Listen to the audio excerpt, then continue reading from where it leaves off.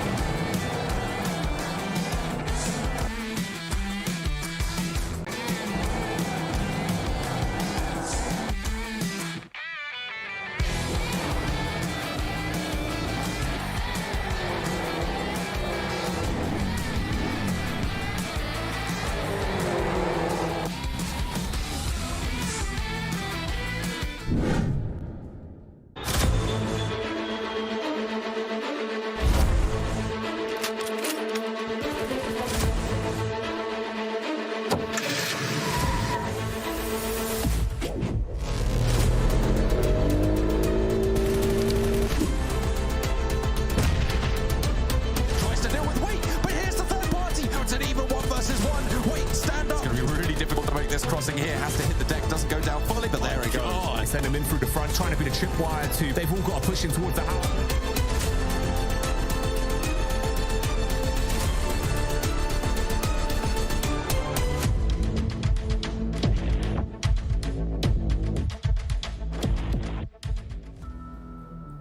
Happy second day of the finals. Welcome to PMPL Europe Fall 2023. I'm Ginny, your host, joined on the desk by Maxman, and we're gonna break everything down to you.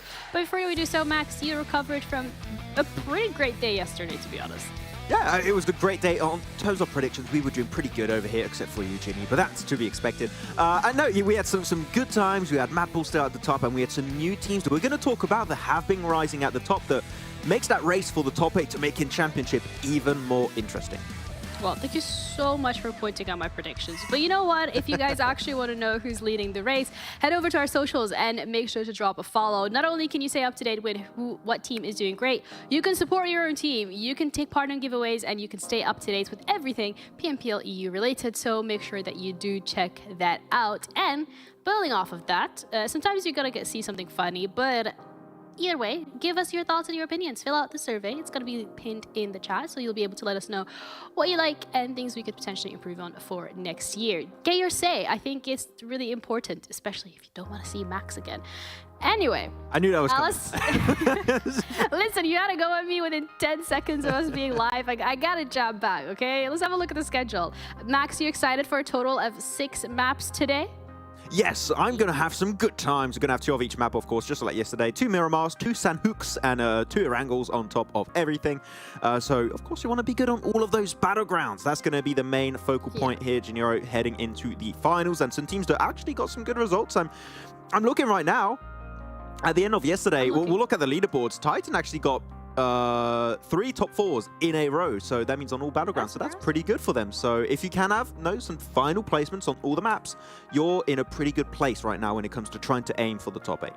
Yeah, and there's no 3 Miramars, something that Max was hallucinating. I swear it was there. Okay. No, he was hallucinating. Okay, it's been a long day for Max. So let's head over to the overall points and see exactly what it doesn't only place Titans in terms of them getting that consistent top 4 finish, but the rest of the teams as well that have really shown up. NEXUS and Dagestan specifically being the ones that are standing out to me in terms of how well they've performed yesterday and in terms of them being considered more of a new contender team rather than one of the top 3 or the Fantastic 5.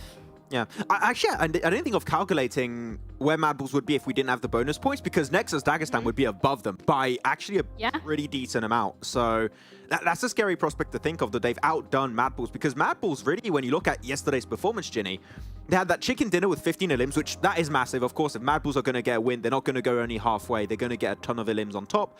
Outside of that, 12th, 8th, 16th, and 7th. So right now, not really the consistency kings we usually tend to see, Junior, so that can be a bit spooky if they don't get those big wins on boards today.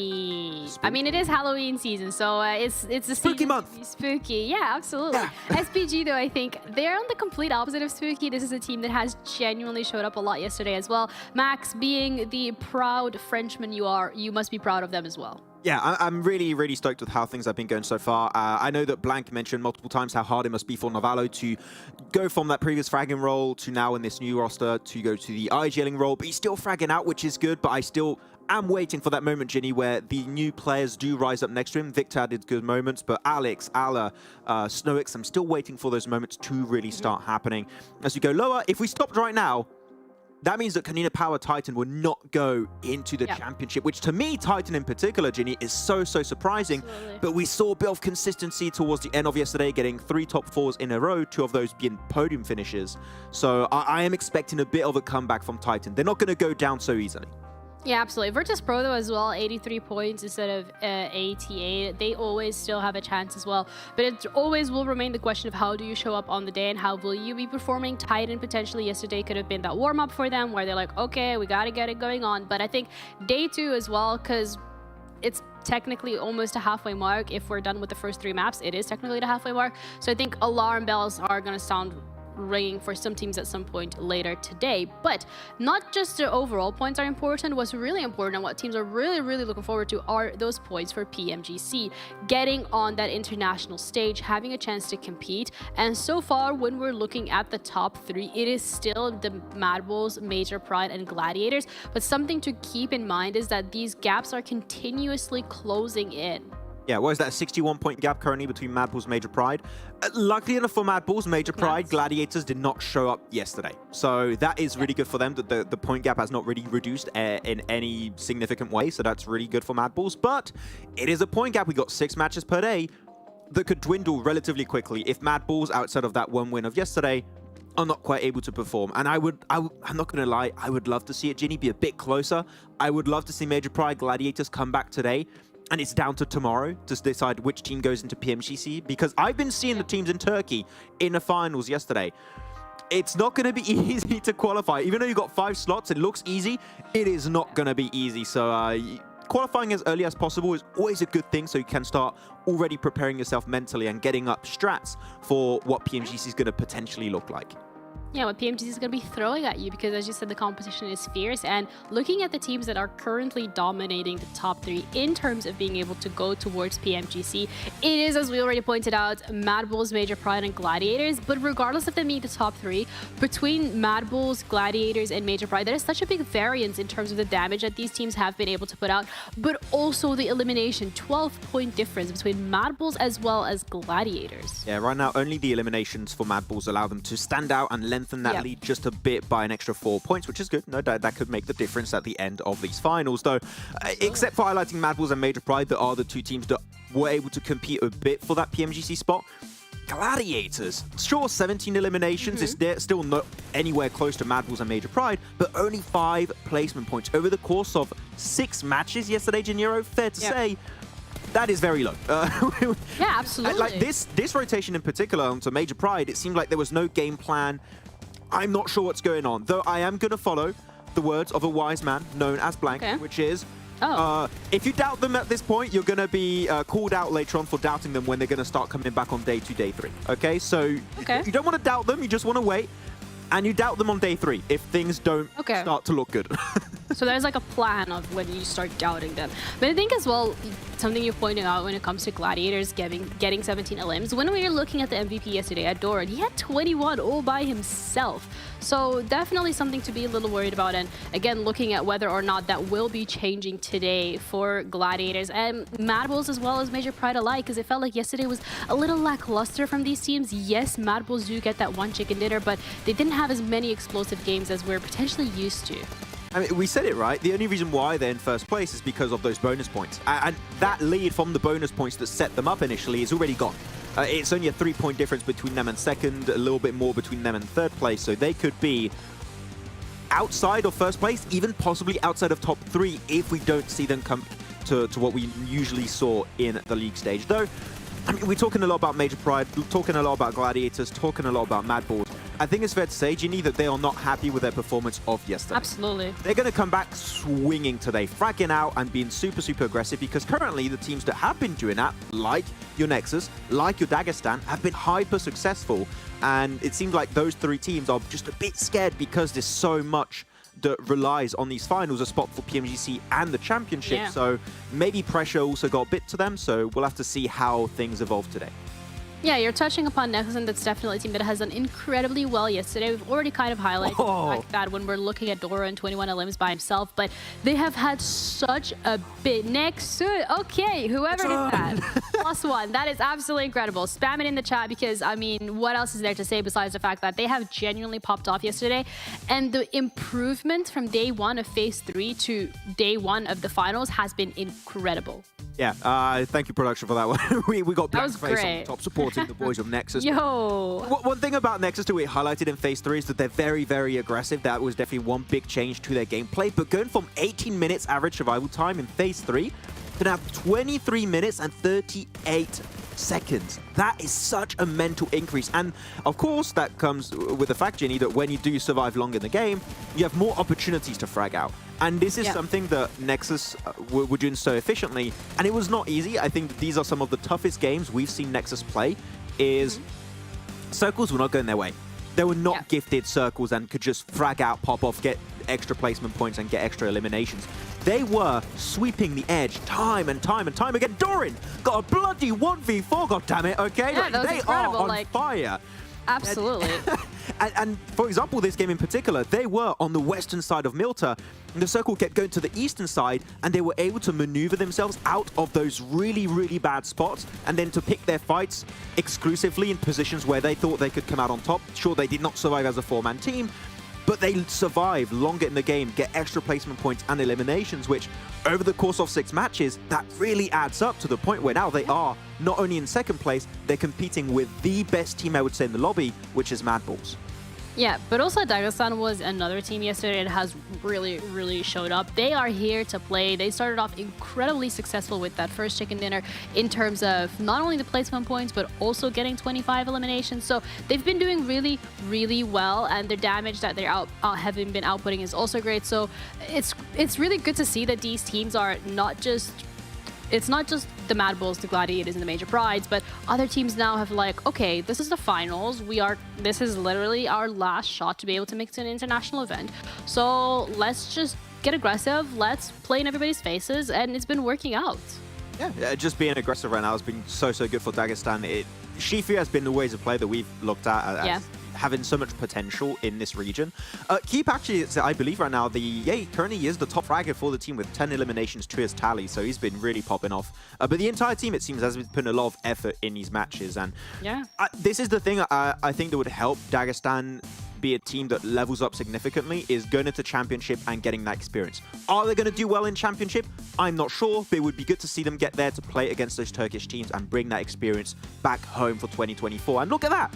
I have rarely, Ginny, seen a team improved so significantly and maintain that kind of knowledge and experience they've been able to gather over the course of a month and a half of PUBG Mobile Esports, and to transition that success into the finals. Of course, it's just day one, it could fall off, but from what I've seen, it didn't seem like a forced gameplay style. It seemed very natural to them, and I think we can expect a continuation of that, because more elimination, more placement points for Dagestan. Hell yeah, give me more of that, please. I love it. Yeah, give me more of the aggression. Give me more of these individual players that have been doing so incredibly well. As you said it yourself, top fraggers, just you're seeing at some of these players, and they're coming out with such great potential. So it's great to see them consistently improve, and I hope that yesterday wasn't just a one-time showing. I hope that whatever was learned yesterday, whatever was grasped, is translated again into today. I like how we cut away from that Sanhok game, because that's when they got 1v4 clutched by Dakimi. Let's just forget that ever happened. Don't talk about that. Yeah, that never happened. What are you talking about? I don't think we had a Sanhok yesterday. If I do want to bring a negative point, though, for Dagestan, and I do wonder if we're going to see iterations and changes on that, it's sure they can get themselves some big chicken dinners, but I think sometimes in specific scenarios they are a bit too eager, a bit too aggressive, and sometimes, like on that Miramar game they won, they sent Zadira solo that died for, I think, no reason at all. And one of those games actually versus Dakimi, they send it one by one because they just all wanted to be aggressive. Sometimes they just need to cool off, rethink the situation. Is this fight smart? Does it make sense for us to take this fight? If yes, go for it, but as a team. And if not, just rethink what your next approach is going to be. So just sometimes they're a little bit too speedy, and that can hurt them on the overall scheme of this event, Could that potentially be down to the experience that the team from Dagestan has? Oh, maybe. I think they're just super hyper because they're doing so well too. It's like, oh yeah, we're doing so good. Let's try and be really aggressive. Also, it might be experience. I feel like teams at the top, like maybe your Gladiators, etc., have had these situations happen in PMGCs or Championship, and they've been hurt by that. So they're just, okay, we just got to think calmly, listen to the IGL, and just go step by step. But Dagestan as a relatively new team, even though they've been here for a while, I think that also might, like, they're still young when it comes to the esports scene, so I think that maybe also shows a bit of immaturity, but in a good sense, because they're just so passionate and wanting to go for the fights. Yeah, and it also means that because of the fact that they're a little bit newer and they are building up that experience, they haven't even reached their peak yet. This is what they're capable of, but they can do so much more. So seeing them grow and evolve as players, whether that is together in the roster or later on, it's going to be really exciting to see. Just look at Shifu's face on this player picture. Like, he's so happy to be here. He's just stoked, okay? He just wants to keep you happy to be those here, wins. Max? I'm happy to be here. I'm happy. Even though we tease each other, we have a good time here on the desk. It's a cool time. Yeah, sometimes we choose violence, but most of the times we're doing all right. I think as well, looking at the teams for today, looking at day 2, in terms of expectations of what you think should or could be happening, particularly should be happening in terms of the teams that you want to see show up a little bit more today, whether that is them not having shown up yesterday at all and you want to see them today, or they've done really well yesterday and you want to see that continuous trend. Who would that be for you? Currently, I mean, I have 3 teams at the outside of the top 8 because that's where I want to focus on the teams that are on that cusp. It's KONINA Power, Titan, and VIRTUS.PRO, more specifically Titan. I already pointed out a bit early on this pre-show that they've had a third place, and fourth place also. The thing is, they've got barely any eliminations. Throughout yesterday, they got 7, 8, 9, 10. They got 10 eliminations total. Which that compared to, for example, KONINA Power, which had way less bonus points, Janiro, they are just not able to catch up. And normally Titan is a team that would have absolutely god-awful survival time, but really good eliminations. And now it's like that complete reversal. Opposite. So it seems like they're still trying to adjust, but it's definitely not what I expected from them because they die pretty early, actually, from time to time, and lose players unnecessarily, I would say. So I just want them to maybe be a bit careful how they rotate early on. Yeah, and today's the day for them to be able to show up. So let's start off today with a bang. So thank you so much, Monster, for making all of this possible. Head over to monsterenergy.com/gaming to see what's in stock. You might even be able to get what Max is just showing you, which is really what I like. The pink one. The pink one is just amazing. I love this one. If you haven't tried it, it's sugar-free, and I love the sugar-free one. It's good. I love the pink one because it's very tasty. sweet. Oh, yeah. Pink one's very sweet. 10 out of 10. It's just like lemonade. But thank you for that. Let's head over to our casters who are going to be walking you guys through our first map of today. So John and Blink, are you guys ready? You're Blink now. That's it. You are eyes shut once, open wide. Wise man, aka Blank, is with me. Who have you paid off to have that as your logo? Yes, that's what it's all about, you know. I am the wise man. The wise man. A creative monster, haven't you? The hair that sticks up at the back, you know. I'm not quite wise when it comes to hair care, but that's absolutely fine. What I am wise about, some of these little things going on in the game at the end of the day. That's what a wise man would say. Some of the little things that's happening around. Stuff, another great word to just throw out in general. You know, sometimes that's just what you got to do. I mean, that's, you know, you're dropping knowledge all over the shop. It's an incredible sight to see. I'm very lucky to be here to catch some of those little tidbits of knowledge, and I'm sure you guys can catch a couple as well, as we are going to be heading over Miramar for match number 1. Dagestan on the up, but MADBULLS just about defending their title. Just gonna, you know, throw out a couple of percentile increases in performance here and there. You know, quantitative data. I'm living for it right now. I'm really living for it. It's so good. I'm not wise. I try to be, but you know, it just comes with the age. Just comes with the age. That's all. I'm an old man now. Hurt my back yesterday. That's how you know that I need to have a big white beard. You know, and wear like a strange wizard hat on broadcast, then I'd be good to go. But looking at this map though, we're off to Miramar. Nice start, honestly, for me personally. I think it's a good start for players as well, because Miramar typically a map where you can get some of your easier rotations in. So for some of these teams, it can be a bit more of a calculated risk on where they would like to head on the map, what kind of rotations they want to pull out early on. I'm interested to see what NEXUS can do here. They've been fairly decent on Miramar. I think they're starting to figure out where those rotations are come in. It is like kind of too little too late, dealio for NEXUS, but whatever. They're going to make it happen right now and potentially even win the finals, which in terms of PMGC points, you know, they've not made it, but winning the finals is a really, really big deal. And it gives you that confidence going into future matches, specifically championships. I'd be very excited to see NEXUS do extremely well in the championships. I think a lot of times they've headed into these international tournaments where they're not feeling their greatest and they don't perform massively well. So I think a little bit of momentum going to the championships would do NEXUS a world of good. I mean, we haven't seen some of these players perform, as you say, at that sort of highest level on the international stage, probably going all the way back to when some of them were in Eastern Stars, even that far back. It is really, really great to see them riding strong here. That return to power for the Warlord himself. We gave him that name a couple of years ago. And now he is back with a vengeance for round 2. NEXUS certainly going all the way to the bell. 3 points behind the MADBULLS, as you can see on the left-hand side of your screen, and a hard northeast shift for them to navigate. Yeah, I think they're going to drop out as early as possible, which they have done. Grab some vehicles and possibly head to Impala, go for the eastern rotation. I know we do call KASIK the Warlord a lot recently, but as Max keeps mentioning, obviously go check out Max's meme mansion in the meantime over on Esports PUBG EU on over Instagram and YouTube. Check out all the social media. But as Max keeps mentioning, KASIK is sort of just there at the moment. So I think we have to demote KASIK just the time being to, you know, resident bard with the bongos. He's just providing, you know, unseen but heard support from the background, which is fine. That's fine. That's okay. I think that, you know, it's about time we start to see some other players step on me over on NEXUS, because a lot of times it has been Octavian and KASIK really being that driving force on the team. It's really good now to see the likes of Doran, EXO, Redux just taking up that mantle. Walking through the scrubland, just out of a bush, you hear, "Go shoot those guys, Doran. Go on, get it, get him."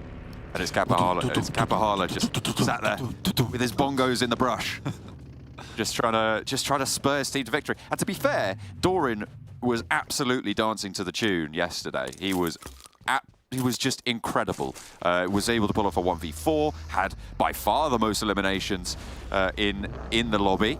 I think it was by almost 10 he was able to get ahead in terms of that elimination count. Phenomenal stuff coming through from Doran, seemingly unstoppable, and they'll be playing that to their credit.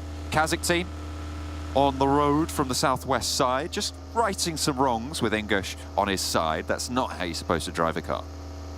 It was quite easily done. You know, the tow truck came through, little bonk on the top of the car, shifts it on its right side. That's good to see. Yeah, I think for NEXUS, it's good to see Doran do big things. However, I do worry with Doran a lot of times because he does have his pop-off moment and then goes very quiet. So I need to see consistency, number one, and I need to see the rest of the team start to live up to him as well. Because if Doran does take a back seat today, which is completely fair, the amount of lifting he did yesterday, you know, lower back probably hurting, twinging just a little bit, seizing up. So for Doran, I think it'd be okay to take a back seat, but the rest of the team has to follow through and follow up, because he can't be 100% that driving force all the time, although it would be lovely to just be carried all the way through finals. Well, I mean, you've done your back moving a table. He's done his back moving the points tables, because he is right up there with those point scoring greats right now. Yeah, he's doing sick, which is nice to see. And again, I think Doran's probably one of my favourite players over in EU. The amount of performance that he's been able to put out, and the amount of improvements he's made over the time as well. Because I think back in the day, it was a case where he would be far off from the rest of the team. He would try and take these crazy engagements. He's a very good aimer, and he was great when it came to those team fights or even just 1v1 duels. But he would throw. He would throw a lot. And I think that that's something he's definitely worked on, trying to rein that in a lot and be more impactful where it counts alongside the team. So, you know, there's still good things in the future for this guy, and I always appreciate like a very obviously talented young star coming into the scene who's then also putting in the work to, you know, work alongside his team, because we see a lot of players that come in. God, I can't remember his name back in the day.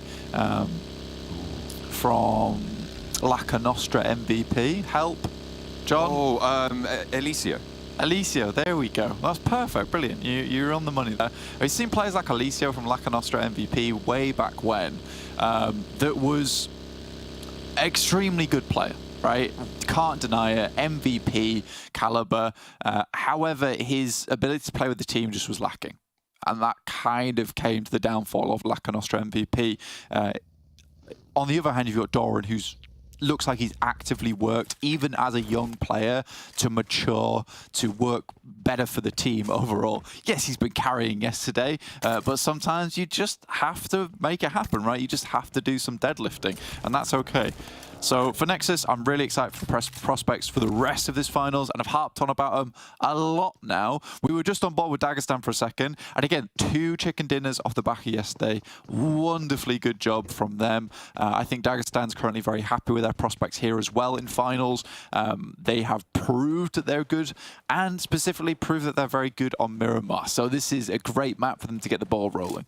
They're right on the south side, though, with the blue zone pushing them from Los Leones, near KONINA Power, who we did just hop over to as well. So they're going to have to get a move on fairly soon. TIXI just going down out in the open for the Gladiators. It's not great for them to lose that player there. DeMuerte were able to swing through and take that position. You've got to wonder what TIXI was doing there, still so split from the rest of the team. Yeah, kind of a typical rotational path for TIXI in terms of just looting.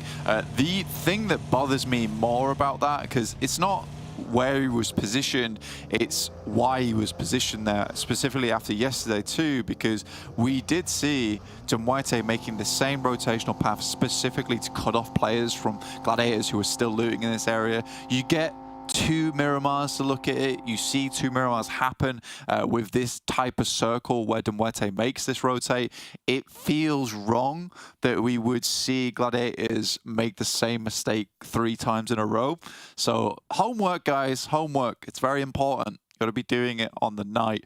There could be maybe a reason for it. DeMuerte's rotate was much faster than yesterday. I don't know personally. I've not got the stopwatch out. I'm not timing DeMuerte's rotation. I wish I did. But yeah, for Gladiators, you look at the circle from this up towards Torre Armada. This could have been a fantastic game for them. Now down to 3. It's going to get a lot harder. And we did say yesterday, you know, they do need to start getting those points on board. I said we need to wait for them, but we can only wait for so long. So hopefully they can get at least like a top 8 here, even with the 3 players on board, because they get a great position in the circle early. They have managed to get into the compound just off the road, just by that hillside that sits to their west. It might be nice to try and control that west hill, but a lot of teams, I'm imagining they're expecting, going to be trying to push around the west side of water treatment, the south side, a lot more treacherous, a lot more packed right now, and there's a lot of undulating terrain between the 2 hills that kind of make up the main features of this next circle, Blank. Where SBG sit, where VIRTUS.PRO sit as well, all of this is low and undulating terrain. Yeah, I mean, for Gladiators in particular, this is a nice compound that they've got. They're going to hang around here. It's one of those positions where you can just chill. You can stay in this position for quite some time. Teams will likely have to rotate down towards you at some point. So for them, it's just a waiting game at this point. It's just a waiting game. For some teams down towards the south side, though, MADBULLS still making their rotate on the eastern roads, heading up towards El Azahar, where Capahala, as well as the rest of the squad from Nexus, is currently holding. VULGAR boys similarly in Tierra Bronca. So pretty typical that we'll see Nexus, VULGAR boys, perhaps VIRTUS.PRO, but they're making a very quick push towards the center, all group up. So this might make things much easier now for Nexus. I like this adjustment from VIRTUS.PRO to try and head dead center as quickly as possible. They don't want to get caught up in that crossfire between VULGAR, Nexus, and themselves on the eastern side. So this is a nice adjustment. They have managed to get a little bit of cover as well. I mean, this is the undulation I was talking about. It's good to be able to hold this stuff down. It's a lot of danger of players moving close enough to you to be in that nade range. So you do need to really keep your wits about you. Make sure your splits are on point. Because when you're dealing with the Gladiators just sitting in buildings, it is such a frankly, easier time for those Gladiators over on that north side. So try and execute as best as possible. The northwest side, Blank, looks pretty hairy right now, and we're overboard with it. Robs out in the blue as it will fall on in. Furia close by for DeMuerte. That's Titan, that's DeMuerte, that's No Mercy Warriors to the south of it as well. So really forcing this fight to go ahead. DeMuerte in charge right now. Furia takes a couple of bullets though, and will have to back off. Just wants to get away, get to this next circle as it shifts away from them. Yeah, with Titans having 2 players down on the north side, no real chance of getting them back up again. So for MUERTE, this is sort of like a 4v2 right now. You mentioned this kind of terrain. It does make it a little bit more possible to take these engagements 2v4. Obviously not ideal at the end of the day, but certainly doable. Furia will find at least one. There should be shots coming through from No Mercy Warriors soon, but they just send over towards that eastern side. So good stuff from MUERTE. I would say this is a bit of a risky play coming through from the lads. However, they make it work remaining on this western side. They do need to move now, though. Gladiators will head further towards the center of the circle. Some good little bit of scouting done. I think this might just be the end of Titans now, because MUERTE do not want to leave one player behind. Havlik trying to get away with the buggy, scrambling down the hill. Milky Way with the spray, but the seat's keeping Havlik safe. Does he have enough tires? Does he have enough speed to get away with it? I think he might have just dipped out of the blue zone. Doesn't have any meds, only those 2 stims left. He's got to go back out into the blue. I think he might just be giving up the ghost here, staying behind that cactus, maybe get a cheeky shot or 2 if he's lucky, but I don't think he's going to find much more than that. Okay, he's got some bandages, an unknown number, but we'll be able to just tag up his health somewhat. Yeah, I think for Havlik, it's kind of donezo. MUERTE's been pretty cruel right now. In the meantime, KASIK tried to head over towards where VIRTUS.PRO are playing. They've got a very decent spread over towards that south side. And luckily for them, though, Major Pride's able to find a bit of advantage. TUNA also loses a player to Gladiators, which is a really important factor for them, specifically because both VULGAR boys and TUNA both are down 1, which means that Gladiators holding on this north side becomes a little less stressful when there's 2 3-man teams trying to push in towards you. Yeah, they've managed to get that set of buildings that's on a little plateau there. A really nice central spot for the Gladiators if they can keep it under control. Alpha, spot Unicorn, KASIK and Titan have just been shredded, trying to move forwards, trying to get in where they can. KASIK from the south side, Titan on the west side. It has been a difficult approach for them. You talked a little bit earlier about the No Mercy Warriors push east. I feel like they could have third-party, they could have gone for those shots, but I did like the fact that they went for the hilltop so that they could scout out and keep control of this western side, and it's actually afforded No Mercy Warriors a pretty decent spot. I do question their ability to convert, though, because this team has just, frankly, disappointed at most turns. Yeah, I think they have some decent players on the team. I mean, Wobbly and Aztec have quite a few times in the past, like, performed quite well, shown us some decent things. Their rotations, in the late game at least, do leave something to be desired for. So I think for No Mercy Warriors, it's just a case of, you know, really learning the game a little bit more, coming back stronger next time around, maybe next year in spring. Love to see them again, because I think they have a fairly decent core here. You know, Marlow and Watch Me aren't bad players. I don't think there's anyone dragging the team horribly down on that side. It's just a skill difference issue at this point in time. Comparative to the rest of their lobby, it's easy to fall behind with the talent on display. Shockwave playing on the south right now, close to Dagestan. Dagestan have lost a player, so they're on as 3 against Shockwave on the south. They've been really forced to the back of the queue. See if they're able to do a little bit more. KONINA Power, southwest side, just on the inside of this next circle, and VIRTUS.PRO struggling a little bit here as Becca will get the flush. Wait, close by to this, and the rest of VIRTUS.PRO not in a good spot. VIRTUS.PRO were here very, very early, Blank, and now that 2-2 split has been punished.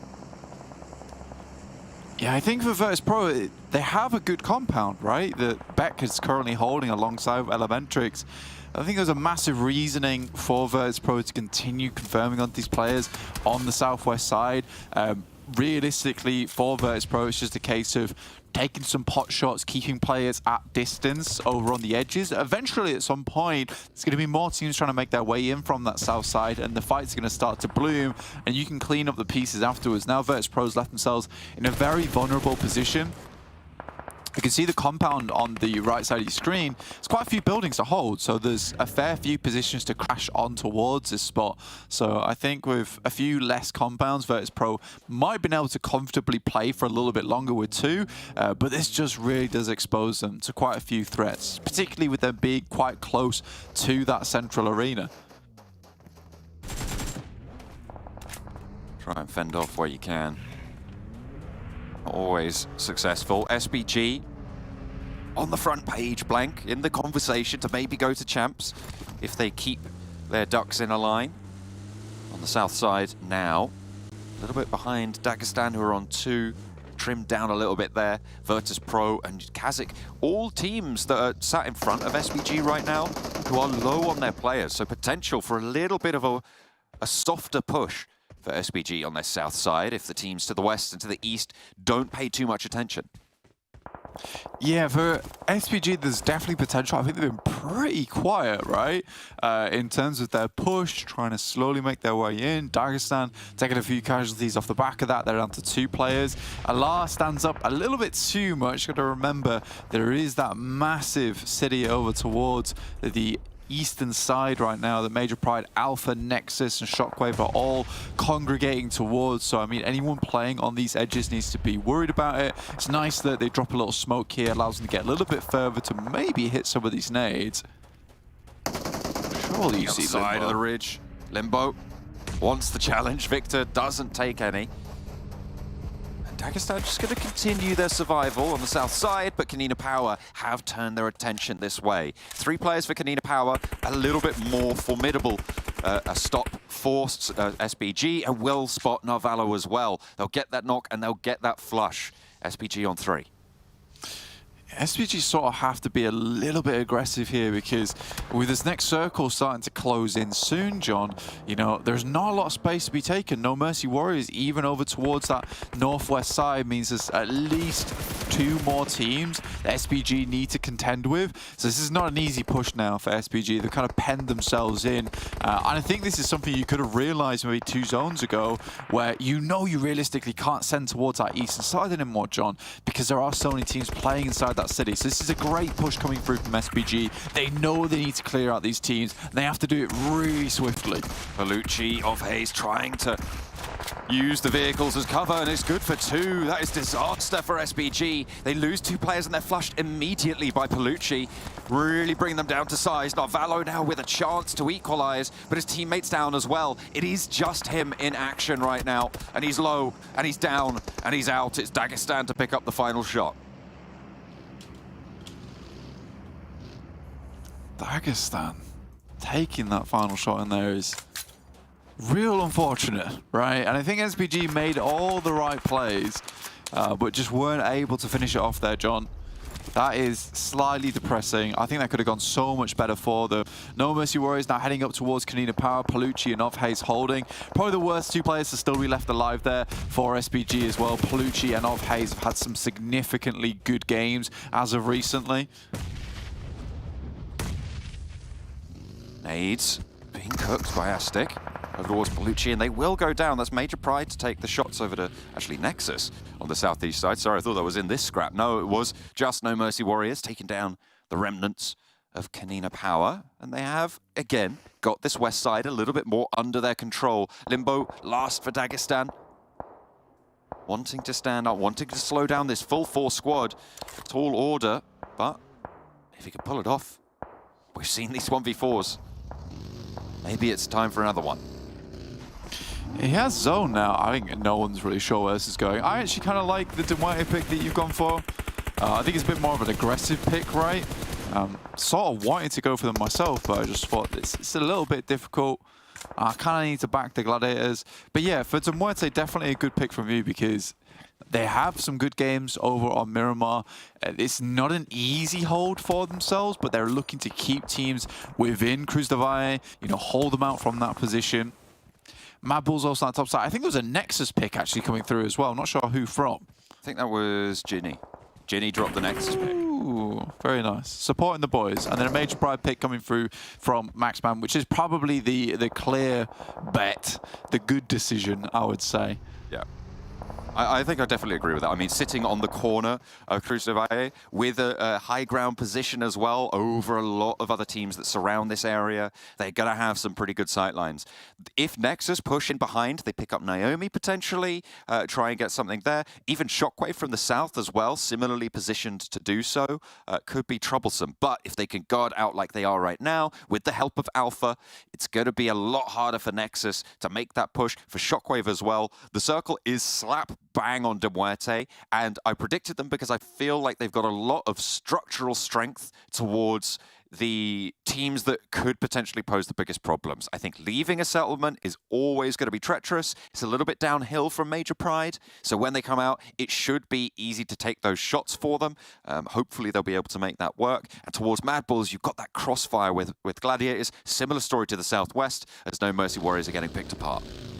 Yeah, for Major Pride right now, what this mainly gives you is the fact that a lot of teams that have to crunch their way in, they'll have to fight against one another first. And the safety that Cruz Divide is currently giving Major Pride with their high ground advantage as well, it just gives time for other teams to slowly break upon the rocks, right? They'll take casualties, they'll take knocks. It'll be pretty miraculous if MUERTE is able to get through the next 2 circles without taking a single knock on their side. But yeah, I think Max's prediction sort of relies on the guys from Major Pride performing well today, which I think is reasonable considering they should have got their act together after yesterday's performance. They had a pretty good Sanhok, and they're by no means putting up terrible points, but they can do so much better. There is that deep potential that they have, that they've shown us before. It's been hiding for a little while now. Hopefully they can pull this one back, but Nexus are moving into their midst, the remaining duo. So might prove to be a spanner in the works. SHOCKWAVE also pushing up further north inside Cruz de Valle. VIRTUS.PRO, they've been slowly taking down No Mercy Warriors with the help of Alpha as well. And it's just Wobbly now remaining. He's on low HP already. Just lighting up, pre-firing Elementrix on the corner. They're taking their time. They're playing it careful. They're not pushing when they don't need to. VIRTUS.PRO want to go further in this. I mean, this realistically should have been an easy enough push for No Mercy Warriors. Remember, it's been 2 players from VIRTUS.PRO for the longest time. Great team wipe there coming through from MADBULLS. Great nade as well. I think Gladiators are getting themselves set up to potentially try and fight down towards this compound as VIRTUS.PRO and No Mercy Warriors leave. But MADBULLS have pretty clear sightlines over their ways. Good shot backwards, though. Keeps them at bay for the time being. Keep that smoke blooming, and it allows Matic a little bit more maneuverability around these hillsides. They're looking to sweep at the moment still. As you say, take that fight down to the south. It's Major Pride spot Zerich. There is still that high ground on top of those buildings in that small little ridge. I said high ground before. I mean, it is fairly minimal high ground, but it is still that extra little elevation that you get to look out over these fields that surround you from the top of these buildings is so important. And there's the shots coming through. MUERTE are going to find that angle as well and hold into their central. Yeah, any additional advantage you have on a map like this, though, is absolutely monumental, right? It's tremendous in terms of being able to find more points for yourself. When the circle's shifting over towards that center side, I mean, MUERTE has been very lucky with these shifts, you know, staying within it every single time without anyone really seeing you. But again, it's a great rotation to start there. They keep themselves out of dodge. They set themselves up in a nice little defilade. I think it's just good play from them, regardless of what the circle would have done. I'm pretty sure they might have had a plan for it.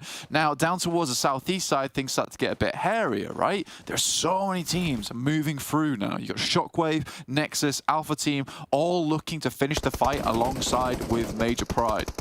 Oh, that's right in through the window, and TenChick doesn't move in time. He should have seen that one coming. It was plenty of time to move out the way, but he just doesn't get there. And now Alpha have lost a player. SHOCKWAVE moving through could be the biggest problem for Major Pride on their north point in the buildings that still reside within the circle on the next shift. Fortunate to be able to stay inside this settlement for as long as they have. Losing TenChick for Alpha, fairly disastrous here. But they've still to move further. Good peek from Corker, takes down Meku on the back line there. That is really unfortunate. Fury will take a dip though, will take a tumble and gets cleaned up by Flique, who's on a bit of a wild angle himself. Kitsune finds Elementrix, very important. They took down this player coming through from VIRTUS.PRO, but at this point in time, Gladiators are pretty lacking in terms of a paddle because look where they have to head in towards. Not easy. A path fraught with danger. The res did come through onto TenChick, but they'd already lost Mandarin, so playing as 3 for Alpha to try and stop SHOCKWAVE moving further north. As Major Pride still hold as 4. Real Titan on the north point. Still trying to hold it out. The nades now a little bit of a danger for MUERTE, where perhaps before it wouldn't have been. Korka now down. He split from the rest of the team. A brilliant knock over onto Matic to maybe just about save the day. Comes through and Milky Way moves forwards with the buggy, trying to pull out that distraction, allow his teammate to get in and look for this res over onto Korka. Really important for MUERTE to stay up as 3 here if they want control over Major Pride, who are going to have to leave soon. Thing is, MADBULLS actually has an angle, and as I say that, finds Milky Way. There's the issue with just driving all over the place without a care in the world. Malai has to hit this nade. It looks fairly decent over the top as well. Oh, there it is. He dunks it down, and Malloy sends the Gladiators up in smoke, but unfortunately they've lost their player. Fleek trapped on the outside. They're angry about that one. In the meantime, Shockwave and Alpha blank over in Cruz de Valle, still scrapping it out. Alpha coming out on top, but the corner is still there, and it is still strong on the hold. He turns his attention the right way as well, dips out for the spray, and it will not be good. The bottom right of your screen showing Shockwave's demise. Yeah, at this point in time, it feels like Major Pride should just clean up 4 players versus the 2 coming through from MUERTE. They've still not been able to clear out. Beck here from VIRTUS.PRO. Reflex going to send round the side. Should be able to see Beck immediately, but likewise, the same is true. Beck just trying to stay on the outside. The only advantage that MUERTE have as the duo that they are right now is that they have got more control of the circle, but with the numbers advantage, you just got to question how long that's going to last, because it is now a 2v4. Yeah, it's not easy, but they can play the lip, right? They can play the lip. Circle closes in. Still have that east angle, but with the vehicles that Major Pride's been able to hold on to, that is a massive advantage for them. Have to hit some good shots here. Black-White on the top of the building. Korka is lucky he doesn't go down here. Comes a fact, he didn't quite commit to jumping over that ridgeline, I think wisely. Major Pride know they don't need to fully go for this one. A nade from Malloy might be able to turn the tables, but it's really down to Korka on this angle. Long nade, nicely placed around the side of that ridgeline. Black-White's going to have to leave the high ground soon, and that's going to be the go time for MUERTE. It's going to force him in. It's going to force him to drop down, and there he goes. Now they're all stacked up here. A nade might be troublesome. A well-placed one, and they play for the center. Linearizing this fight between Naomi Effect, potentially even Nomi, and Black-White, a brilliant pick to start. Alloy looks for Nomi, finds it as well. There's the spray, looking for the flush. They might just be able to land that as well. Korka by the vehicle, steps out for a challenge, doesn't take too much damage as well. Line up for him, he's going to take you down. You need to be careful. Naomi forwards and Malloy with a nade. Black-White still on the back line, on the high ground, and Naomi falls next. 2 versus 2 blank. And MUERTE playing this masterfully. Effect in the sidelines, and it's now just Black-White at the back. He wasn't there, and the flash goes full. Korka goes down, and Malloy in a 1 versus 1. Nade cooked again, and Black-White is up for the eating, up for the taking. He chomps down and is stepping forward through the nade, and MUERTE are able to sail on through. How did they weather the storm? Major Pride fall to them, and 1 by 1 they step forwards. MUERTE able to own it in the middle. It's a great game there from MUERTE, and I think it's just a masterclass on nades coming through from Malloy. Again, the teamwork between Korka and Malloy there just fantastic, with Korka basically every single time just retreating into like a turtled up position. As soon as Korka holds forward, Malloy pulls the pin on the grenade, sends it over the top. There's really only one clear angle there that they can take, and again, I said it towards the beginning of that fight that it was so important that Korka stays up in that scenario versus Black-White. If Korka goes down, it's an easy push for them, but I think, yeah, again, masterclass in duo teamwork and a masterclass in nades coming through from Malloy. That does not happen without a substantial amount of skill, so very, very well done to MUERTE overall. I feel like Major Pride maybe clumped up just a little bit too much. They sent no one to the other side, and they just fell 1 by 1. They kept giving them that advantage on that duo play. Brilliant from MUERTE. Brilliant for my prediction scores as well. They were able to close that one down in style. Right, style indeed. When we're looking at how MUERTE was able to close that one out, Max, beautifully done. It was so close for Major Pride though, so what went wrong for their end? We've already heard Blank and John saying they clustered up, giving those 1v1s. Anything else that they could have done differently? No, that's exactly that. They gave the 1v1s. It's very unfortunate that they didn't peak at the same time too, which is very weird. I think the initial peak was a bit weird because you got that third-person perspective. You don't have to put yourself in danger, and the fact that they put themselves in danger to the point where they could get knocked felt a bit weird. Then the moment they got the second knock, it was like, okay, now it's even Stevens. It's 2v2. And really, the nade usage of MUERTE was so impressive. They were so good on the uses of that utility in particular, but especially the game-winning play was when you saw MUERTE leaving the southern edge of that ridge, Ginny, and they start to go north so they can play around that little bit of a corner, that little bit of an angle where they were central, which forced the entirety of Major Pride in their location, which means they were dictating the pacing of that engagement. And that was such a smart play from MUERTE. I'm super impressed. The moment Gladiators went down, that ridge was going to be their game-winning condition, and they used it to, I would say, almost perfection. Yeah, it was really well done by MUERTE. I think another team to highlight coming into this that we wanted at least to be showing up a little bit more today was Titan Gaming specifically, but obviously this is going to be a little bit more of a negative note, but what's happening to Titan? Because not only are they not surviving this time around because they're one of the first teams to be taken out, on top of that, they also weren't able to get any points in terms of elimination or placement. So a slower start of today, and it is a little bit concerning. It is very concerning. And of course, it's in the finals, it's not that big of a point gap that's going to be built. It's not like the league stage where you're going to have like 70, 80 something games played, right? You're going to have a chance to catch up. Even if you have a bad day 1, day 2, you could pull a Gladiators and catch up on day 3. But yeah, I think it's fair to say it's not the start you're hoping to have in these finals. And yeah, it's so weird. They just get held out in the blue. Of course, circles haven't been really favorable for them. They need to rotate a lot of the times on yesterday's games and this one too very clearly, but I don't think that is an excuse when you have teams that, like MUERTE, to do these great rotates, get in central position super early. So I would like to see them try and be a little bit quicker on the pivot to get in those positions.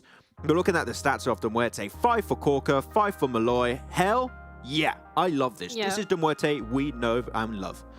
Yeah, they're just stepping up both individually, and it's really, I mean, double digits across 2 players on your first game of the day, that's impressive, absolutely. Milky Way and Furia, I think, again, you said it yourself earlier today, I think it would be repeated here as well. Maybe a little bit more coming out from those 2 individual players could genuinely be that launch pad that MUERTE needs towards incredible success. But all in all, nothing to take away from them here on the first map of the day, because 13 elims already, you get those 10 placement points, you're doing absolutely incredible. VIRTUS.PRO also seeping into some of these top damage dealers and top performance of that first battleground that we've seen. So want to see that translate into, oh, he's thinking, oh no. I'm doing the big old thinking right now. Oh, you don't like it when Max... You see, you're already... No. Okay, listen. I put MUERTE and then I was like, you know what? I got told yesterday by multiple people to go for Nexus. So I went for Nexus. I honored what people told me. But it is what it is. I don't want to talk about it. Nexus had one of the toughest rotations here because they were forced to leave the city to cross the roads into a 4-man split of Major Pride.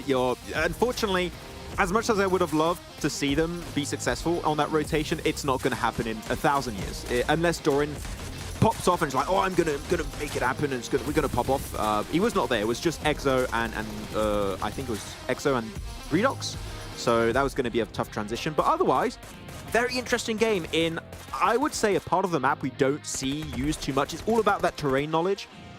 And that's why MUERTE made it so far. You can see that on the full send in the background, they understood, okay, this is a god-awful circle in the west. We're all going to fight. There's going to be maybe 1 or 2 teams surviving. And even if we do survive, we're going to be down to a solo or a duo.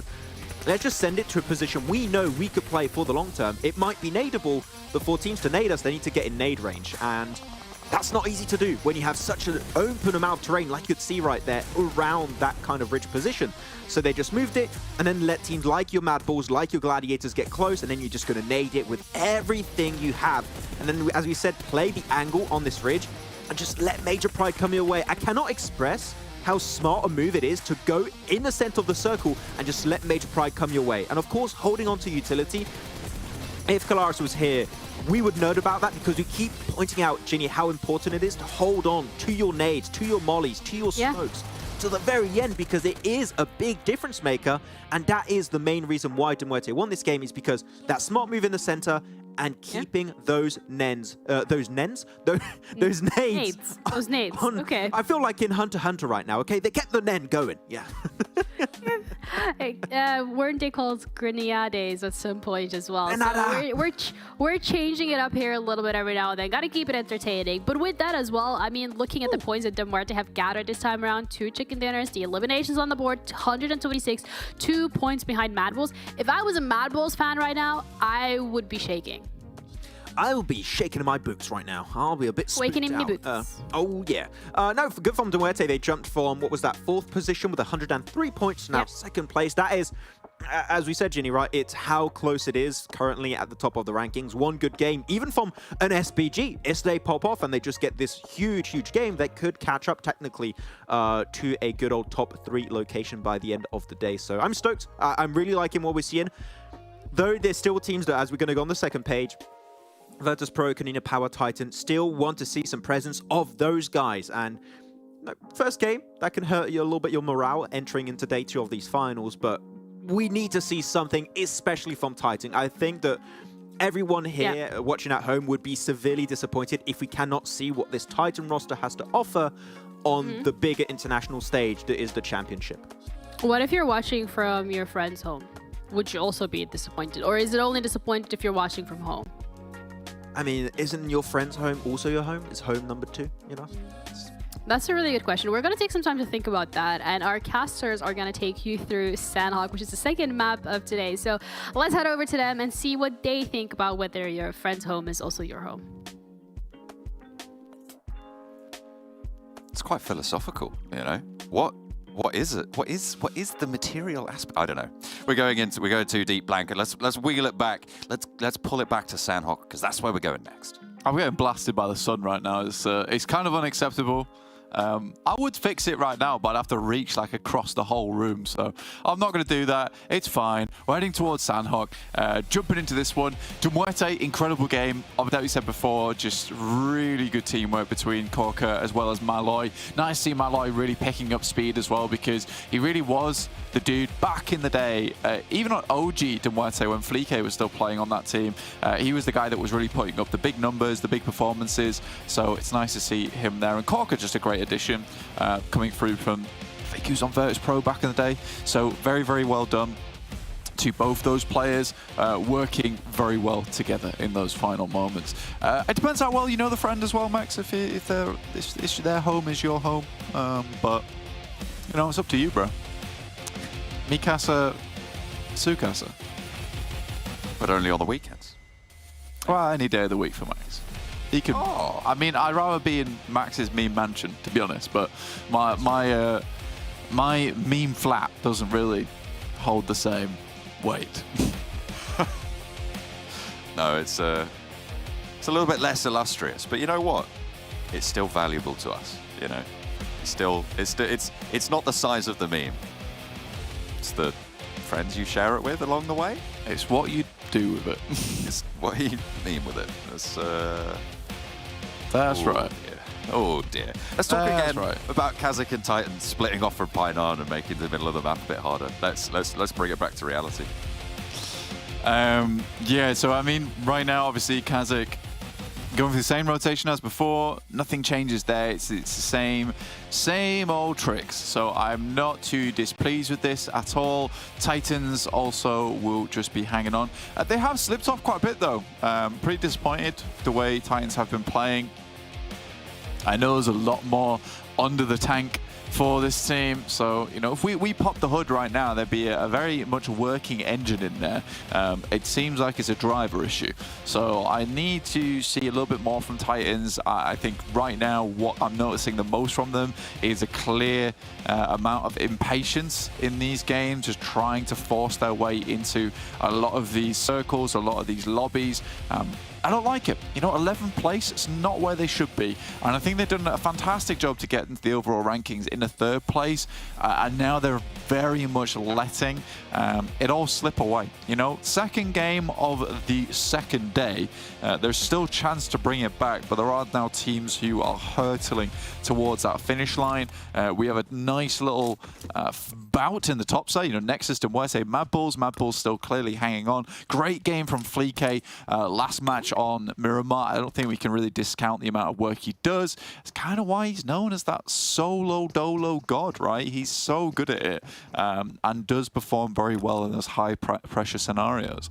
He knows what he's doing. He knows what it's about. You know, you've got Zerich, this bulldozer for the team, the MVP from the league stages, doing a lot of work, pulling the roster along. But there's always Fleek. There's always that reliable backstop for them. And I mean, they have had an impact so far. It just hasn't been quite as prevalent as maybe you would have liked as a MADBULL, if you're a MADBULLS fan. Yeah, I mean, for MADBULLS, it's definitely a case of they have 4 players, it's most likely going to be a strong game. We saw that on Sanhok yesterday.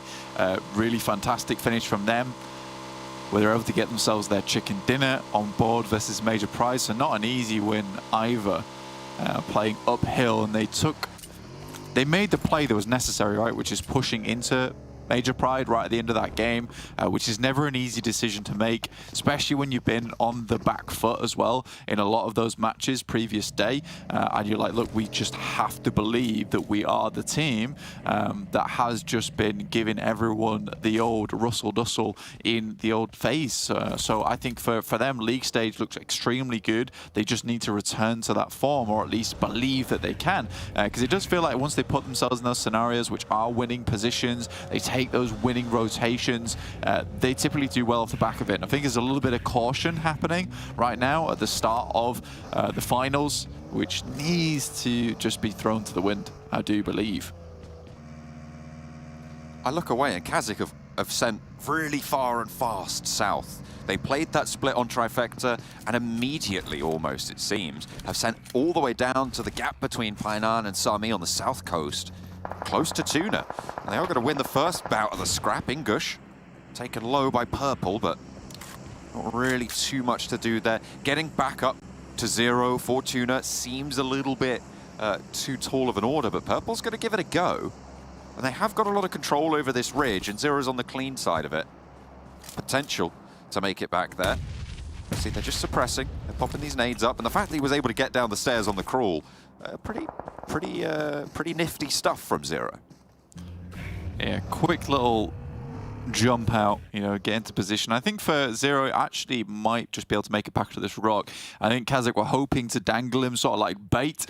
English is going to take a wide wrap, and whilst that distraction comes through, what a play from Skills. That's very well coordinated. And now TUNA suffers the price. I mean, I was like, English is taking a really obvious wrap there over towards that side of the map. And I was proven wrong of why that was going on. It was all with Skills is playing on the Pride rock. Try and get the angle off the back of it. Really nicely done. Ooh, drops down. A couple of shots being pumped out his way.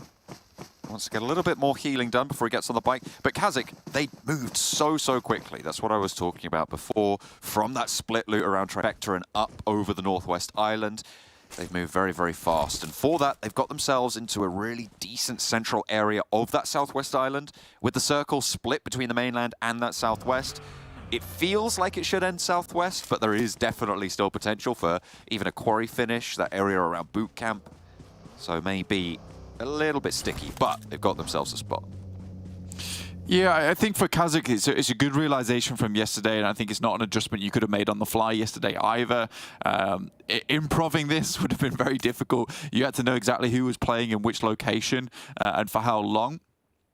But yesterday, they were getting very much caught up on Trifecta, doing some decent work, right? But the amount of times that teams do push through this location, you'd have at best, you know, Shockwave as well as Gladiators into Major Pride, who all want to fight for Trifecta, as you're seeing right now on your screen. You get locked in that engagement, you're in the middle of it all, you're not going to have a good time. So I think KASIK has to realistically send for a team that I think that they're feeling it's more reasonable to battle against, right? I think taking the fight with TUNA seems a lot easier than trying to fight off against Gladiators and or Major Pride. Major Pride suffering a little bit against the Gladiators here. There's a knock sent back over to the Gladiators, but Meku did get back up. Kitsune cooking that nade onto Naomi right on the corner, but it's a little bit long. And Naomi can't quite answer, actually takes damage from his own nade, feeling the need to back off here, I think wisely so. Major Pride managing to get across, sure, but VIRTUS.PRO are now waiting in the wings on the hills to take those shots, lining it up. And Black-White really going to struggle here. Effect isolated on the other side, the circle's away, and then we'll all have to move south. This is really tricky stuff for Major Pride, coming off the back of that unfortunate engagement at the end of Miramar.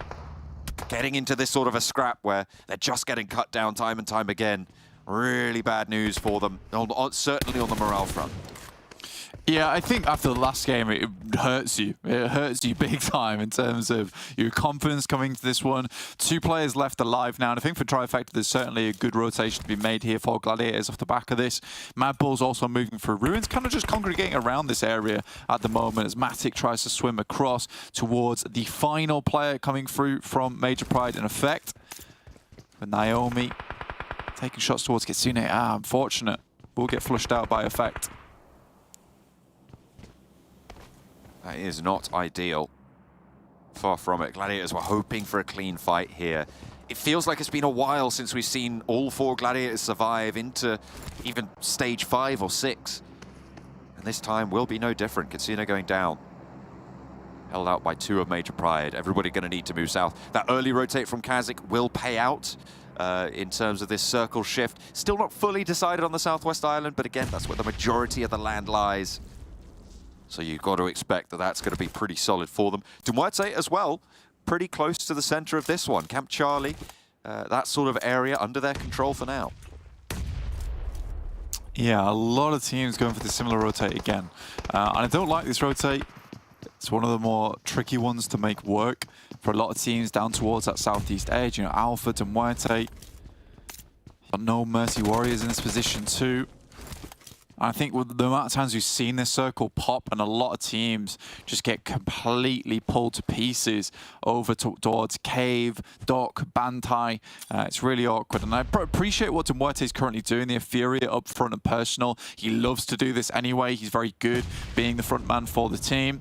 But then you have Malloy, Milky Way, and Corker a little bit further back than they would usually play. So they're trying to give room. They're trying to give space. Fury is essentially just being first contact and probably will pull back off the back of it.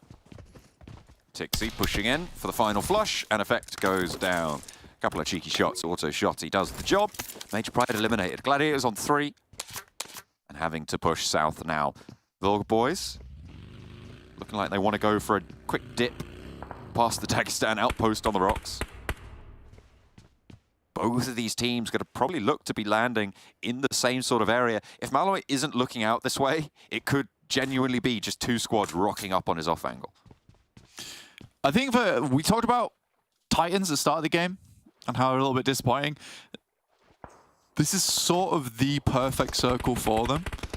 This is where they can perform their best. I mean, they practically have the majority of the northwest side all to themselves, so they'll be crunching in on a lot of teams. They'll be fighting down towards the south side.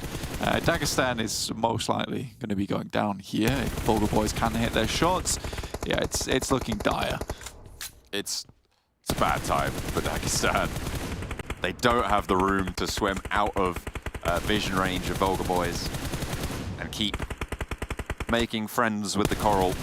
Seemingly just going to drown it out. I mean, you split, sure, but you're going to have to surface at some point, and someone's going to be looking your way. I mean, hang on a minute, maybe, but Zadira's going down for certain. Keep not going to get spotted, those bullets in the line, tracking towards Zadira. There's only 1 player from Dagestan remaining. Now, where do the VULGAR boys go? Because their circle is closing quite quickly, and it's going to force them up. The shift goes back over to the mainland, Blank. Yeah, I mean, this is a curiously horrid circle for a lot of teams. I think for Dagestan, it hurts even more, like really cuts the bone on this because they are attempting to swim to Bantai. They would have been better off just fighting Vulgar Boys in docks and then heading back up towards Quarry. So a lot of teams will have to make a quick move. For Titans, again, really nice circle for them. They play over towards the shallow area of the river. They can make an instantaneous crossing towards this northwest side. It's really good. All these teams down towards the southwest have some serious decisions to be made now, though. For MADBULLS, I think they're going to make an interesting rotate here up towards the northwest edge, towards Painan, try and wrap behind Shockwave as well as Gladiators, which will be very interesting to see, considering that's likely going to be a third party that comes out in the near future. Nice little nade from the cape-wearing Foops man. Sails it on over a Milky Way. Does chunk him back, but being knocked so close, you're not getting that one on the trade. Gladiators moving in onto Shockwave's area. Oh, please don't do it. Skirting on the high ground. Oof, I've seen Gladiators assault this compound before, and usually what they like to do is just crash instantly onto the back wall. Never ends well for them, though. They do get another knock, which is fantastic. In the meantime, No Mercy Warriors battling out with VIRTUS.PRO. We knew a lot would start popping off down towards the southwest side eventually, purely because of the amount of teams in this area that have to move up towards that north side. Matic will take a tumble and also be flushed out. So Gladiators now down to just 2 players, John. But they do have a fair amount of eliminations, 6 total. So they're getting some points this match. I mean, fair enough. It's still quite likely that we see them over to Championship, over to the next stage against the Turkish teams, but they cannot continue to be putting up these low single digits. So putting 6 on the board, really good stuff. As we get the replay of Vulgar Boys just finding fish in the barrel and acting accordingly. Taking down most of Dagestan. There is still 1 player going. I think Keep has managed to continue to swim. And in fact, is he in a boat? I think he's got a boat. He's going to try and push him behind Vulgar Boys again. Yeah, just try it again.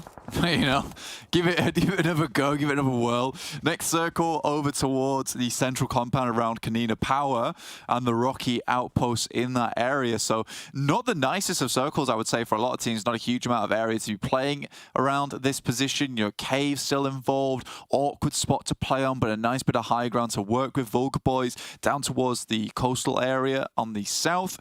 But again, yeah, river still involved. The crossing on the bridge will be a massive focal point. It's going to be a pretty disgusting finish. Gladiators will go out 6 eliminations, 14th place, unideal, and Titans look to finish off the final members from Shockwave. I think I'm going to have to go for a Nexus predict here, purely because they've made a smart rotate. They've made a smart rotate over towards the eastern side. I like this. And it's the first time in a while since it's happened. And KONINA Power in their position, sure, it's good, but it's only Palucci. So there is very much that option for Nexus to move forwards. Vulgar Boys are doing quite well on that south side. I think they did just spot, yeah, they did just spot Keeps and take him down. So Dagestan now fully out. Titan have MADBULLS sweeping up and trying to get involved. Everybody wants a piece of this north side. And oh boy, it will go down. Cheeky little shot from SBG further in on the south. Trying to guard out this fight, and MADBULLS are going to eat a couple more bullets from SPG than maybe Titan will. Old boy does get flushed, but Titan survive. Yeah, Titan living, which is good. It's unfortunate they lose a player off the back of that, though. Again, could have been a lot cleaner. Regardless, they make it happen. They have to move further into the circle now, stage 4. Will hurt just a little bit. Be able to get behind Shockwave as well as SPG. Dealing with MADBULLS never easy though, so respect to them. Alpha's got themselves a disgusting compound down on that south side. Really, really decent in terms of positioning to hold out. All these teams are coming across the bridge, so they're going to be a big player in the coming moments of these games. This crossing, I would be surprised if, to be honest, anybody emerged from this. Trying to get across the bridge. Like you say, just look at that ridge side that Alpha have. The benefit for the teams under the bridge is that the teams on top of the bridge are going to be taking that fight a little bit more linearly with the rest of the players over on Alpha. A split decision. You baited and switched over to Titan on your prediction, and now I lied. yeah, you said Nexus. I was already typing Nexus as you were saying that, and I have gone for the me and Ginny going for that spot. But Titan managed to sail straight on past SBG. I didn't quite catch that, but straight into that middle compound, and nobody's predicted Alpha here, and we might all be wrong now. Yeah, there's potential. I mean, for Alpha, again, this compound is a little bit on the low ground. Eventually, you will have to start moving up. Doesn't give you a lot of sight lines in the future. What it does give them is really fantastic control over the bridge. Basically, what they're hoping for is teams having to push over towards their spot on the map. I love that rotate from Titans. Super duper aggressive. Kind of unacceptable in terms of being able to cross that way. Nexus had to change my mind on that because I don't think it's been a while since we've ever seen a Nexus win on Sanhok. It would be fantastic if they're able to do it, but the stats lie. Stats always lie. That's what I've been told. Yeah. Stats have lied to me before. I'm hoping that they tell the truth this time and Nexus aren't able to get out from this one. And I don't look like a fool. But either way, it would be nice to see Nexus win this game, purely because they have made a good rotate. This is the first time in a while we've seen like a strong rotate come through from Nexus, easily getting their way in towards one of these end circles with all 4 players alive. So there's definite improvement there for them. KAPAHALA going down to Pylaus, though, not great. He does have high ground, though, so it's going to be very difficult to flush that one out. And it is only Dakimi close enough, really, to put a lot of pressure on this spot. You can see Nexus already going for these reses here. Scars dropping the nades, close range to SBG. Ala around the corner, waiting for the spray down, has 2 to deal with. Lights up for a lot of damage on the first, but the second's there for the 1-2 punch. And SBG have one of their own, though, and it's Narvalo. He's swinging back, and Scars will fall with Shockwave. Yeah, I love that as well, considering the fact that Snox is just down the hill, not even too bothered about this whole position. He realizes that Alar's probably gonzoed at this point, going to try and ask him to just crawl as far in as possible, and then he'll get him afterwards. He needs to scout, needs to ensure the position is free. Nexo comes through. It will be a little bit further off towards that east side, so not an ideal spot there for the guys on Alpha. Eventually, this looks like it will just not end up on their position. Dakimi, the 1v4 god from yesterday, looking to do it again. Oh, KAPAHALA, dangerous forwards, has the shots, remember, from Pylaus, who is taking the angle to back Dakimi up. This tiny little bit of scrubland, seemingly keeping him safe from KAPAHALA. He has no idea. They have no idea that he's here. Okay, finally they spot him. Dakimi maybe missed a trick there, not just getting that knock and flush over towards KAPAHALA when he had the opportunity. Is that Pylaus knocked in the back as well? I think they managed to find that second, and Foopsman maybe the last to stand. Yes, indeed he is. And he's forced to the bridge under the watchful eyes of Alpha. Doran taking gorgeous shots over towards SPG there. Very difficult. Pylaus will fall, and Foopsman just hiding underneath the bridge, looking to take out not all the players that will remain on this side. Nexus have to push their way down the hill. Similarly, you know, we are looking at Titans who aren't having the most fun position to play in. Narvalo, Snox still going. So SPG actually on track today to get in towards that top 8. Finding Robs too, their old teammate. Feels unfortunate. There will be some shots from Icy. You might leave the team, but you can't escape them. Not this time around. Icy taken low for Titan. Rob's down. Havlik on the inside, but Narvalo has to drop this heel and go for a little bit of a mad dash. Havlik's ready for it. Now, it's just Snox remaining. As Narvalo gets flushed, SPG trying to push on in. A slowdown on the push for Titan. Nexus trying to keep that high ground going. Alpha have spotted them out. You can see a lot of damage being taken there, but not quite the knock just yet. Tenchik and Zashipa and Reflect as well, all just trying to stop Nexus moving forward. They know this is the main danger point for them. The only other team really with that amount of power there to take them down. Yeah, this is sort of where Alpha thrives, but again, it's another exo rotate, man. He does this a lot where he'll just make a wild, blind push through the circle itself, find himself a little bit of a spot to hold on to and work from the back of that. So really, really cool stuff there. He's now going head-to-head versus Nexus, versus Titans off in the distance. And we'll find a big nade over towards two of them. Ooh, Alpha trying to push into his position as well. Danger point, the flash point in the middle for EXO. Nexus trying to stay healthy. Alpha breaking out here. 3 teams are remaining. As Redox tries to stay alive through the smoke train, will be able to do so as the Sheepa is on that reload. But there it is, finally gets that shot on the cross. Kapahala hits the deck behind, and Redox not so lucky. Gets flushed away, Nexus with 3, but they're closer to the circle than Titan. Can they push forwards? Because Alpha on 4 have the rocks.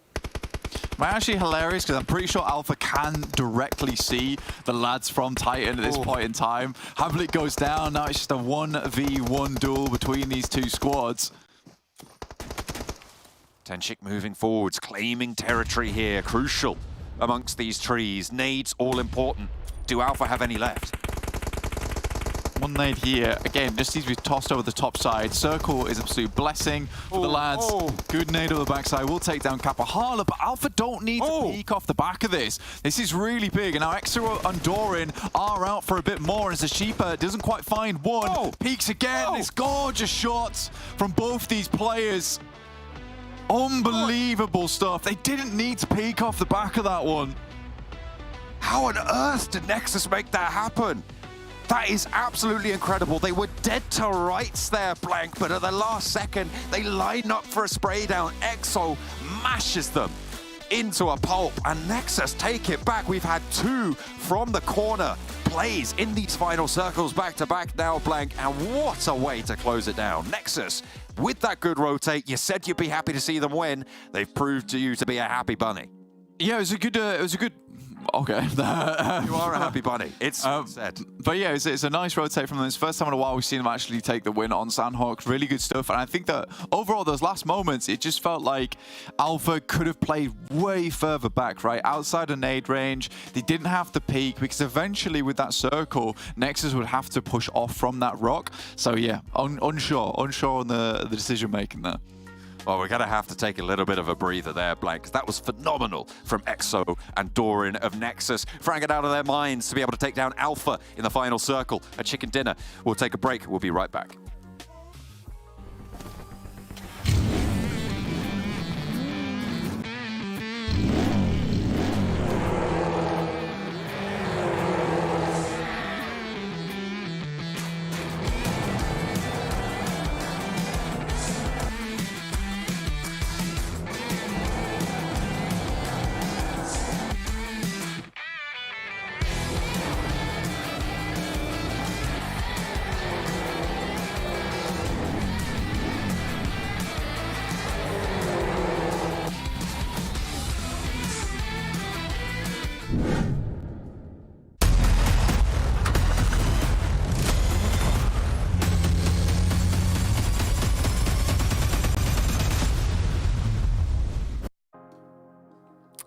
All right, Nexus have done it, and what a way to close it out. Not only do I get 3 points of my prediction, they get their chicken dinner, and they get an incredible amount of limbs on the board. The aggression very well paid off, but I know we were both sitting here, jaw on the floor, when we saw that game being closed out. I'm glad to say, don't get rid of those players. EXO and Doran are just so good at the game. I did not think they were going to be able to make it downhill. Yep. By the way, that smoke road, amazingly well executed. Almost no gaps between those smokes. They made that transition just so much easier for them to reach that rock side. A really good setup initially by EXO to get to the rock, and then able to cross the road. And EXO, Doran, what an amazing bunch of sprays. They were under pressure from the nades. They knew they had to cross. And Ginny not only picked them, but they won. So is the curse broken? The curse is broken. I hope so. It looks like it, yeah.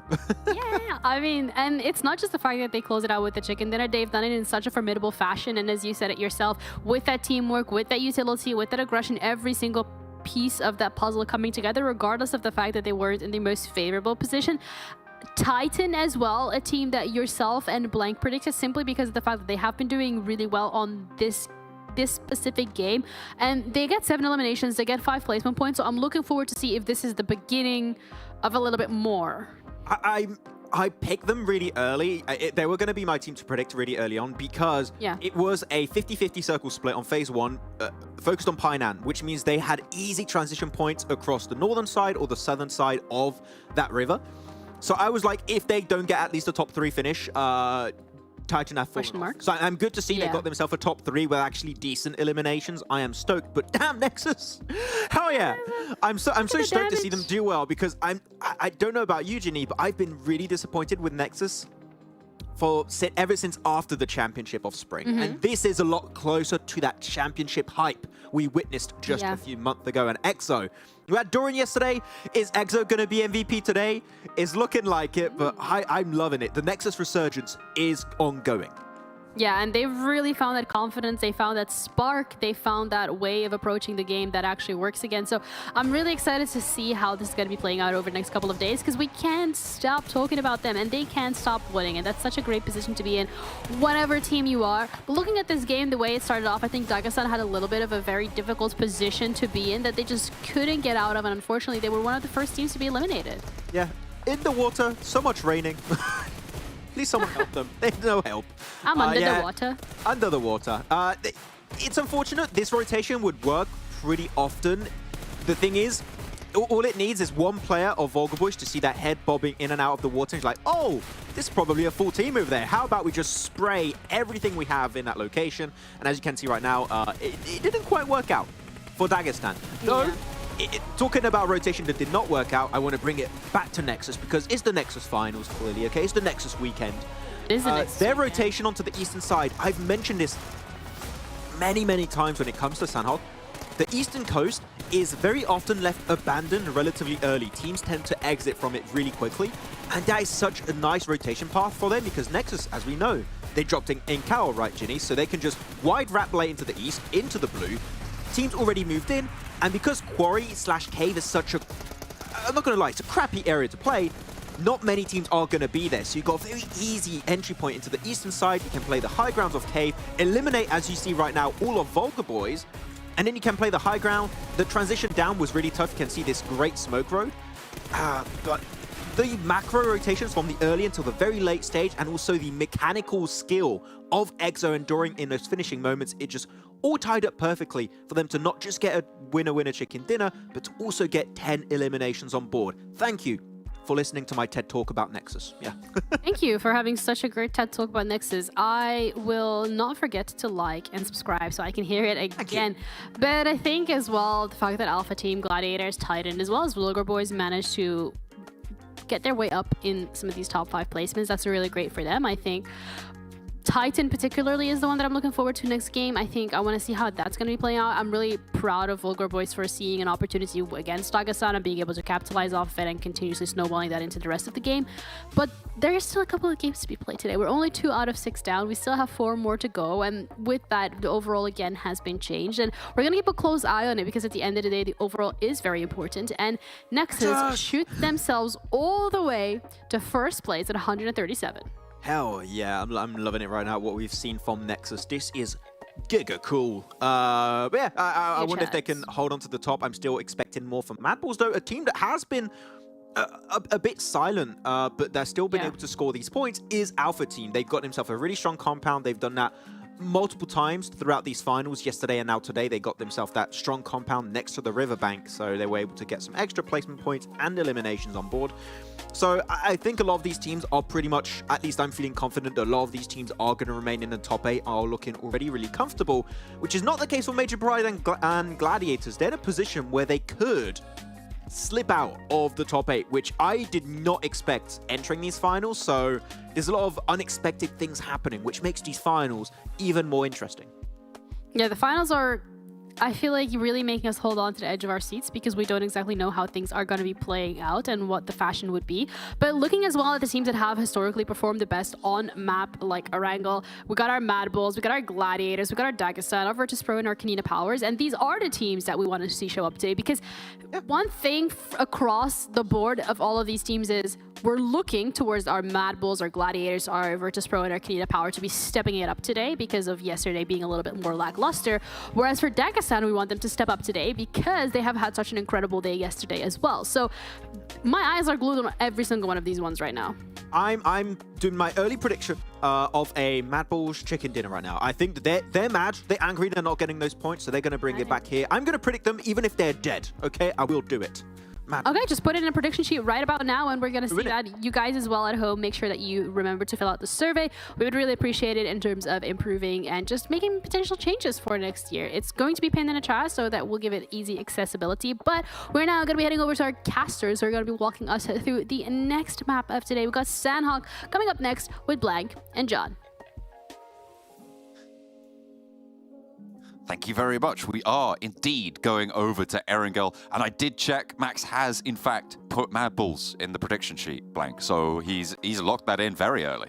He is. There's a win on the rise. It's definitely coming, 100%. He's definitely sure of it. Fair play to him. I mean, Erangel, they typically do well on this map. I don't mind the pick right now. I mean, we're back to basics, right? We're no longer predicting on the 5th circle. It is what it is. It is what it is, man. But yeah, I think MADBULLS would love to get a win here, retake that top spot. And again, you know, a 25-point win, that's big in terms of climbing up. I do like this finals moment. It really is feeling like anyone can take it at any moment, just clawing back that first pole position, which is lovely to see. Alpha off the back of that last game, though, what a slip up from them. Could have been so much easier. It's just realistically a case of Zashipa getting a bit hungry for those peaks when it wasn't necessary.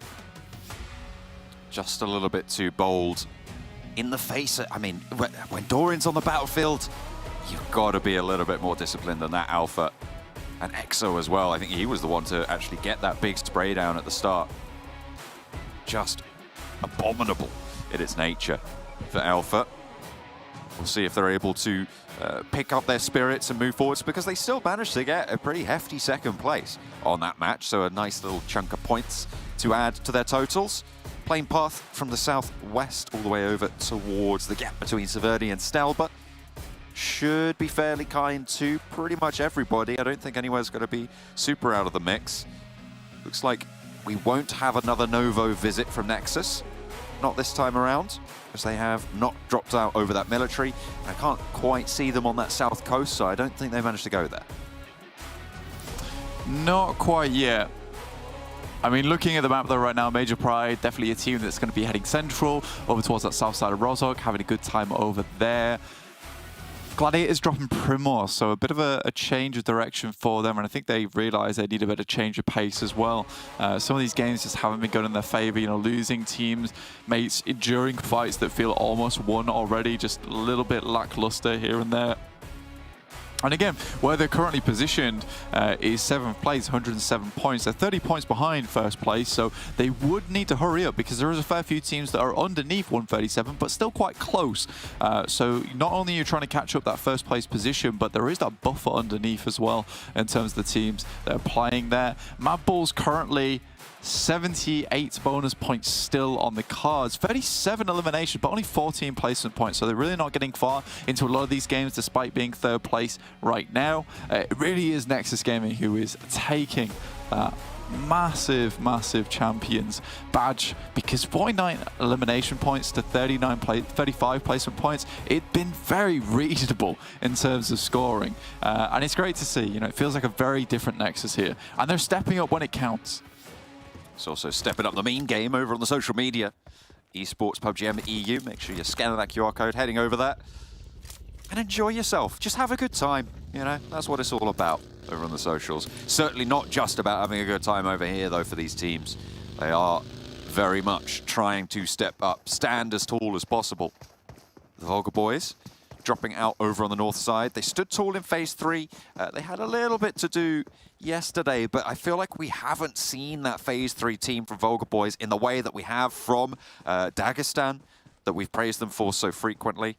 Hopefully they can find their feet in towards the 2nd half of these finals.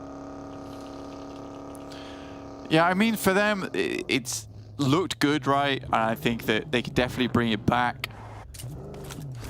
Just always difficult, you know, always difficult in a lot of these scenarios when you get towards that day 2, because I think that's when the pressure really starts to set in, because you feel a little bit loose and free on that 1st day. 2nd day, it really does count, because when you get that third day, you want to be setting yourself up with a good point scoring. You know, heading into third day with a 20-point lead is absolutely huge for the mental game, because you're able to drop maps. And I think a lot of people do underestimate how good that is and how good that can be for you. Being able to drop maps overall and then still bring it back later on just gives you that bit of wiggle room, right? You're not feeling like you've got to hit 100% on every single match to get towards the top side.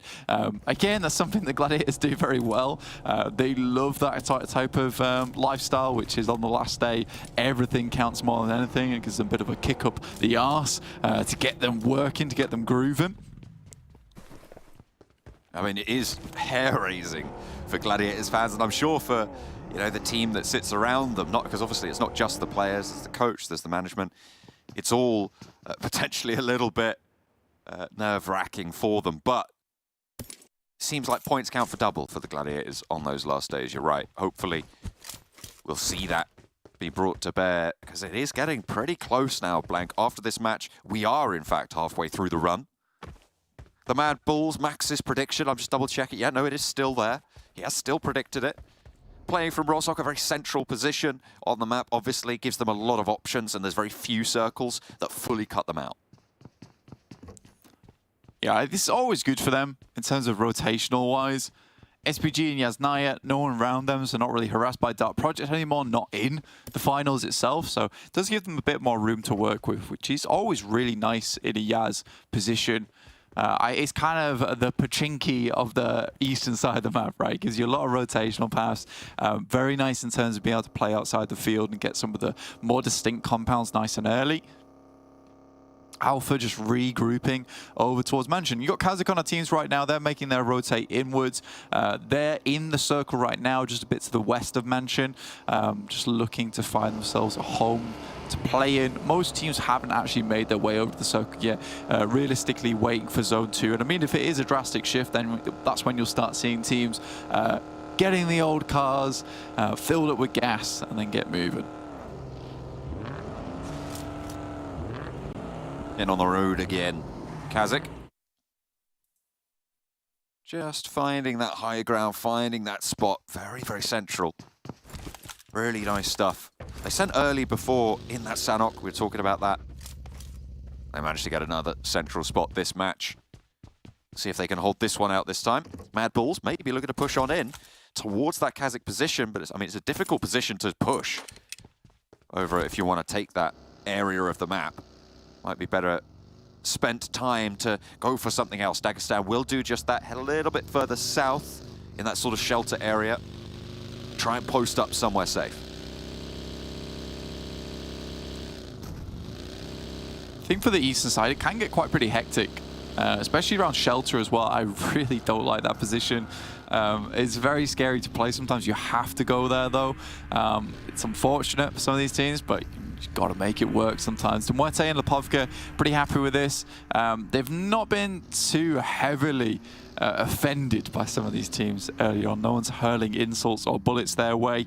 Again, they are sort of cramped in now, though, because so many teams did send towards that mansion position and the compounds surrounding it nice and early. NEXUS towards Kameshki and Stalber, not opting to go for MUERTE. Again, the circle, the playing path didn't really allow for it, so you kind of understand why they're playing this position. I prefer them in this spot anyway. It's a better spot for NEXUS, who tend to struggle on those like first couple of rotates, so giving themselves a bit more freedom in the early game is very important. On that north side, they will search for that freedom, although the east point of Yasnaya kind of creates a funnel. A lot of teams are going to be looking out that way. Unless NEXUS want to go for a wide swing, but that's probably even more risky. They're just trying to push down on this east side. MUERTE potentially looking to guard out, although MUERTE very, very split on this east side right now. Think about a kilometer between their two furthest flung players. Korka on the north, and Furia all the way on the south to Lipovka. Korka sits just to the east of Yasnaya. So that east side very sparsely populated, but it is all MUERTE. I don't know if you caught that, but Titan's currently on a 0.5 a limb average here on Erangel. It's not good. It's really not good at all. So for Titans, something has to change. Something's got to give here.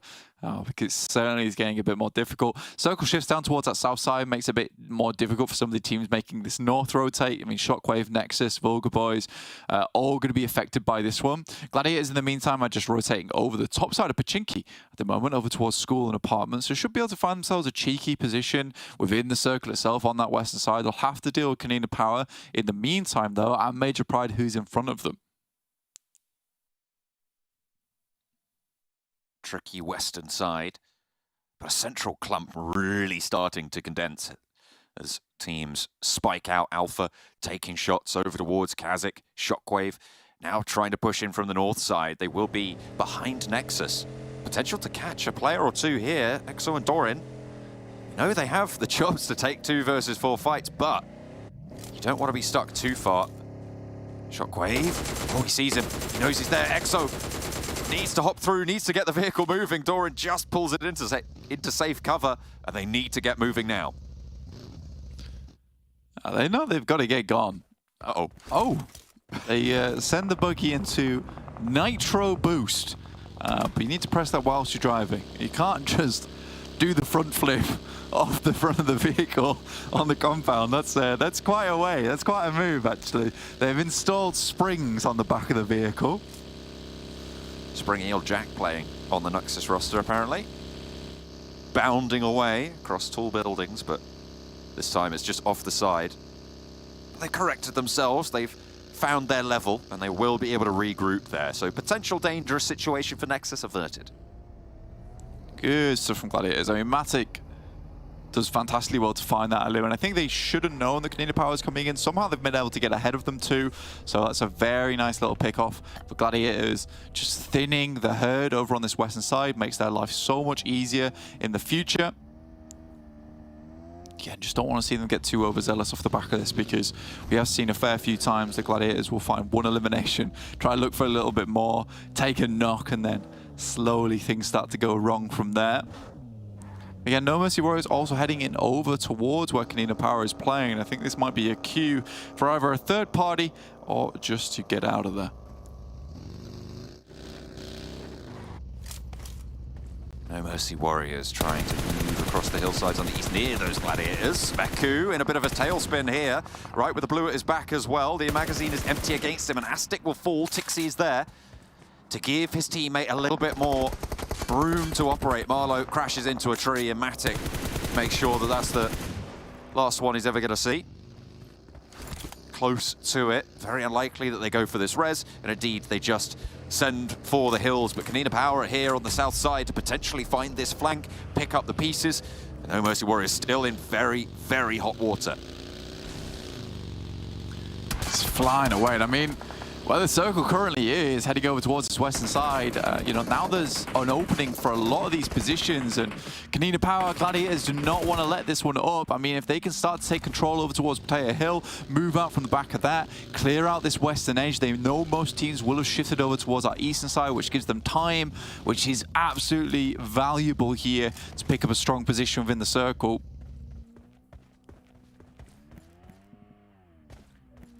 KONINA Power now turning their attention to Gladiators.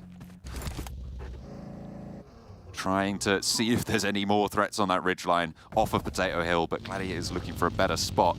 The shift comes through. MADBULLS are looking pretty good for Max's prediction, to be honest. They're in a decent spot.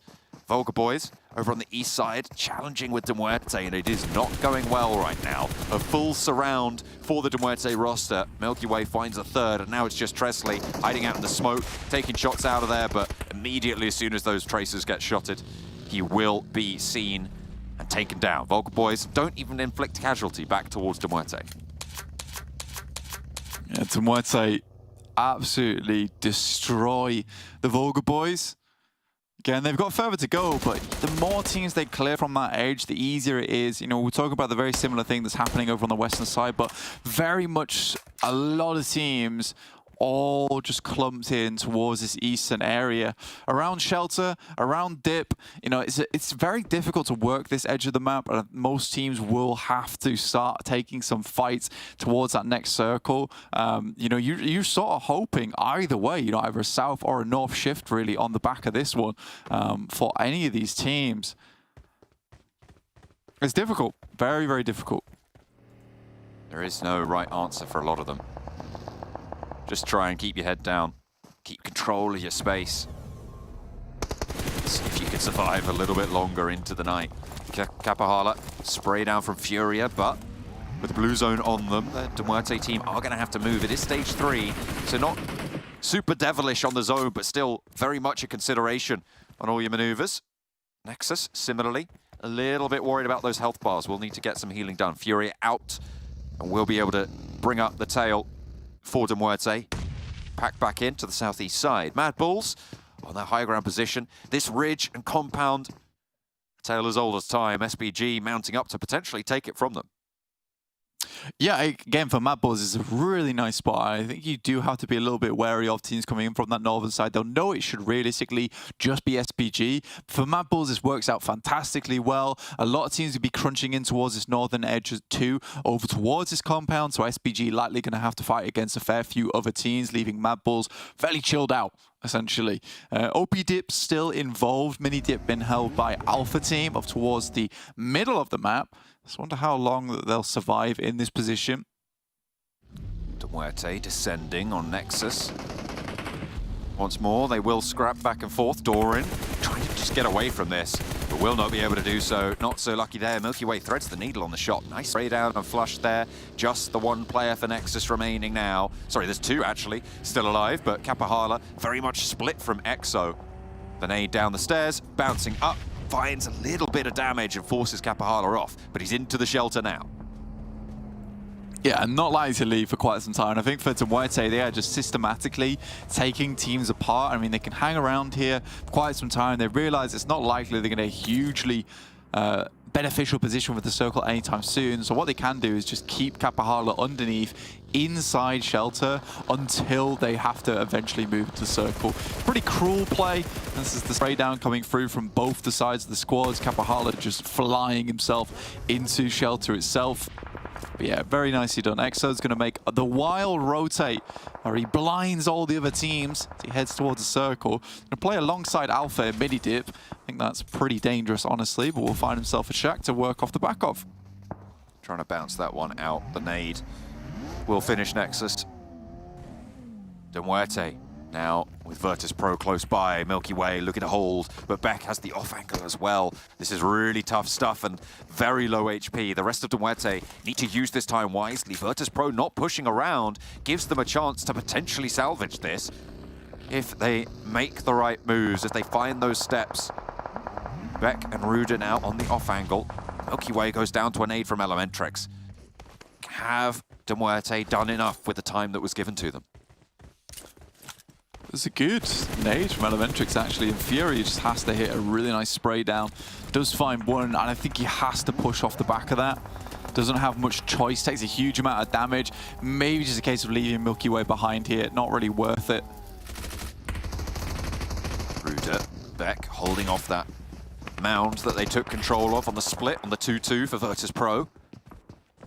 MUERTE still want the challenge. They haven't flushed out Milky Way just yet. Malloy gets a lovely little spray down, but in comes the off angle and in comes the Gladiators as well. Kitsune rolls straight on up and into the thick of it. Tixi right there as well. The Gladiators trying to pull out a meal of this fight and will be able to get a plenty helping of points on that south side. A really good start, but they've got to move further. Kitsune leads that charge again. Matic ready for the backup. Meku and Tixi into the vehicles fast. Kitsune down first, Malloy in the smoke. Matic trying to get the answer as he is low. Meku rolls him down in the end. Kitsune safe for now. Will he be able to get rezzed? Yeah, these angles coming through from Dagestan, absolutely devastating though for any team down towards this side. Ruda and Beck both inside the shelter itself, and we're waiting for stage 5 to just pop as we see it over towards that top right hand side of the screen. Gladiators will pick up their lads, the boys. And right now, MADBULLS still have a fairly strong position within the circle. It's kind of difficult to call. Mini dip held by Alpha Team could be very strong. It just depends how quickly teams can get into nade range and how well they'll hold out this spot off the back of that last game where they made some pretty bad mistakes. We've seen their closing capabilities. Maybe they've learnt their lesson. Maybe they'll be able to turn this one around, but not sure I'd like to put my eggs in the basket just yet.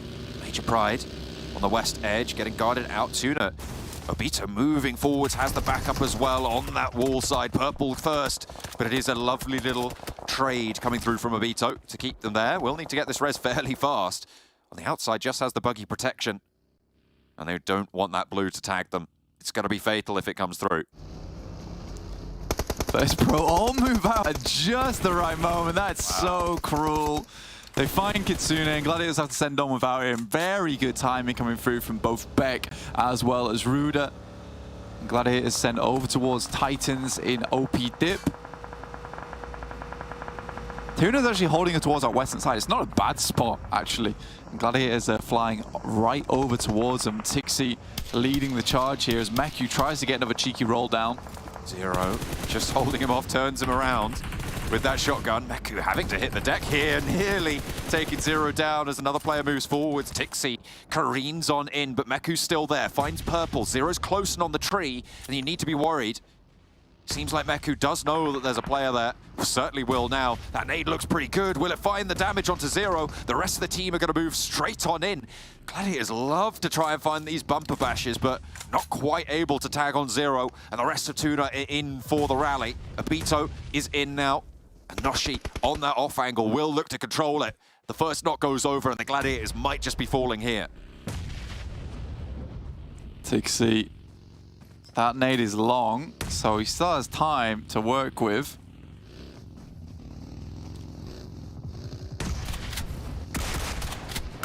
Forwards, Tixi. Nearly doing a little bit more damage there, but with 3 players left for him to deal with, it is only a time before he goes down. The Gladiators are out. Unfortunate, but TUNA still going strong on the western side.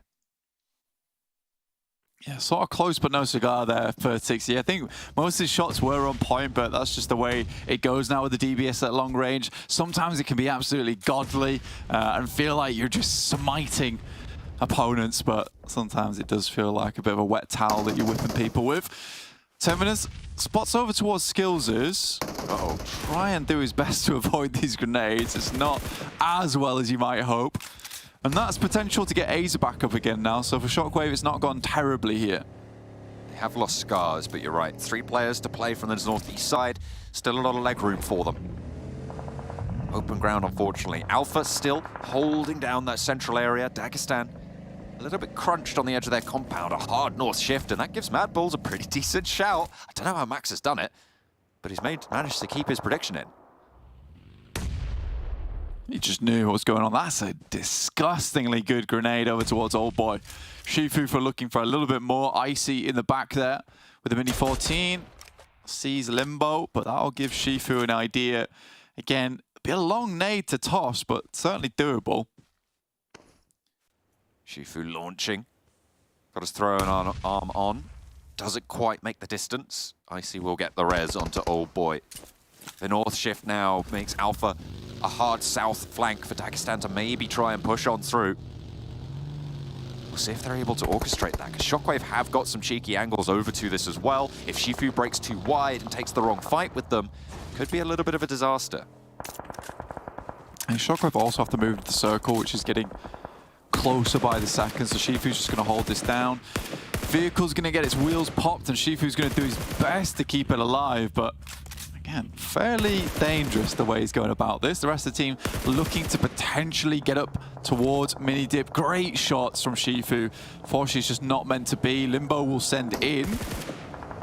Has got that cover behind the burnt-out vehicle, and Vagnazada dancing, but it's not enough. Limbo runs him down. Now the rest of Shockwave looking to stand up. They've got a 1-for-1 trade right now on the engagement, but with the numbers disadvantage, that is not in their favor. Dagestan can keep moving forwards here. If they want to swell the hillside, now's their opportunity. TenChick trying to break out wide, trying to look for that third party, but is turned away. Zadira repositioning for a baseline of fire for Dagestan. Terminus getting lit up. Keep is able to own this area, and Aza is the last to fall. Dagestan lose Shifu, but they take out Shockwave. Well, that's a pretty hilarious way to finish. The amount of times they got in vehicles, I mean, that's just confidence at its finest coming through from Dagestan. They knew what they wanted to do. They wanted to keep Shockwave on the back foot there, keep them reeling, stumbling, and they certainly did that alongside with the vehicles. MADBULLS have moved south just a little bit. They got a couple of knocks over towards TUNA earlier on. Just left them down to just 2 players total. And Alpha splits up a little bit. KONINA Power will find Reflect, and Mandarin immediately moves over. TenChick did make a wide run out to take down Shifu from Dagestan to flush out that player. Did certainly make it a little bit easier on their eastern side. But now KONINA Power can get across the road. Cause a bit more panic over towards Alpha team. And this push from Mandarin, I don't think it was worth it. Luckily, he's good with the shot. What? Limbo gets absolutely sat there. Keep, maybe? Next on the spray, but Mandarin, he's going to drop another smoke there. I don't know how many tires that buggy has left. I think 2 of them certainly are out. Not sure about a third. But might actually be able to get out of this. With Limbo needing to get res. Zadiro looking for the pressure. Sees Mandarin just about able to peek over this ridgeline, but sees TenChick as well. There is more danger than perhaps they thought. Zerich is being flushed in the meantime for the MADBULLS. Dagestan being crunched in now. Can KONINA Power control the glut of Alpha on that south side? Oh, this is a classic TenChick play. I really, really hope that he regroups the team at some point, because this is how Alpha loses games. TenChick gets a little bit too far forward, then he gets flushed and knocked. Alpha will have to leave mini dip, head up towards that north side. Currently, the team with the most players, but also the team with the most danger from getting sideswiped.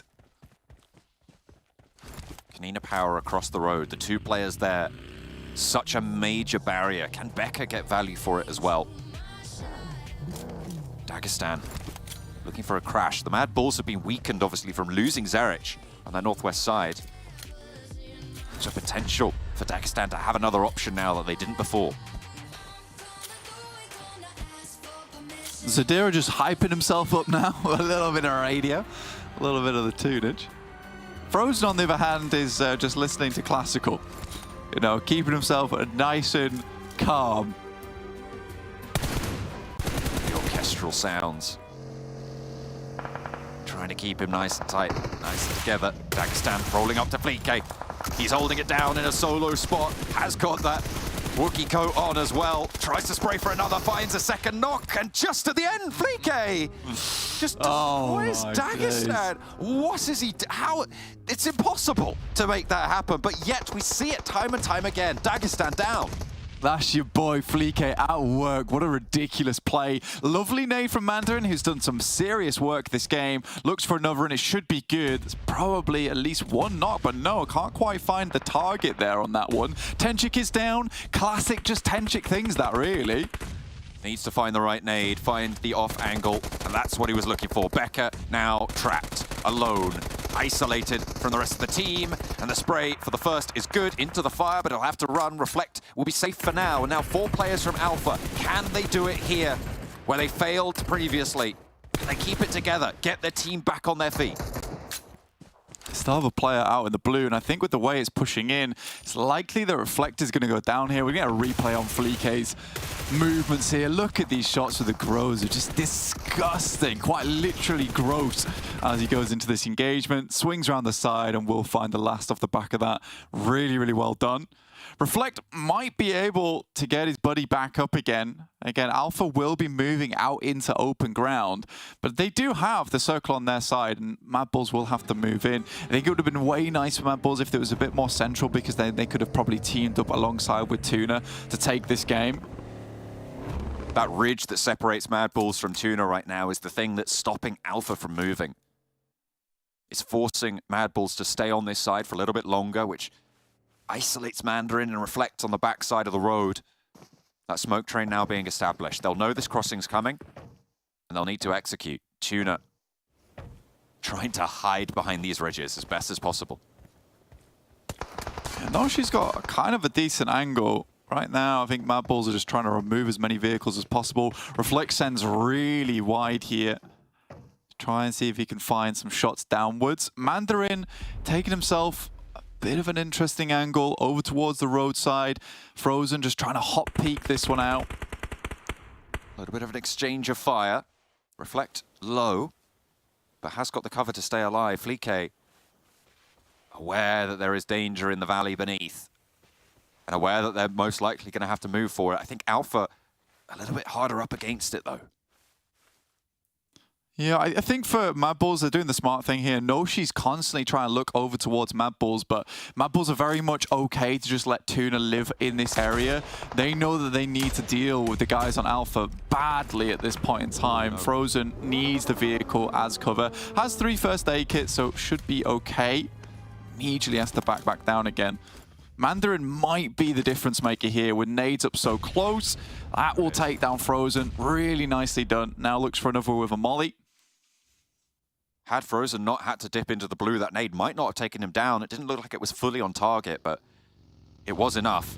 I think Frozen might just be falling out here. Lovely little turret spray. It's Mandarin to get the flush now and immediately taking the second. So swift on this fight and all important as well. They find the next and Alpha look for Noshi. They know he's in this smoke. They know where the spray is, and this time they will not be denied, Blank. They find that chicken dinner. They are able to play from the mini dip, and this time they convert. Yeah, it's a really good game from them. I think there was a few times where they could have been quite easily naded out there, but they held their ground. Tenshik, slightly scary for me. A lot of times moving a little bit too far out for my liking. But again, Alpha's able to make it work. I think there might have been a difference maker if Zerich actually stayed alive on that top side for MADBULLS, but overall, really, really good game. And I think Mandarin, after that last match, sort of redeemed himself. I think it was very important for himself. A tale of redemption for Alpha, but we're going to head back over to the desk to break down their win. The tale of redemption for Alpha does mean that MADBULLS don't get their tail, but still it was an incredible finish from them as well. Alpha team, first time for them getting the chicken dinner finals. We have seen them creep up into those top spots every now and then, Max, but they're finally able to seal the deal. Yeah, they got themselves a really good Game 1, a good Game 2, and now a chicken dinner on Game 3. So off to a really good start for the first half of this Day 2 of these finals. So they're going to be happy-chappy about that one because they were happy-chappy. Yeah, they were contender at the top right for one of those top positions. So that puts them close to top 1, I would say right now, possibly in 2nd, 3rd place, somewhere like that. But they should be because these 18 points. That's a lot of points. That's a lot of points. Yeah, yeah, that's more than 5. That's more than 17. Yeah. That is also more than 70, but then we're looking at the teams below them. TUNA Esports again making a little bit of a comeback in terms of the points they're able to secure, in terms of their placement, but again brings the question of can they actually get themselves a chicken dinner. MADBULLS a little bit of a better game for themselves alongside KONINA Power. Dagestan a little bit more of, they're trying, they're getting the points in terms of elims and placements, but maybe not as flashy as we expected them to.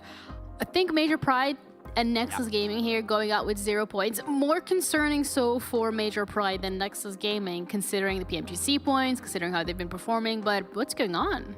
I was a bit disappointed by Major Pride this game because I think it was phase 3. You had a good idea that was going to play around OP dip / also that hilltop to the west of OP dip across the road. And at that point, there was no one on that little ridge surrounded by roads. And I thought, okay, Major Pride, they're nearby.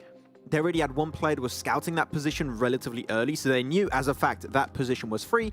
I was expecting Major Pride to leave their compound and play that high ground position. That would have been, I believe, a really smart play to go for. They didn't quite go for it, and there's a laughing emoji on your prediction. I wonder why. I wonder why. I mean, I had one redemption, and then it just all goes downhill. So I'll be working for the rest of the day to try and make up for that one because it was a little bit of an oopsie. I think as well, looking at how this game has played out in terms of the teams that were able to get themselves onto the top. Again, really great performance. MADBULLS maybe falling a little bit short, but still they get those eliminations. They get the damage in there as well. So I think for them, with that consistency that we're so used to seeing from their end, it's just a matter of time before they lock it in.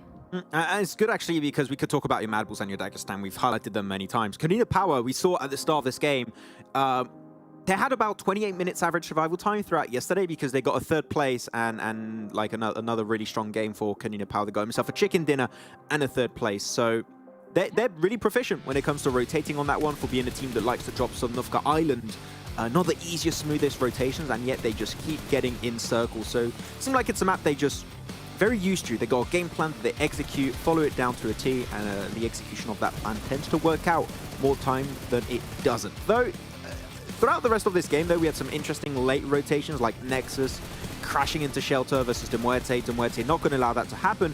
And then you had VIRTUS.PRO, and you'll see in a few seconds, there was Gladiators that went for a third party, playing a bit of whack-a-mole, trying to get those teams back into Shelter itself, which was very unusual. I don't expect a team to third party a fight in Shelter because it's so unpredictable. You don't know where the players are. You've got so many positions that are hard to clear. And, oh, I didn't realize he was shooting through that small window in the rooftop. Yeah. Okay, that's original, to say the least. You gotta be original, right? Because, you know, if you're just conforming to the crowd and dropping the same place as everyone else, you're gonna find yourself in a little bit of a tough position. I think Gladiators as well at the beginning of this game found themselves in a tough position and weren't able to get themselves out of it. And as the game carries on and as the teams start dropping, this was great. This was great. Oh my god, I love this. M4 with the Groza, and they came up to him with DBSs and they were like, we just got hit him. This tree, it's too powerful. Oh my god, that was such an incredible clutch for Flicky. You're making Flicky my social media job very easy with those clips. Thank you very much. That is going to be a clip for sure on the socials. But yeah, good finish there. And especially, I think Mandarin was the unsung hero of this game because he got himself a great angle to just have a bit of a backside angle onto MADBULLS, and then when he got a nade range and molly range, it was done. He got the opening knock, and then you could just see them get into the buggy, obliterate the remnants, and then they had a 2-2 split where they could just shoot down onto TUNA in the Valley side. So really good execution from Alpha Team that we know can get big games and actually now able to secure their very first chicken dinner of these finals. Ooh, yeah, we'll see whether or not it's going to be carried out into the next couple of games. But before we head into map number 4 of today, we're going to be heading over into a TDM with our cast, John and Blank, and they're going to be covering all the action that's happening there, so make sure you stick around. That's right, we've got a little bit of a score to settle over in the TDM bracket. We still have yet to declare our winners. We had the 3rd and 4th place decider yesterday, but the finals are around the corner. KASIK team and Dagestan both going to have to take each other on in match number 20. Two big improvers from the entire tournament, actually. KASIK versus Dagestan. I'm curious to see how this goes down. Again, big money on the line, big pride on the line here as well, taking the win in TDM. It's been a long format here. We've had a lot of games, a lot of matches, and for both these teams to get here, it's going to be quite the ordeal, I reckon, to see which team comes out on top. Are you going to drop a prediction early? Are you going to pull a max man and go for the MADBULLS? Dagestan, I think they're in this one. You going Dagestan? You know what? I'm inclined to agree with you. I think they've got it in the bag. It's a 2 for 2. We're certain. Now to be proved wrong. It would be cool, to be fair, if KASIK can take the win. A nice little bit of a consolation prize at the end of the day. I think they had their step up and it just hasn't really followed through the same way it has for Dagestan, who have consistently looked like a much better team now, even in the finals, which is really nice. Zadira, though, still just looking for something. I think both teams understand just how important this match is to them. We're already a minute in and not a single elimination found. Yeah, they are being decidedly chill. That's not what TDM's about, you see. That's not the vibe, all right? I'm needing much more action than this. Find an opening. Let's go. Just wandering around.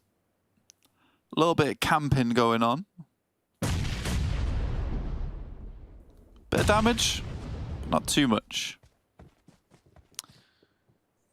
Did you have anything nice for breakfast, Blank, whilst we're waiting for these two teams to look at each other? Some rice cakes. Oh. A nice little healthy start to the day. I like that. They had chocolate on them, so not really. I'll take that back. Denied. Not a healthy breakfast anymore, unfortunately. It's all right, I only had a coffee, so you're ahead of me. By 1. Champions breakfast. Coffee. Nothing else. Cast on an empty stomach. It's better that way. Oh, really? I like to eat. I like to be full. No. I can't be casting on a full stomach. I can have a bit of food, but no, it's a little bit hungry. Makes me keener.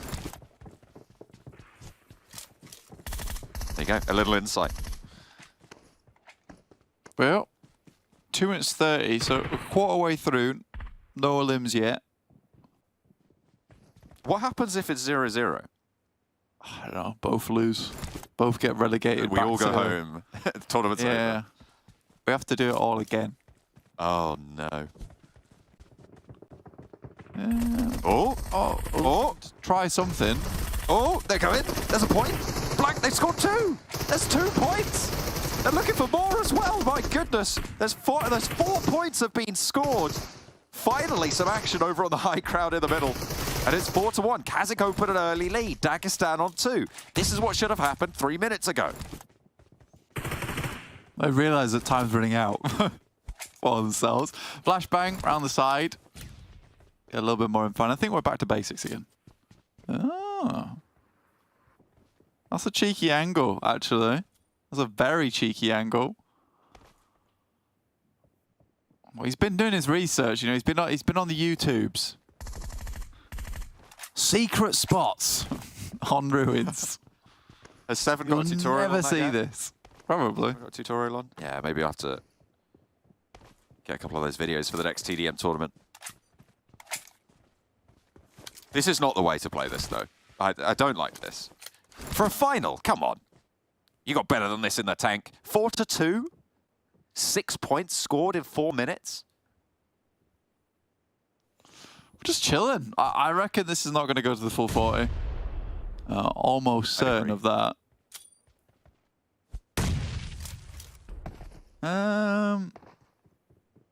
Okay. Well, let's wait for Shifu to do something. Oh, there it is. There's the cheeky spot. They do find Zadira. Limbo's trying to cross, and he goes straight to the sidelines. There were a couple of points scored in the mix of all of that. Shifu is spotted. KASIK team now 4-point lead, 8-4. But don't worry, Blank. We've got a little bit more time to breathe now. Probably back to basics. I know KASIK's doing really good. I'm happy for him. You know, 8 limbs been able to fend off the guys from Dagestan who initiated their first push. Oh, there we go. Blinded. Oh. 8-5. An extra point. Halfway through. They are just biding their time. So wise, Blank. So calm, you know? So dull. Yeah, so it's like a blunt blade. It'll get the job done, but I might take a while, and it might just end up being the vegetable that gives up. It just cuts itself. Whoa. That leak. Julienning. It felt sorry for me. On the chopping board. There we go. Oh, some more points. Run away. 3-2. Oh, Dagestan, they're moving forwards, Blank. I don't think we've seen this so far in this match. And for that, they've managed to get a point. Phenomenal stuff. What a turn of events now. 11-8. It was 4 points, and it will be again, as basically nothing changes. Trofka goes down. Still the 4-point lead. Limbo trying to get a little bit more off the back of it. I mean, if you can get one elimination, that'd be great. But again, that's traded back. Now we're 15 up, 3 minutes remaining. Dagestan's just going for some crazy moves now. And it looks like KASIK might just be able to win this one. Well, if the pace of the match continues as is, 3.5 minutes, just about enough time to get one extra point. These two titans of TDM clash around the corner. Finally, a little bit more action does seem to be heating up now, Blank. 6 points is the lead, shrunk by 1 on that last engagement by Dagestan. As the spray down, just finds English, but he's still in those iframes. And English gets the spray, gets the best of Limbo. Puts 21 on the board, and Shifu's next, 22 now. And a lot faster as we enter the final 3 minutes. Oh, English actually doing huge amounts of work here. Trofka with his signature SKS around the corner. Both players were quite low. Not sure what Keep was doing there. Attempted to get back into the action, back into the fray. But Unicorns up top side, sprinkling some magic dust. And by magic dust, I mean bullets. That is far from the fairies on that one. 18, 19 now points on the cards for Dagestan. But it might just be too little too late. Shifu keeps them within striking distance, but it's still a 7-point gap. Steps up for the spray and immediately take it down. 8 points now, the gap for 2.5 minutes. Keep wants a bit more, and he just runs straight out to the sideline. So 30 eliminations now, and I think Dagestan realized that the game might just be up now as they're just sending it down mid. English. More than this. Oh, he's blasting off right now. Needs some more shells in the chamber. Jericho's town is up for seconds. English absolutely chews him up, spits him out. 12 points now on the lead. Are they going to make it to 40 here? I mean, it's potential with 2 minutes left, and the pace that we've seen now as it comes back through, there is a chance as they turn the corner, slides out wide, Skills's spraying blindly into the flashbang, and there it is, 39 points, 1 minute 40. This is doable. Yeah, it's all formality as part of it. As soon as they hit 35, it's kind of GG, right? No matter how many times you go for the refrags, no matter how many times you go for these full squad wipes, there's always going to be 1 or 2 eliminations going back across the way of KASIK. So, just waiting for it to end. I'm pretty much, I think we can say right now, GG to KASIK, taking the big win on the biggest tournament around. TDMs go to KASIK and Trofka with the signature SKS, really bringing that one back into fashion.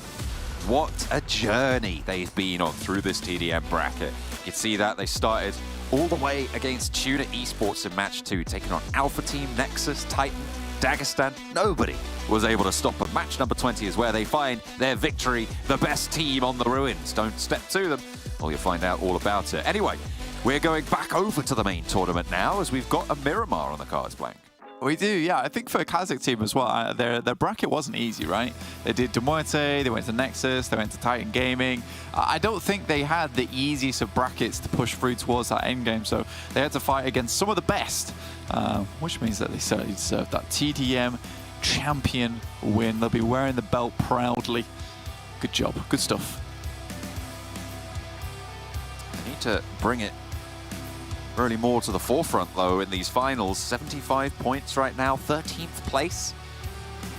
Still possible, sure, but it's just not being seen so far for KASIK. Maybe this Miramar will be the difference maker. Match number 4, we have crossed the middle point of these finals blank. We are now into the second half of this stage of the tournament. And it is all closing down from here. Hopefully that won't be felt too harshly by some of the teams looking to chase down that 8th place spot. All important for getting forwards in the tournament structure. Absolutely. Looking at these games though, we will have 3 more on the day. Day 2. Miramar, Sanhok, as well as an Erangel. A quick check-in with the stats. I reckon it's a stats page. Looker. We check that one out.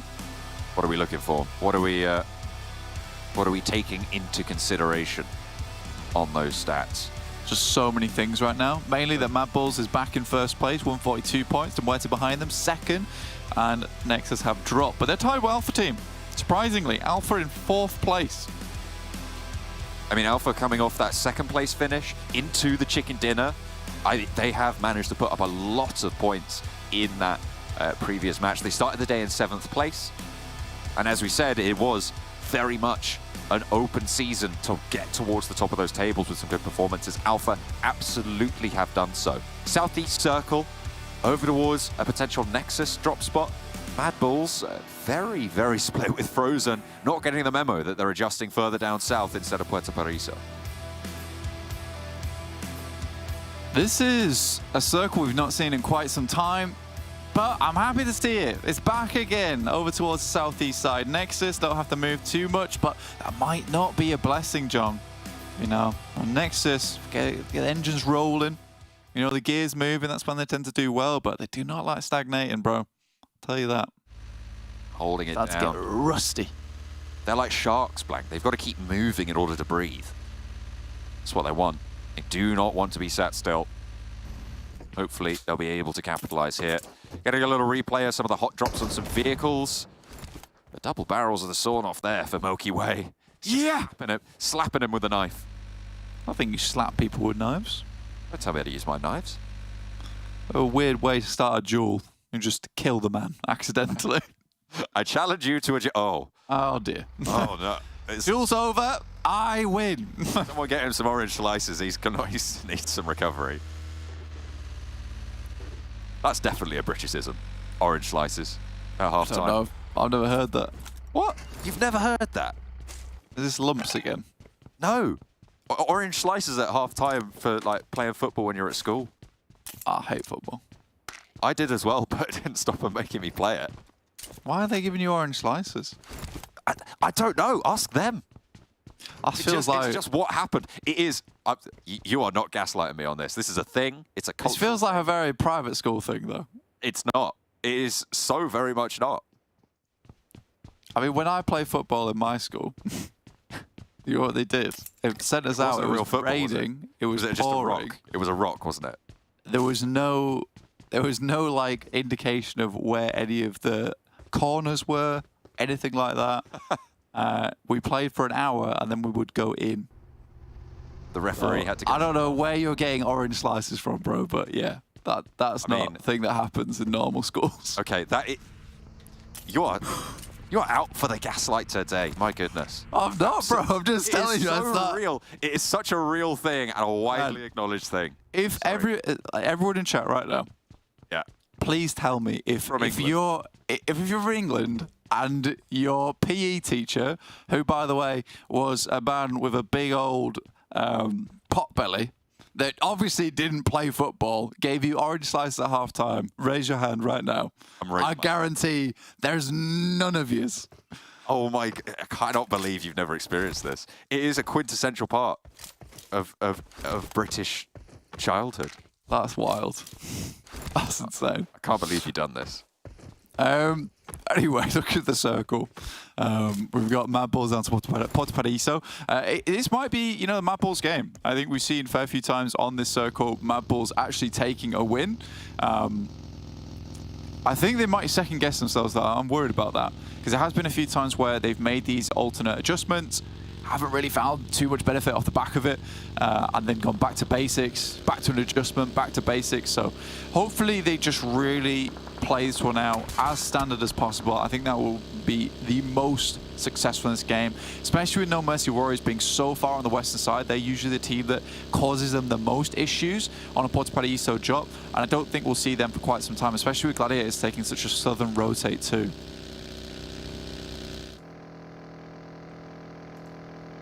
Chance for the MADBULLS to keep it on going. Major Pride. Again, it just feels lackluster from Major Pride so far. They have not had the impact that maybe they would have wanted. They are still in that top 8 spot. But just finding, I mean, we saw it really in that last fight that they had with MUERTE in the middle of the last Miramar as well. They just didn't seem to have the coordination that we would come to expect from these players. They've already lost Black-White as well here. So I don't imagine that tune's going to change anytime soon.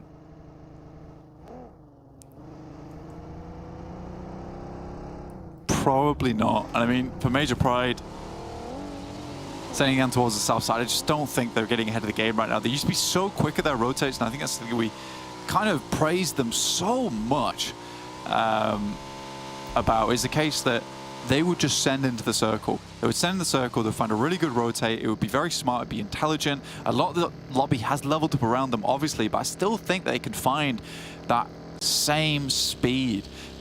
They just feel slow, man. They feel sluggish. So I'm not really sure what's going on with Major Pride, but it can't continue this way, especially right now with them being not the most amazing position, right? It's not terrible, but 7th place is not where I'd expect Major Pride to be. One of the big 3. Certainly coming into this tournament, I think most of us would have had Major Pride towards the top in our predictions of the top 3 that we gave at the start of the tournament. But then again, I had Titan in mind as well. And look where they are, 12th place right now. Is it 12th? Somewhere around that. I think they are, no, in 10th place, sorry. So pretty close to that border, but still very much underperforming expectations. Even though Titan, I would say, are not part of that big three. They were a team that we were looking at as a real firecracker, and were able to place 3rd in those overalls from the league stages. So really disappointing turn of events so far. And one of the other teams were looking to step up amongst that big three. But right now, other teams are taking over the limelight. No, I mean, the Gladiators find themselves a good spot, though, and they make this rotate very frequently. They do make this rotate and lose one player frequently, so it's kind of a miracle. And also a happy blessing that they get towards this compound with all 4 players still alive and try and play off the back of this. So they're hoping for a southern shift on this. That would be very, very good for them. VIRTUS.PRO so far, I think they've been doing quite well in the finals. I've been happy with a lot of the spots they're taking. Obviously, they're not hugely up towards the top of the rankings, but I don't think that they've made too many missteps. It's just been a case that a lot of these other teams have been quite strong around them. Circle down towards the south side, massively in the water. But we've seen this one before, and I think Gladiators are going to be really pleased with their rotate. They will look for that control over the hills that they sit in east of Los Leones. MADBULLS hard shift as well, playing a little bit closer to the coast. So potential for them to try and see this one through. To the south side of Impala, I think we've had a finish almost exactly in this area before, where the Gladiators were playing in the shack just by the road that sits in that sort of area. The MADBULLS were trying to make it work on the eastern side, but they didn't quite fill in properly. So hopefully they've adjusted on that. In the meantime, SHOCKWAVE on the north, taking a fight back and forth with VIRTUS.PRO. It's 1-1 right now on the Nox. A nade over the top from Terminus. It looks like it could be right on the money, but it's a little bit left. A long shot coming through from Elementrix on the off angle. Look all the way across on the other side of the hill. Might just be able to cover off this res for weight. Terminus goes down. Beck finds himself a nice little angle around the side there. VIRTUS.PRO obviously losing one player. This is very far up to the northern edge, so honestly, both these teams will be struggling regardless of what happened next. VIRTUS.PRO, fairly lucky they're able to get out with this one unscathed in terms of players being lost, but that does mean they can get into the circle. But it's just so much area that's already been occupied. Anyone that's kind of outside the circle now, somewhat ruined in terms of performance. You have to really fight tooth and nail to get in. Just go a little bit harder. Got to keep going faster. That's always the way in PMPL. And as we said a couple of times, quite a few times actually, that Europe is really starting to develop, to mature in its play. So you do need to keep standing up and keep developing yourselves. But this north side, very tricky to develop in its own right. VULGAR boys, front of the queue, TUNA behind it. The remnants of SHOCKWAVE and VIRTUS.PRO all looking to push in. The area actually to the east of the La Bandita crater is really quite open at the moment, but the question is, if you cross it, where do you go? Because there's so many teams already in the way. Yeah, I mean, like you say, it's just so difficult in the circle. It really is a case of just battling. You know, you're boxing against teams within the circle to try and force your way in, muscle your way in, and that requires skill. It requires you to be confident in your pushes.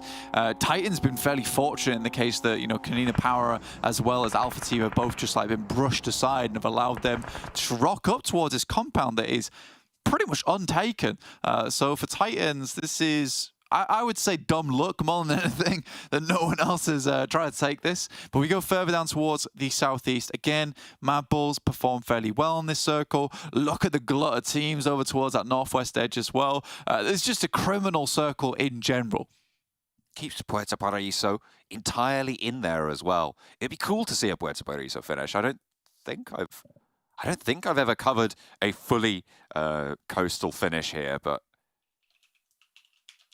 might be on the cards now. Titan losing Robs. It's unfortunate. Their dumb luck runs out. Titan down to 3. A little bit closer to the circle than some of the others, but they are still on the edge of it. And on the northern flank as well. A lot of pressure going to fall down on them.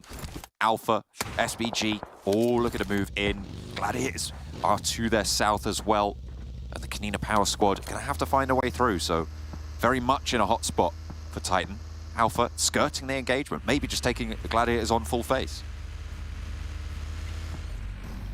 For Gladiators, they've found themselves a decent spot. Right now, Kitsune is scouting, so they don't want to get too caught up in engagements right now, and I think neither does Alpha. I think both these teams realize that they will just have to move in eventually, so it's not worth getting it into a scrap right now where they'll be easily third-partied. A lot of teams are attempting to make their way over towards that northern side. You can see VIRTUS.PRO, they were so far towards that northern edge that they're just going down towards the blue now. Ruda likely to be left behind. Takimi from VULGAR Boys similarly taking shots from NEXUS, who know they need to get in. Surprised me that NEXUS is not further down towards the south here already. Considering their start in Impala, like I said, though, they get rusty on these matches where they don't have to do too much moving. Exo finds Tresley, and that should be an easy pickup for the VULGAR Boys down to Takimi, who is further along the coast now.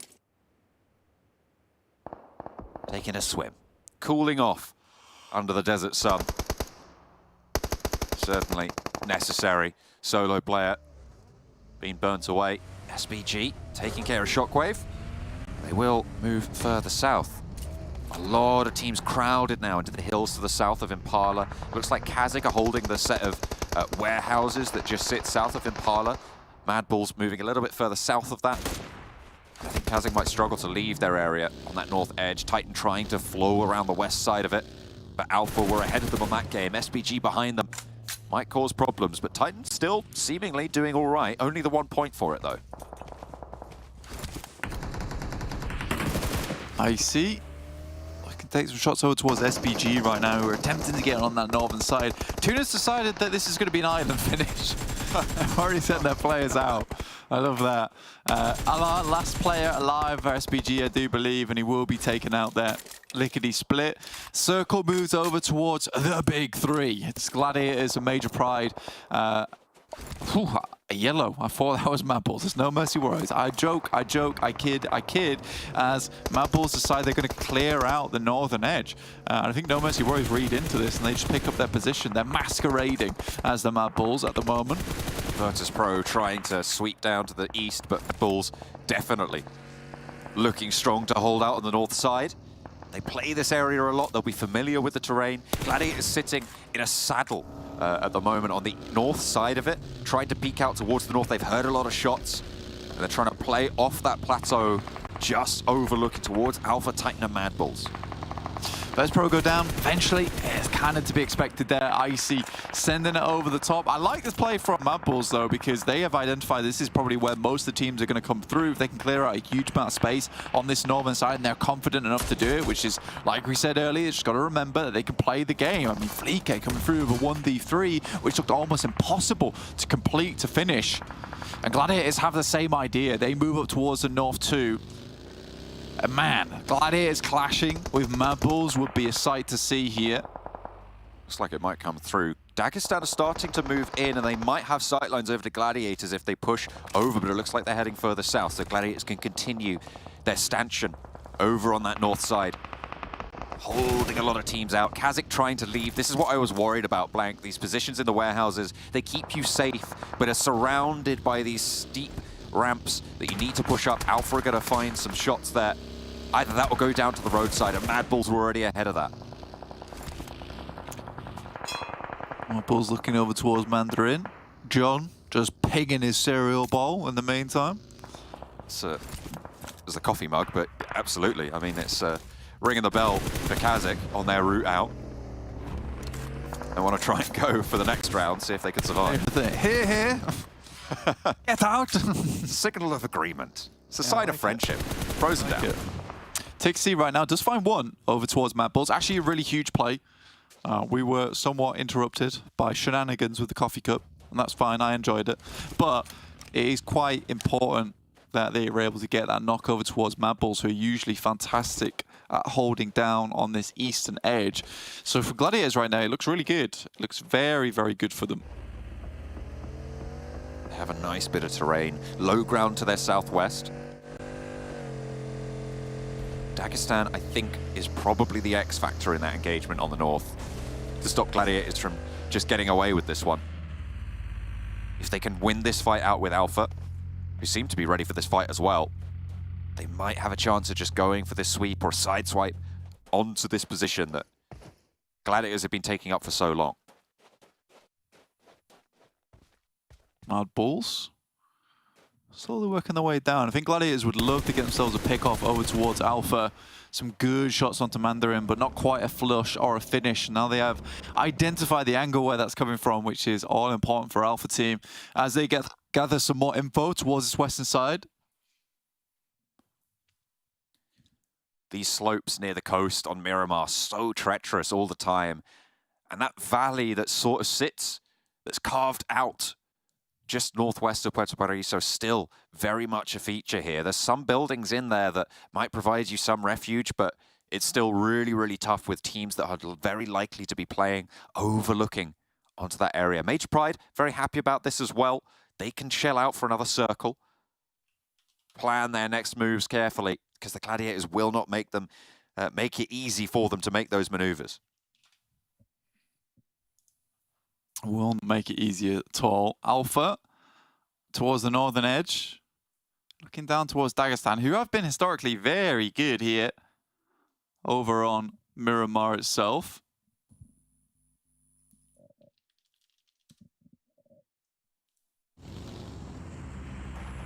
Dagestan still crunched in. They've yet to make their move. Their options somewhat limited. They might just have to go for the buildings in the middle, but Alpha really doing a lot to control their maneuver. They'll have to maybe break a little bit further south. Could take on KONINA Power if they can get the information that they are a little bit diminished playing us too. I've broken the mold. I've gone for the Gladiators. I like that spread that they've got. Yeah, again, they're going to have to come down this hillside at some point, but there's not a lot of teams around them because they already did a load of work, right? Taking down so many teams, causing punishment on that side. For Dagestan, I actually kind of like this spot on their side. They have quite a bit of control. I think Alpha team's sort of the big danger for them at the moment over towards their northern edge, which is why they're keeping Shifu and Keep behind. Trying to spot if they can find one of their rotates. Attempt to eliminate one of the players at least. If MADBULLS and Alpha push in at the same time, this could be very dangerous for the Gladiators. Tulika and Zerich hesitant to go all the way up, and rightly so. Alpha are moving to the set of buildings that sits just to the south of this little scrap. Maku, with some cover of his own, just stays safe from Reflect. But his position known now. MADBULLS might hear this. They might hear those shots start to ring out and think it's their time to shine. It's their time to either break south, try and get to some cover there, take on Major Pride, or straight up push in behind the Gladiators. I mean, pushing behind Gladiators would be pretty rough, but doable for MADBULLS. It would just be a pretty tall task.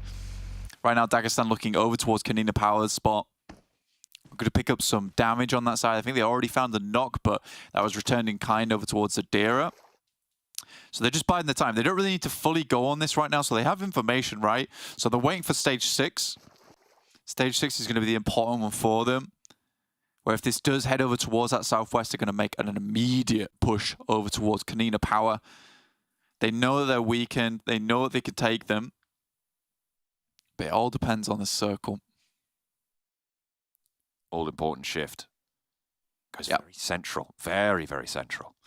I mean, this is where you would still make that push though, right? So for Dagestan, maybe still looking for potentially a pickoff on that north side towards Alpha, but don't want to let another team get in towards KONINA Power's spot right now. And I think as for, they could quite comfortably take down the 2 remaining players in that spot. Just a bit worried.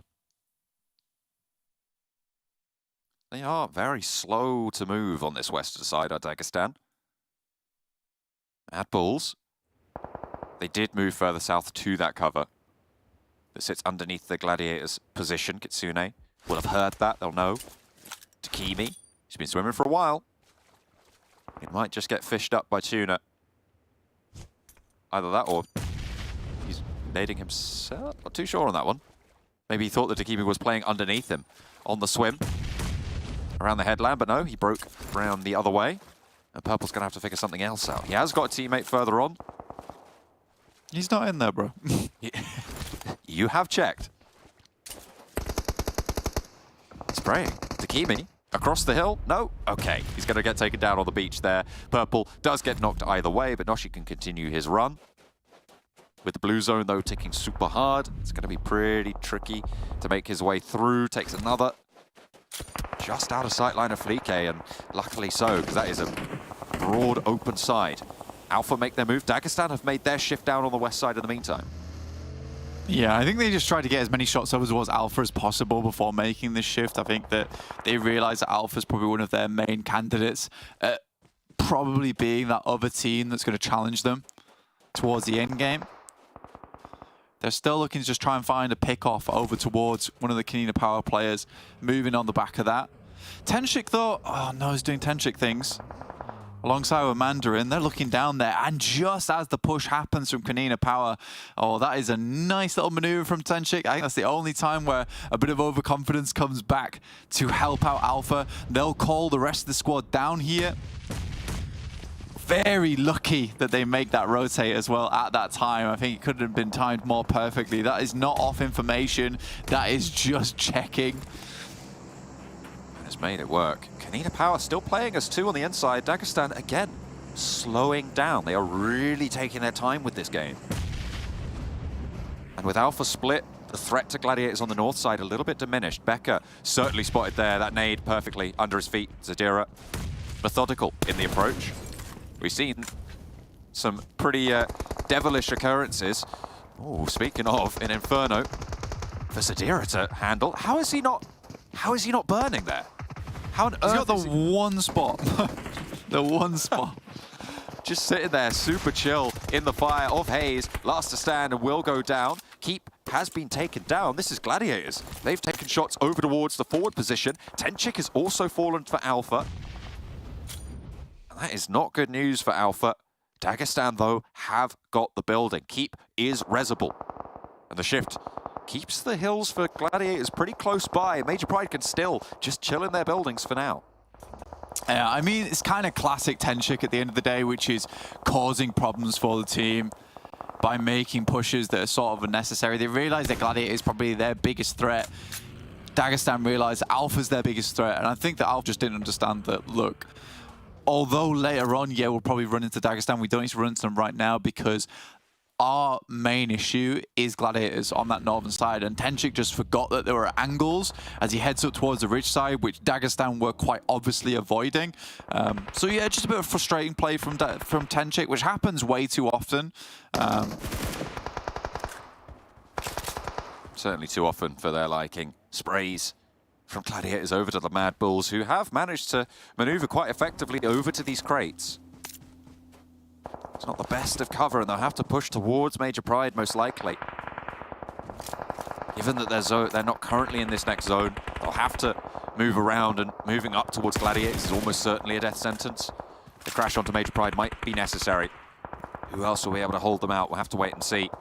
There's no Mercy Warriors, just getting cut apart in the open. To MUERTE, similar story, all trying to leave Puerto Paraíso as finally the teams have to get out of there. And it is not a fun time for them. Tulika goes down. That's a shot from MUERTE, who are one of the teams trying to find their way out. It's Corker to fall. Malloy is next. Flique might have the challenge here, but he still has roadside for Malloy to play around. Some good shots from Shifu, good angles from Dagestan as well to be taken. Alpha slowly being pulled apart here by Gladiators. Tixi will fall. And there's potential for him to get flushed. Immediately, Meku responds, though, and Alpha not in a position to push. In fact, not in any position at all as they go down completely here. Now, the edges of the circle, much more heavily populated. Dagestan, know there's a player there, know he's damaged, and they want these shots, but Matic, with the Mini 14, keep back. Limbo, oh, that's nice, actually. I think they realize if they can pen them in on this side, it's fantastic. For Dagestan, this knock comes through at the worst opportunity for Gladiators, because they're going to have to leave this point now. Lots of smoke should have to be invested early into stage 8 before the last zone kicks off. Shifu takes a big hit. And although Major Pride has sort of been quiet, they're starting to pop off just a little bit now. One player from MADBULLS will go down, and Gladiators shift their attention over towards MADBULLS, looking to clear out this area. We do have the big three and an addition from Dagestan, who has been really working their way up the ranks as of recent. Really a chance to prove themselves now. 5 eliminations so far for Dagestan. They've been through the wars, though. Might be a little bit lower on utility than perhaps they would like, but we'll have to wait and see. Be marshalling these hillsides. Now the ground that slopes down and away from Gladiators sits in front of them. Now just where they're going to have to step as well. Fortunately, no one is super close to get in that nade range just yet. Major Pride certainly looking out this way, though. They're more concerned with MADBULLS, though, in the meantime. As Naomi spots Zerich, doesn't put him down, but takes him very low.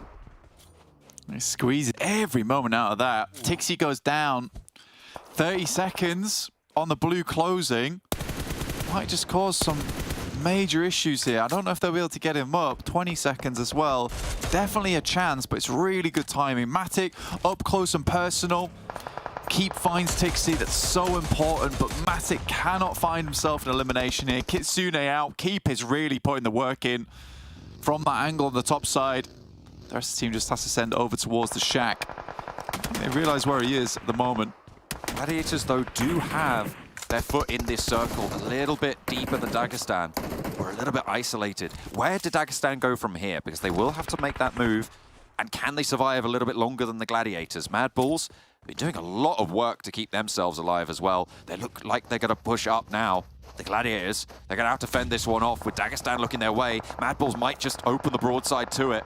Because Dagestan are certainly looking at this hillside. The shack completely occupied here. Where will the shots land? Fleeke finds Shifu. Hang on a minute, he's been flushed. Dagestan lose a player. MADBULLS still going. And Major Pride trying to break out too. He's looking for more. He's lighting them up. Nomi down and flushed. Zerich, unfortunately, sits in the blue too long, and that's 3 teams. But MADBULLS have a massive impact. Yeah, huge impact there over towards them. Realistically, Dagestan needs to get up into nade range, and they're going to send off down towards Major Pride. I like this play from them. They realize that if they can clear out this one, eliminate the sightlines coming through from Gladiators, live this game out, hopefully play on as 3, it's ideal. But Meku's sending in. This is bold. I kind of like it, though. I mean, Dagestan are on this cliffside. Matic suppressing the ridgeline with an excellent crossfire, and Dagestan most likely just going to have to drop off. This gives Matic some chance, and he will find it. Limbo is there, and there's the spray from Meku. He drops him too, and Keep is in danger now, as Dagestan might fall here and now. In the smoke, look up. You know he's there. Major Pride are lost as well, and there goes Dagestan. Meku and Matic might be able to do it all the way for Gladiators, and they take it down. Yet again, they surprise. They fight with their backs to the wall.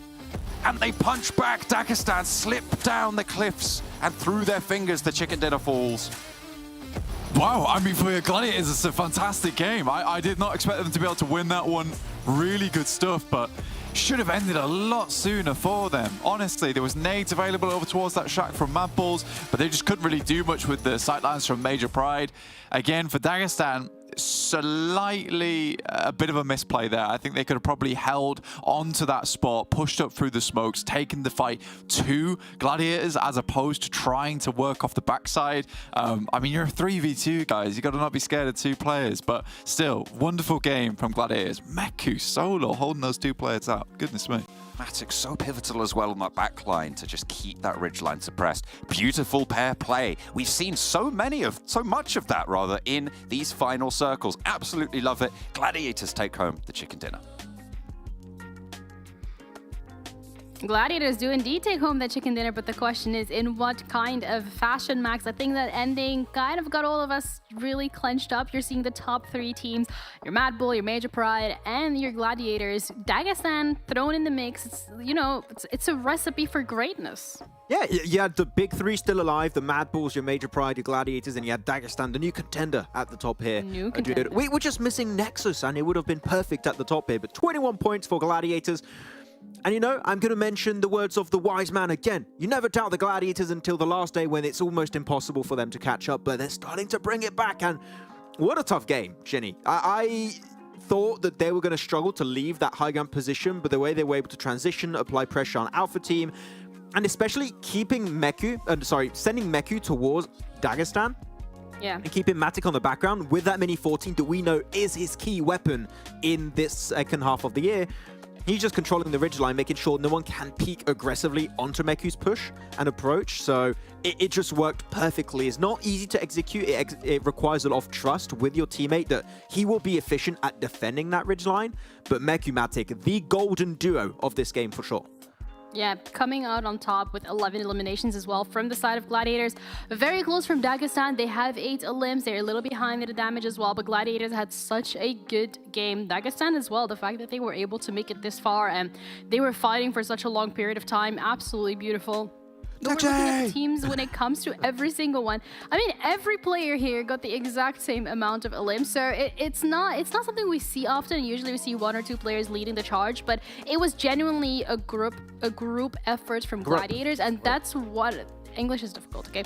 That's one of the things that we always use to praise Gladiators for, is the fact that regardless of how a game plays out, they're always so great at working together as a team. Yes, but any Tixie supremacy in the chat? Maybe. I think it's time. That he was doing really good.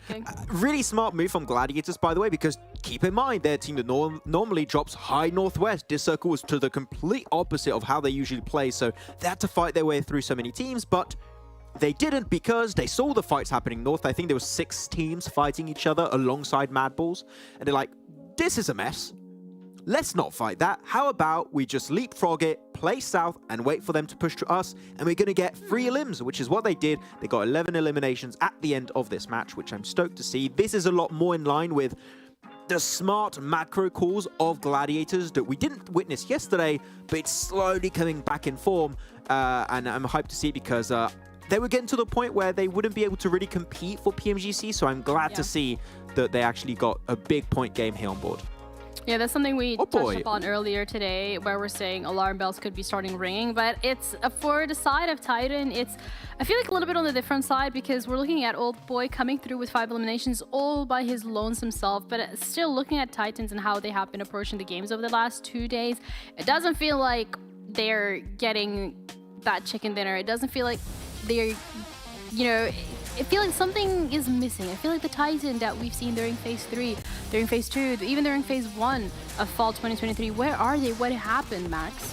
I don't know. It's a really good question, because it seemed like Phase 3, the team was feeling a little comfortable. We were seeing some good rotations. Technically, things should go better, right? Because you don't have the rotating lobbies, and it's not having that hot drop in that Minis Generalis position. You're not having that fight happening in Painan, more specifically. That's the big one versus KASIK team. So I was personally expecting with these changes in the finals for them to do even better, but it's just not happening. And right now, I believe on the leaderboards, we'll see it a bit later, but they should be in 8th position, which means they're just on the cusp, but they are the limit to entry point into the championship, which is a scary spot to be in for them. So yeah, not too sure as we go through some of the highlights. Old Boy did indeed pop off versus SBG. He's the only player that got eliminations for his team, by the way, here, Genie. So yeah, it's the team effort is not there. It's just solos. Icy sometimes Old Boy. It's very odd. We're not seeing that team synergy we witnessed sometimes in the league stage. Yeah, which sometimes you assume that team will have under lock and key and will be able to bring forward, but this time around wasn't so much the case from the side of Titan. But on the flip side of the other coin is really Dagestan, where it feels like they do get that teamwork under lock and key. They found their rhythm, they found their groove, and it's becoming increasingly difficult for teams to actually shut them out of these top 3 finishes. Yeah, until Dagestan unfortunately do not push out of that position. I think there were opportunities where they could have pushed out a little bit earlier. I think especially the fight with Alpha Team for Gladiators, when there was a bit of back and forth, they could have tried to extend their kind of control on that circle. But it is tough because you're very predictable in how you're going to leave that position, because you're low ground, and as you exit that little pocket of safety in those few buildings, you're very easy to know how you're going to rotate. So I understand why they were a bit hesitant to leave, but they had buggies. I think that when that fight breaks out, when Gladiators are starting to take casualties, that is maybe where you go for the full send it play if you really want to aim for that win. It's still a good game, but I think they could have been a bit more. I think there were maybe a few mistakes on that late game execution. Yeah. And again, being able to see these mistakes, being able to point them out, working on them for tomorrow is going to be huge because, again, it is only day 2 and the overall is not set in stone. MADBULLS managed to get themselves back up into first place. NEXUS dropping all the way down to 4th. But I think this is really highlighting, Max, how close-knit this competition is because you have one great game, you're back on first. You have one slower game, you're down to 4th. And the gap between first place and 4th place, even 5th place, isn't really that big. And I'm going to say right now, it might be a bit of an early call, but if we don't see a major comeback from Gladiators or Major Pride, haha, pun intended. Yeah, major. It's a major W. The race to PMGC is done. It needed to happen way earlier. I think that the nail is going to be put in the coffin after these next 2 matches if we do not see anything of significance from Major Pride, from Gladiators, and especially if MADBULLS are consistent, which I think right now, if MADBULLS want to play it safe, don't go for those big flashy chicken dinners. Just get a few eliminations, just get in those top 5 podium finishes, and you're going to PMGC 100% chance. So right now, unless we have insane next 2 matches, MADBULLS are going to PMGC. Yeah, and reminder, Max is saying that because he doesn't want MADBULLS to get 20 chicken dinners because then he has to do a Mickey Mouse sound. So just keep that in mind. MADBULLS get your 20 chicken dinners, okay? Thank you, Monster, for sponsoring this as we're already way past the halfway mark. We're going to be dropping into the 5th battleground of today with our casters, John and Blank. Makes you think, what could have been if it was Mickey Mouse all this time? Such a different world, I think, you know. But either way, it is going to be just the one world we're focusing on for now, and that is Sanhok. We're going over to the jungle for our next installment of these thrilling finals, as they have been a massive battle within this top 8 set, even probably all the way down to 10th place, still really very much in flux. Absolutely still in flux for a lot of these guys, a lot of these teams. It really doesn't quite feel like the usual finals of old where we'd have any team at the top just clearly ahead of everyone else. This time around, everyone's battling out for it. Everyone's looking for that win. Everyone's absolutely pumping as hard as possible. And MADBULLS consistently staying at top place despite not having the greatest of games. They are really taking this as far as they absolutely can. 153 points. 10 points ahead right now of MUERTE, and a surprise pick of Alpha Team now making it to 3rd place, 143 points.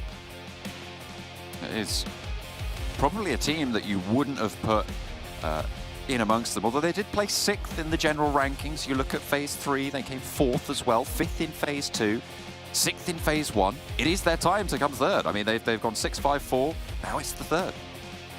That's right. They're just going to keep heading it up, getting closer and closer towards top side. And I kind of was a little bit curious about Alpha Team overall because, you know, back in the day, Sly, Europe, they were really good on that team as a breakout squad, looking to hit some big numbers, get themselves into some better positions. And I think overall, Alpha Team has improved a lot during this tournament. It felt weird because I think when they were under Sly Europe, they performed a lot better in spring. And finally, we're starting to see that same kind of firepower. And I think that kind of just comes off the back of a case that in spring, I think it was a slightly easier lobby. I think fall for PMPL EU has been unbelievably hard in terms of the amount of talent we've got in this lobby, in this roster. We get a nice little Northwest circle here, fairly confirmed over towards the Northwest Island as well, I would say. I think there's still a chance to head a little bit over towards the eastern side, but the amount of water that's still in here, likely to center up over towards the Northwest Island. So for Gladiators,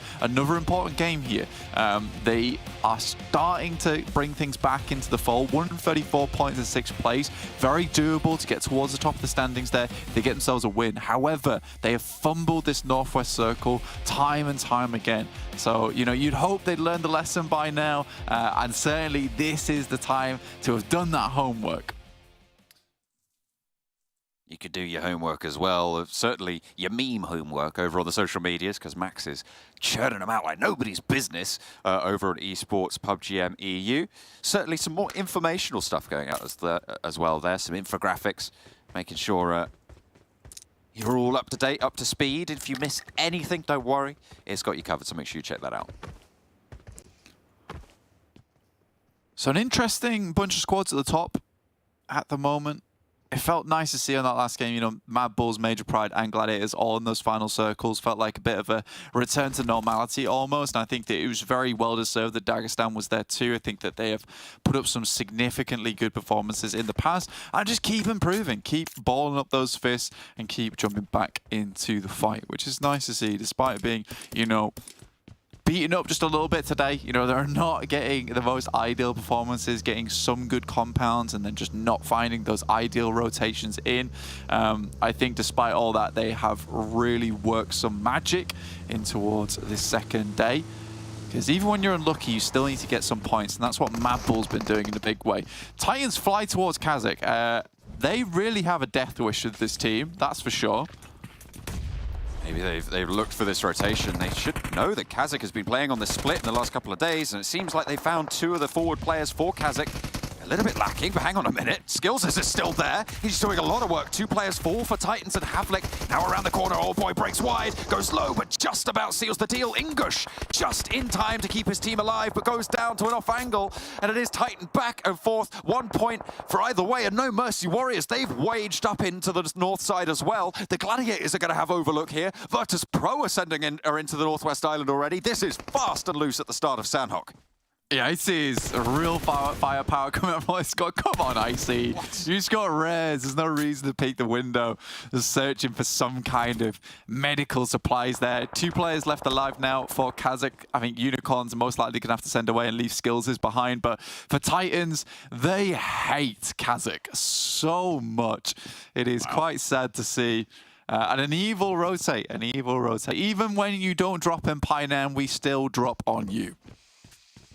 It's just because Titan came third in the TDM tournament and because KASIK came first. That's what's happened. They're just really miffed. Unicorn in a 1 versus 4 against No Mercy Warriors. Nade in hand. A knock or two. Good start to it, but gotta think it's just so unlikely for this player to be able to pull this off. Aztec moves forwards first. Unicorn has the nade and Molotov. The burn is on shore, but he's managed to find the first knock that he needs. Dripping down his health bar, though, and Unicorn just will be lit up by the DBS in due course. And Aztec will get rezzed. No Mercy Warriors play on us 4, KASIK, none. Look at that. Titans back up to full force as well. Not quite got the stims online just yet. Get themselves back up to full HP, but regardless, great start from them. Not a rotation that I expected or saw coming, yet very successful. And I think a lot of the teams are seeing the same sentiment. This is most likely going to be a Northwest Island finish, particularly with the amount of circle that is in the water. MADBULLS looking up towards the Gladiators, who are a little bit split at the moment. Meku, after his crazy plays last game, looking to potentially hold them off, but this is quite a difficult task. He finds Fleeke as he tries to rotate in. He's doing fairly decently on his lonesome. Sees that nade explode right next to him. He's like, oh, hang on a minute, need to get away. But it is the threat from TUNA that spots him out. The Gladiators, they left Kitsune back to have oversight on the Titan KASIK fight with No Mercy Warriors involved as well. And now they're playing really, as you said, very split. It is a bad time for Matic and Tixi in the valley between the MADBULLS and TUNA.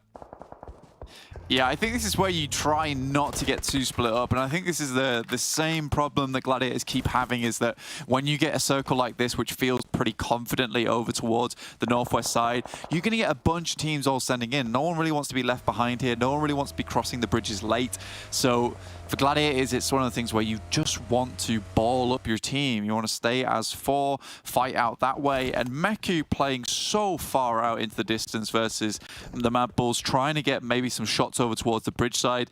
You can respect it, you can understand the thought process behind it, but it's dangerous. And when you're just so close, getting up towards the podium, it's not massively worth it to be taking these risks.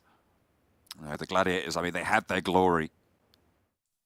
We've seen what they can do with 4 players towards the late. We've seen what they can do with 2. Now it's their time for 3. You know, we're looking for that triple as they regroup on that high ground. This is where they should have been a lot earlier. But we're over further north to Shockwave and Hatim. That we are. And I mean, either way, this is still Northwest Ireland, right? Likely going to drop over towards that compound that sits over towards the eastern side, which currently No Mercy Warriors are going to try and pick up. Really strong compound as well. Teams might even want to head up towards the compound that Dagestan was playing before. They're very far behind, just behind Major Pride here on the hillside. They've taken some shots, so looks like a little fight went down in the meantime. But yeah, it's Titans that are able to take up that spot. But Old Boy will get knocked in the process. Not great news on that push, but it looks like they are in cover enough to find that shot. Gladiators haven't moved to the hill that sits northeast of the top of that mountain. They played there before on a similar sort of circle. Didn't have the best of luck, but they certainly had the time to play around with it. Alpha trying to skirt under those foothills. Titan still there on the border of Hutton. And Old Boy hasn't been rezzed. Leave him alone. I mean, it's difficult to get over towards him. You know that the crossing there towards that building is not easy. Havlic's going to try and make a run for it now. Does get in off the back of the reload. Good stuff. Nice nade from MADBULLS, though. Does a huge amount of damage over towards MUERTE. Continuing to pressure Furia and Malloy. 2 nade specialists on MUERTE's roster. They've got that. Their Suvat equations down. They know all about the parabolas. Arcing their nades perfectly when they're given the opportunity. Corker behind the vehicle, slipping slowly down the hill. Listing lazily to the left, but Tulika has a nade of his own, but that's what we're talking about. Malloy dunks it on him. Nice play there. I'll give them more time, and I think time is really what they're buying for the rest of the team to get into a better position. It's not ideal to be playing on this coastal side. Milky Way will also go down to Pilehouse as he attempts to push further over the edge there. Likely that Milky Way should be able to get away from this. Depends if MADBULLS want to take another peek over the top side, in which case you can see here that the players are going to have to make sure they look over towards him. Ooh, he's trying to bait out the shots here. I mean, it's smart, but Zerich isn't really falling for it. He is just on the right side of the ridgeline. I think he's spotted him now. Just tap it away. Yeah, Milky Way's down. A bold idea to maybe make that work, but really was doomed from the start. Tulika still down in the meantime for the MADBULLS. There's a little bit of an isolated fight between MUERTE and MADBULLS on that northwestern edge, right towards the water as well. NEXUS looking to mount up for their cross. They're still on that eastern island. In fact, 3 teams still over on that mainland. You've got NEXUS on the bridge mouth. You've got SBG behind them over towards the road in this compound here, needing to move a little bit uphill. And KONINA Power further over towards Cow on the northeast side. All of them very much hoping to cross. The circle could still favor them. It could still go over to those curved rice fields that EXO sits on right now, but highly unlikely. It's sort of sad as well for MUERTE because I think Milky Way didn't go for the old 360 rotate down the hill. If he just constantly crawled all the way down, he might have made it there. Sad, but it will be MUERTE carrying on with just 3 players. Circle moves over towards that eastern side. Gladiator still on a bit of a wide split, trying to control the island hilltop with TUNA underneath them. Dagestan do actually, in fact, make it to the southern compound, so not a bad rotate from them at all. And I think that they're very good at finding these little openings on the map. It's not ideal in terms of positioning. They would have rather been far towards that north side, and it's typically a rotate that they would have been able to make if this was less determined over towards the northwest side. They've won from that position before, but that came at the cost of the circle being, I think, towards the center of the river, right, where it wasn't sure where it was going, which gave a lot more time for teams that are on the outer edges to get positioned up into a rotational position. This time around, everyone's just barreled their way in. Closest will find themselves the success. I want to talk about what VIRTUS.PRO have just done. They sent in from the northwest side near Hutton and went straight to the hill to the northeast of the mountain. And have control over the edge of it as well. Looks like they might be playing under the cliff just now, but they certainly had all the control they needed to go for that. And that is a really important spot in this next circle. A lot of control over the ground to the north side. The MADBULLS In the meantime, over on the northwest, still resurge from the water. They all seem to go for a cliff dive, and MUERTE baited in with a false sense of security, left now just with Malloy. Yeah, that's not ideal at all. Malloy will have to carry on by himself, just going to send in. But MUERTE, who's so far up the rankings, you know, a pretty sad loss like this on a map where, you know, their playstyle kind of leads into it, right? They're pretty scrappy. Malloy moves up towards Pylaus. He knew this team was here and he just has to battle for it. Looks for the shots, and it's the auto shotgun. We'll find Pylaus and sit him down. You said it's a sad loss. It's not a loss just yet. They can get a couple more points on board. Won't be the end of the world. Major Pride will not be so lucky, though, as they will lose their last player, go down 15th place. Yeah, dagger strikes over towards Major Pride. It will be pretty apocalyptic for them.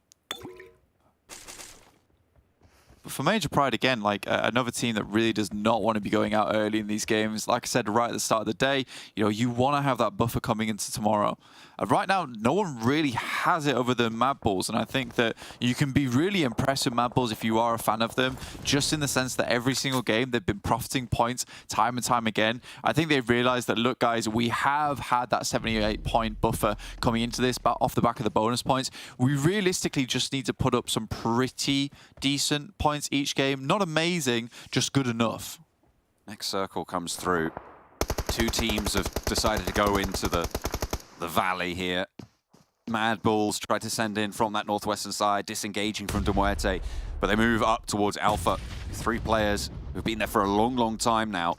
2 of them forwards in this spot, but only one MADBULL to deal with now. 2 look at half HP, looking for some heals to come on through. No one looking down on them just yet. The Gladiators are going to move forwards in just a moment. VIRTUS.PRO have been holding on their position for quite a while now, and it's a really important position still, just to the northeast of this valley, as the MADBULLS are swept aside. Yeah, they've got a couple of players up top, and then one player underneath, just supporting the run out when they eventually will have to leave, or if they have to leave at all, because it might still move down towards that south side. So they're just kind of keeping all bases covered. So it's pretty decent play from VIRTUS.PRO. Could be the move for them. The drop down could be all important in the open ground. SPG with just SNOWX looking to pop that heal. And the Gladiators move over to the top of the hill. They spot VIRTUS.PRO. They're looking for those flushes. Seems like, was it VIRTUS.PRO who were taking shots down towards Gladiators when they were in the same position? I'm not entirely sure if it was, but it feels like it might have been. It was someone, certainly. It might have been Titan taking shots from that high ground position. So it is a little bit vulnerable, but there are trees that really cover off the vision for VIRTUS.PRO's position to Gladiators' high ground. So that's what they'll be relying on. MADBULLS, so you can see them taking shots over towards Alpha. MADBULLS did finally leave the game, though, as Mandarin was able to get a bit more damage done. 2 players instantly flushed away. Tulika was last. NEXUS getting across this bridge. They have just been moving and moving and moving slowly. This is kind of where they thrive. It seems like they're moving a little bit too slow whenever you watch this sort of style, but they just make it work. Every single time I've seen this from them in these sort of phase 4, 5, 6 circles, they have come through and had a decent game on board. So hopefully NEXUS are going to be able to cross, because they've already got their foot forwards. Dagestan rolling up and into VIRTUS.PRO. Think better of it. I think they lose one and just sail straight on by. They'll take the loss and they'll move back. Yeah, not particularly worth it for them. Circle moves into Hatin, and there's realistically not a lot of teams in this area. I mean, Shockwave's over here, but they've got 3 players holding out on that eastern edge. NEXUS is still dealing with the No Mercy Warriors, who've moved Aztec up. Kapahala goes down, but easily resable, I would say.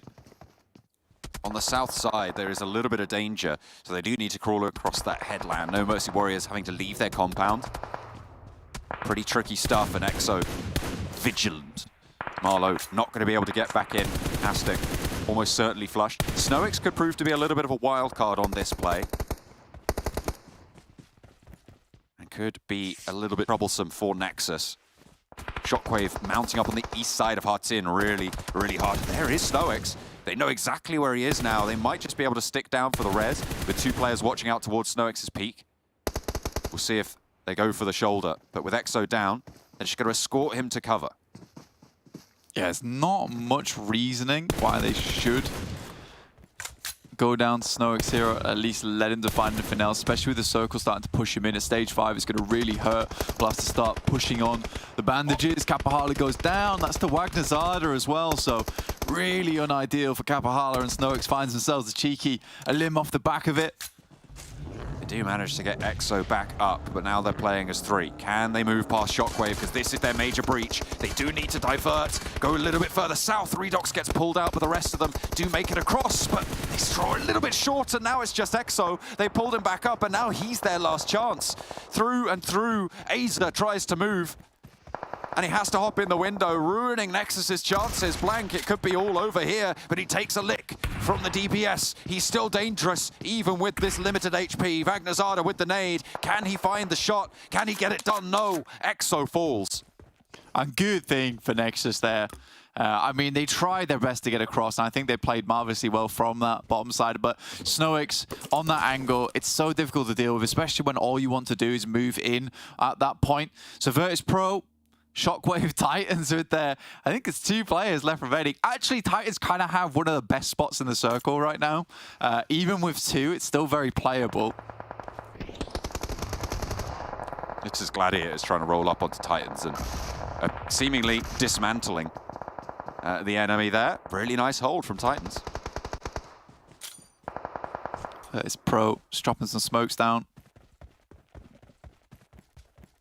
Again, they have to leave too. But yeah, the thing is with Titans compound, even with 2 players, the problem for most of these teams is just open area in this spot that you have to rotate through. Even Shockwave is struggling. They will be able to move west into the western portion of Hattin, still have some cover from there. But if we move further down towards the south, again, even though Shockwave got 3 players, Titans can quite easily get some really good shutdowns onto a lot of these teams.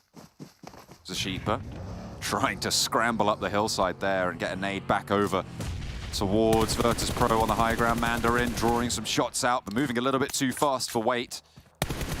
Will have potential to take some shots back. Wait is found by Shockwave. Over across the way, and that is the high ground position for VIRTUS.PRO taken down. Can Titans just keep this going? Yeah, I mean, it's fairly simple business for them. They also got the DBSs in play. The issue for Titans is that there's not great sight lines up towards the northern side of Hattin for them. So they have to be very careful. I'm surprised that VIRTUS.PRO has been able to get so far up towards this compound. 2 players left remaining. Malloy looking to steal some limbs of his own. And you're right, you know, it wasn't all over for MUERTE. They managed to get Malloy very far into this game. Woo! That jump out from Robs, though. That was so timely. Hey! I don't like in the vehicle. He jumped in the vehicle out the side. So absolutely amazing dodge over towards the Molotov into a quick switch in the car to get away from the spray. That is skill. It is certainly impressive, but Mandarin bombed out by VIRTUS.PRO. Some quite diminished teams here. We're into the last 5. Shockwave yet to leave Hattin, but Malloy's still on that corner. You give the man an aid, and he'll show you a chicken dinner. Oh, what is the circle? I don't think we see many circles like this. Usually we'll see a circle that kind of focuses on one team, but this one is grim. It will be just Icy left remaining, I believe now. No real chance of getting Robs back up again. Probably a Shockwave win here. Malloy's been spotted. I mean, you might have to eat your words here, because they're getting strafed by Icy. Wagner Zada, in the meantime, as Malloy chews them up with the auto shotty down the alley as well. Aza, the last to stand for Shockwave. They're 1 player now to keep them alive with the blue zone just tickling him. He needs to be perfect on these peaks. Aza breaches wide, and he takes him down. Malloy, run for the circle. It's all you've got. Noshi needs to step out, and he sees the break, and he shuts it down just at the end. VIRTUS.PRO might be able to cross here now. Titan with 1 player left standing. It's Icy. VIRTUS.PRO down on their luck. The blue zone pushing. Yeah, sort of unacceptable Shockwave. You got 1 dude to deal with. Could have dealt with him so much earlier. I think if you're Shockwave in Hattin, you have to clear out the entirety of Hattin before the circle moves away from it. And they had time to do that on the western side. They just opted to see if they could find some cheeky picks outside of Hattin, which is not the play, not the move. Ruda finds Icy. And now just 2 teams left remaining. Noshi might be big. It's 1 nade he's got. See if it's worth anything. Didn't get the change. And a Molotov now at his disposal. Crawling around, maybe a little bit unknown. But if VP have utility, if they can drop a nade or a smoke or 2, isolate areas with Molotovs, they can play off this numbers advantage. They should know where he is. It seems like Ruda, certainly. In the right direction. Only that stun. He launches it wide, and there's the Molotov from Noshi. Doesn't tag. And they're in the dirt once more. I mean, the Molotov is sent a little bit further towards the edge of the blue. Might have been decent there, causing them to stand up, and he could play off the back of that. But yeah, with the 2 versus 1, you have to be so slick with it here if you're Noshi. Standing up, I think they spotted him. They know he's in the grass somewhere. It will be VIRTUS.PRO. Finally, just about taking down the final TUNA. And VIRTUS.PRO with a chicken dinner. Playing from that northeast hill off the mountain, a really solid spot. They held it down, but their exit was really what was admirable from VIRTUS.PRO. To be able to get out of that position, to be able to transition into these final circles, really well played. I mean, they missed practically the first 2 sprays onto your lad of Noshi on TUNA, so there was a chance there for him to actually get the win, back. But yeah, a really interesting game, very difficult to call, especially when it goes over towards that western side. It's unfortunate for Titans. Really nice play, though, from VIRTUS.PRO to clear them out, because if that doesn't happen, then Titans likely have a really strong chance at the game. To MUERTE as well, claiming even more points for their run towards the top side of the tables, because, wow, Malloy, once again, I said it was over like 5 circles ago. It just certainly wasn't. You never count him out, not quite. Although, you probably should have. SHOCKWAVE really missed a beat there, goodness me. But it was VIRTUS.PRO able to descend from the hilltop and make things work for them with a chicken dinner. All right, Max, with that win from VIRTUS.PRO, it does feel like almost every single team that we've pointed out earlier today that we said we want them to show up, we want them to have a great day, we want them to at least have 1 chicken dinner, has ticked it off. So, look, yeah, great. Super. For VIRTUS.PRO, it was going to happen eventually, because I think we've had this circle throughout the league stage 3 or 4 times, and every time, I remember me, I think Kalaris and the casters mentioned, like, okay, they currently have the best opportunity to win this game because they have access to a strong position, they can play that hilltop, obliterate all the teams to rotate late and have a good information base on how they're going to transition later on into the game. And they've learnt, finally, that they can win from this position. So I'm stoked that they actually get themselves a strong finish on this kind of terrain on the northwestern island. 20 points to boot on this match and our last Sanhok of the day. So yeah, stoked to see it and good from Titan. Even though I know I'm going to be right onto a negative point. Sure, Titan, congrats, get himself a top 3. They get 8 eliminations. It is still not the Titan games I want to see, Ginny, where they go for central position as 2 and just hope for the circle to come their way. I want to see the fragging out, the just big pop-offs of Titan we saw sometimes in the league stage, but this is just still fragments of what I really want to see from Titan. Yeah, and it's about time that we see at least something from Titan, because it is closing in. As you said, we only have 1 more map left today, and then tomorrow is the final day of the finals, which is already going by so quickly. Dagestan not having the hottest game themselves, and neither is Major Pride or MADBULLS, and I think for Major Pride and MADBULLS specifically, that is a little bit concerning, more so Major Pride, because MADBULLS have built themselves that cushion, they've built themselves that opportunity to be able to afford some of these days, which are a little bit on the slower side. It's been 2 days in a row now, but even with slower side on the games, they still got a chicken dinner yesterday, so anything can happen. We still have 1 more map left, you know, can't count them out just yet. But Gladiators, another team on the top 3 that we touched upon today, Max, and it feels like they are here and there making a little bit of a comeback, but not as explosive as maybe we wanted it to be. I still believe when it comes to playing on these northwestern island finishes on Sanhok, they still tend to hold that mountaintop a little bit too long, and then they're kind of locking themselves in only one playing opportunity, which is going downhill, and you're going to be very predictable and you're going to get picked up that way. I still want them to understand, is not a huge amount of value in holding this position for as long as they actually do. So I hope we're going to see that change eventually. Though looking at the top damage dealers of this previous game, good on Shockwave, clearing Nexus, defending a large portion of Hatton for as long as they actually did. Props to them. But no props to them, Ginny, for losing a 1v3 versus Molloy. Like, that should not happen. Sure, he's got himself that shotty, which is a pain to deal with, but that should not happen in 1,000 years. And yet, Shockwave just got completely upset. They could have won that game if they win that fight maybe a bit earlier, but it was just not meant to be. It was not meant to be, indeed. And we're looking at the side of VIRTUS.PRO, and for them, it was meant to be. You have Elementrix, you have Ruder, both 4 elims each, which was a really great position for them. Waiting back, maybe not as much in terms of the eliminations, but at the end of the day, it is going to be a team effort, and you need every single member to be able to contribute something, and they have. And for VIRTUS.PRO to be able to get that chicken dinner, I'm really looking forward to see how that would actually impact them in terms of the overall standings. Where does that place them? Are they 8th? Are they at the bottom? But as well, seeing them here in the finals really come to life, that is really promising for me.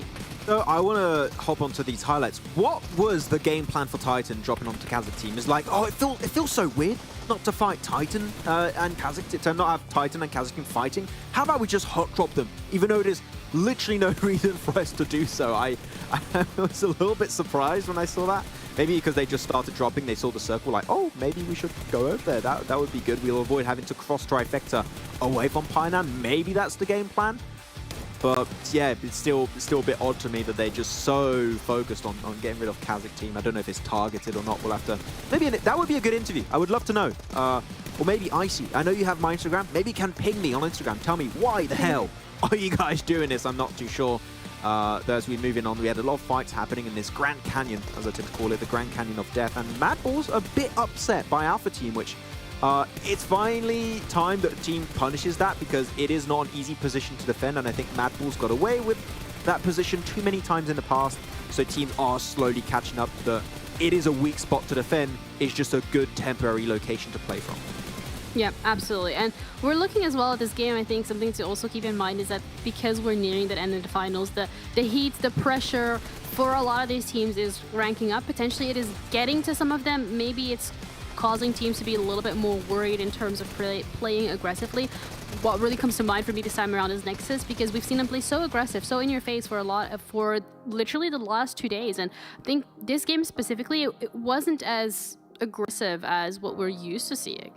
It's been a rough circle. I've said this for yesterday's games too. They've just been able to weather the storm in some way, but these circles are not in favor of NEXUS. They had to cross the bridge. Yeah. There was team waiting on the other side. There was SPG getting involved. Aztec also from No Mercy Warriors. Shockwave, the one on the outer skirts of Hatton on the eastern edge. It's just so many things kind of going against them.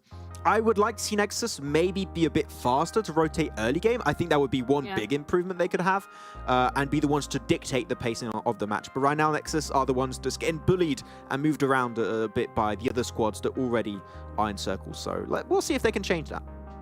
Yeah, we're going to have to wait and see how that's going to be played out. And fortunately for us, we're going to have one more map to do so, which will then impact how the end of the day is going to be looking. But as for now, MADBULLS are still sitting on the top. Those 75 bonus points here, Max, really, really coming in clutch, because you're looking at the gap between them and, say, the likes of NEXUS Gaming. It's only 9 points between them and 4th place. So this next map could genuinely be the difference between MADBULLS holding on for first or actually dropping even further lower on that table. Yeah, we're not having a repeat of the league stage where MADBULLS have a 60-point lead or something like that. No, one good game from any of these teams, then they're back in a race. They're competing at the top, in the top 3, maybe trying to overtake MADBULLS. But though one surprise, we've highlighted so many teams like your Dagestan, your Nexus, but Alpha Team here, Ginny. Yeah. So, especially on the elimination front, they are popping off. They're looking so good. And there's been some clear redemption moments from individuals. I think Mandarin, in particular, today has been good for me. Tenshik has been creating these dangerous situations that have been highlighted by John and Blank a few times. But yeah, I'm glad with Alpha Team, and I wonder if they can maintain that top 2 spot until the very end. Yeah, we're going to have to wait and see. Their consistency has been nothing shy of greatness, but also make sure, guys, that there is a survey. Will be pinned in a chat. Feel free to fill it out whenever you have time to do so. But for us, we're going to be sending it over to our casters to walk us through the final map of the second day of finals. So John and Blank, do your thing. We certainly will. One more match today on the cards. Back over to Erangel. That top 8 page, it looks pretty good, Blank. I feel like this is a good set of teams that I would be very happy to represent Europe over in the championship. Yeah, 100%, man. I would definitely agree with you. I think that right now, where we've got on the stats page, it could switch up a little bit, but for the top 8, sorry, all of them are very good teams going into the championships. I don't think there's a single team there that I would say is bad by any stretch of the word. So I do think every single one of these, I would like to see them go through in the top 8. Kind of interchangeable of where they'll end up, but I'm very excited for Champs because I think we'll be bringing a really stacked roster to go up versus Turkey and see what they can bring to the table as well. Definitely a fearsome sight for the Turkish competitors. I'm sure they'll be worried.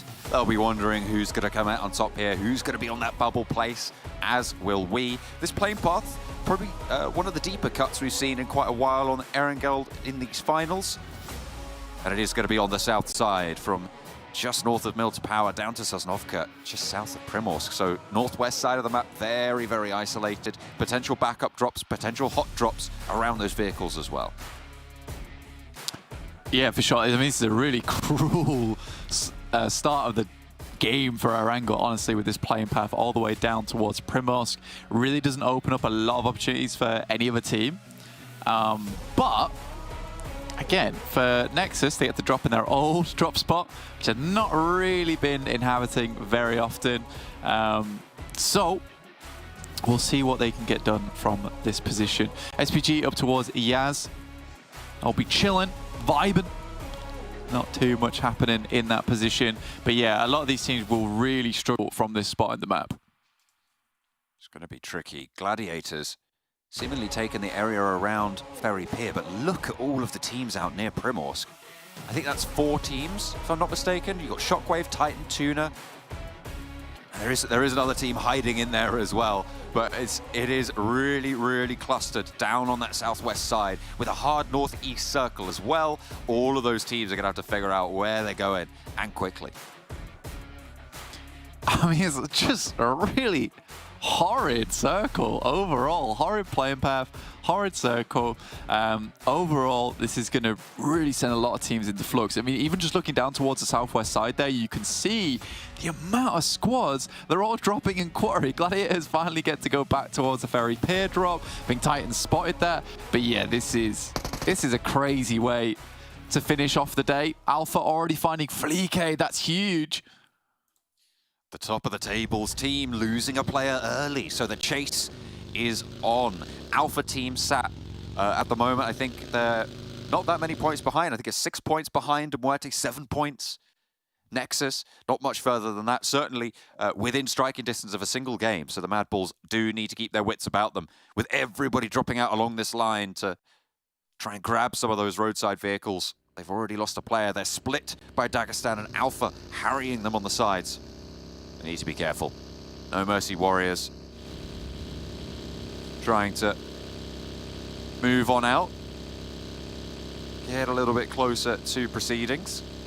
Shockwave broke out of that southwest side. Both of these teams were in this Primorsk glut. Shockwave moving a little bit further west than No Mercy Warriors, but both of them moving up along this side. Potential visitors to Georgopol. You can very reasonably move up and actually just go fully have a loot phase in George, north or south, for these two teams. Sure, that's what they're looking at, to try and take control, unless they stop short for a scrap. But with no weapons on Scars, I don't think that's really an option for them. Not really. They're just going to have to get out of there as quickly as possible. Again, I think No Mercy Warriors will be heading up towards North George, so Shockwave should be able to loot up Hospital and/or crates. No big deal. 2 teams in Sosnovka, your Vulgar Boys and Novo, KONINA Power holding up Sosnovka military base itself. But yeah, a very interesting game. I mean, this is going to cause so many rotational difficulties for these teams. Not like to see a huge amount of teams getting in towards the circle until stage 2. Not because they don't want to be there, but because they've got to loot first. They've got to get some gear on board. So yeah, not easy at all. It's interesting that Wobbly would chase down the guys from Shockwave. Maybe just trying to identify where landing, right? I think that's fair play. He's also zoned off a lot of the prime loot spots as well for them. It's going to force Shockwave to potentially even go over to Severny on this drop, because they do absolutely need loot. Scar's still with nothing in the bag. Yeah, I mean, for Shockwave, they could have dropped in crates, moves to Severny afterwards, but again, Severny being their original drop spot anyway, I don't think they're too put out by this. They're quite happy to head up towards that position. It is interesting, though. I think if I was Shockwave, I'd much rather just loot crates and then send towards Severny later. But I guess if they can get a nice central position towards the first zone on a drop spot that they know isn't taken because it is theirs, respect. Yeah, they'll take that. They'll take that. I mean, they'll know those rotations out as well a lot better and a lot cleaner than the spots from crates, where they would be moving into a lot of teams who are moving from that Rozhok area, from that Pachinki area, that would guard them out, that normally they would be on top of. So they'll be more familiar with the ground, and I don't think you can discount that as a major factor in how you play circles and in how times progress when you are playing with a little bit more familiarity. So hopefully Shockwave will be able to use that as a boon to them. Major Pride crossing a little bit further west of Rozhok and close to KASIK. Everyone just starting to try and get a little bit further into the circle. Again, we have a very central meta in EU at the moment, so I think a lot more teams are trying to get towards the circle itself. You can see Black White, he's got a couple of nades, level 1 vest, level 2 helmet, so it's not horrible loot that he's working with. And does manage to get a little bit further in, refills the gas tank as well. Understands this car is going to probably have to take him for the rest of the game. Keeping it topped up, keeping it nice and healthy. Again, just refueling. Making sure that they are plentiful in their supplies. These buggies lined up all in a row for Alpha on this position, on this compound. Could be very, very strong for them. They have a lot of control over the bridge crossing from Yas, from that area of the map as well. So good news for Alpha if they want to keep that chase going towards the MADBULLS. Remember, they are in second place, Blank. They are 6 points behind. So if they can get deep into this game with MADBULLS already losing a player, Alpha certainly a little bit closer. It's really interesting. I mean, this circle does throw everything into the air, right? So looking just even at those standings right now, a lot can change just off the back of this. And it will make tomorrow even more curious, because this ends up just being teams that we kind of expected to have like a pretty good game on a fair map, like Erangel. Suddenly they get put out by this. You know, it definitely makes things a bit scary for tomorrow. Like you're saying, Alpha currently in second place. They found a decent position within the circle, holding out towards the bridge side. It is a bit more risky because there's going to be a lot of teams in this area. But they're only 1 point ahead of MUERTE, I believe, with 150 to 151. With Alpha's single elimination point this game, they have doubled their lead over MUERTE. Huge. Like, it's 152 Massive. to 150 now, so that point swing. I mean, to be fair, could be all important. We spoke a lot about how bonus points, 1 or 2 extra points can really make a difference. Same story here, especially with the tables as in flux as they are. Stage 2 just about to hit here, so for Gladiators, it's actually not a bad thing that they're currently rotating in, because they'll be going at pretty top speeds, right? They're not having to get up and get gone. They're not starting from a compound, so they'll just be able to breeze straight through to wherever the stage actually ends up dropping, which is going to happen right now. And they are happy with that. That's right over towards their side. Please. Huge amount of teams on the east, all just crammed together like sardines in a can, or tuna in a can, because we've got that over there as well. Me too, although I feel like they mash up tuna before they put it in the can. So they're trying to be a little bit more sardine than tuna at this stage for these. I want to go in whole. I want all of my players. I must be a single unit, a distinct entity amongst all the other distinct entities in the middle of the circle. That's not going to be possible for everyone. There will be some mashed tuna, I'm sure, create the trimmings to the sardines in the middle. Yeah, so many teams just looking for a decent compound now to work with. It's VULGAR, Dagestan, NEXUS, KONINA Power, TUNA, Titans, No Mercy Warriors, all still outside of the circle itself. So 6 out of our 16 teams not quite made it in yet.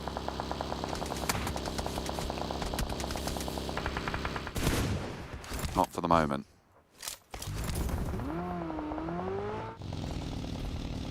Corker for MUERTE, skirting shooting range with the rest of them.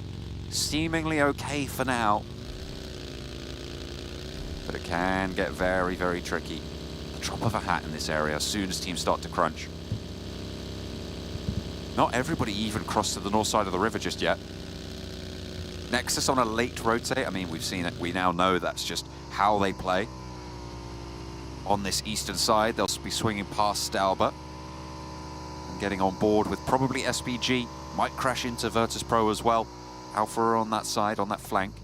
We'll see if they're able to move past that. KONINA Power looking about up near that Rozhok crossing at the moment. Dagestan a little bit further south near apartments and school, with VULGAR boys crossing to the east of Rozhok now. Gladiators are pretty lucky, and I think that they have to translate this luck into success now with that shift on the circle over towards the west.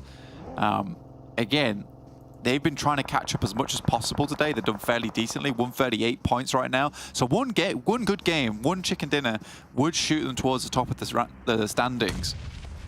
So that's what they're looking for with this compound they're currently holding. No Mercy Warriors attempting to get onto this position, try and wrestle it off their hands. 19 points is the gap between the Gladiators and the MADBULLS at the moment. Alpha as well, very much within striking distance. So the Gladiators, they definitely can pull it off, but Tixi needs this heal before Astic jumps in. The DBS is there. And he's already on the upstairs. The rest of No Mercy Warriors moving in fast, and the Gladiators not grouped up enough to go for a full force rebuff here. Tixi could eat the nade, sees the cook on the windowsill, and catches one of his own. He banks it wrong. Oh, that's disaster for Marlow. No Mercy Warriors just lost their foothold, but they do trade off onto Meku. Kitsune wants to move forwards, wants to step out and go for this flush. Matic has been spotted and flushed as well in the meantime. The Gladiators are flagging. How on earth did they manage to turn this around? No Mercy Warriors doing work here against a high ground position for Gladiators. They will not see that success. Yeah, 2 of their players already down. I think, to be honest with you, Tixi had a really cool position, but Marlow was a little bit too wise to it. Assumed there might be a player behind there. We'll just take him down. I think Gladiators, that's it. Might just be done. Kitsune has to do something unreal to try and clean up this engagement, but he's so low, will go down. And Gladiators, from a strong position, go down to one of the lowest ranking squads in the lobby. The lowest. That's gotta feel bad. It's not a good time. They were just too split to deal with that pressure. They even had a fantastic opening with No Mercy Warriors knocking themselves. But it just was not to be. They didn't have that strength. KONINA Power in the meantime have moved in the hills underneath this position.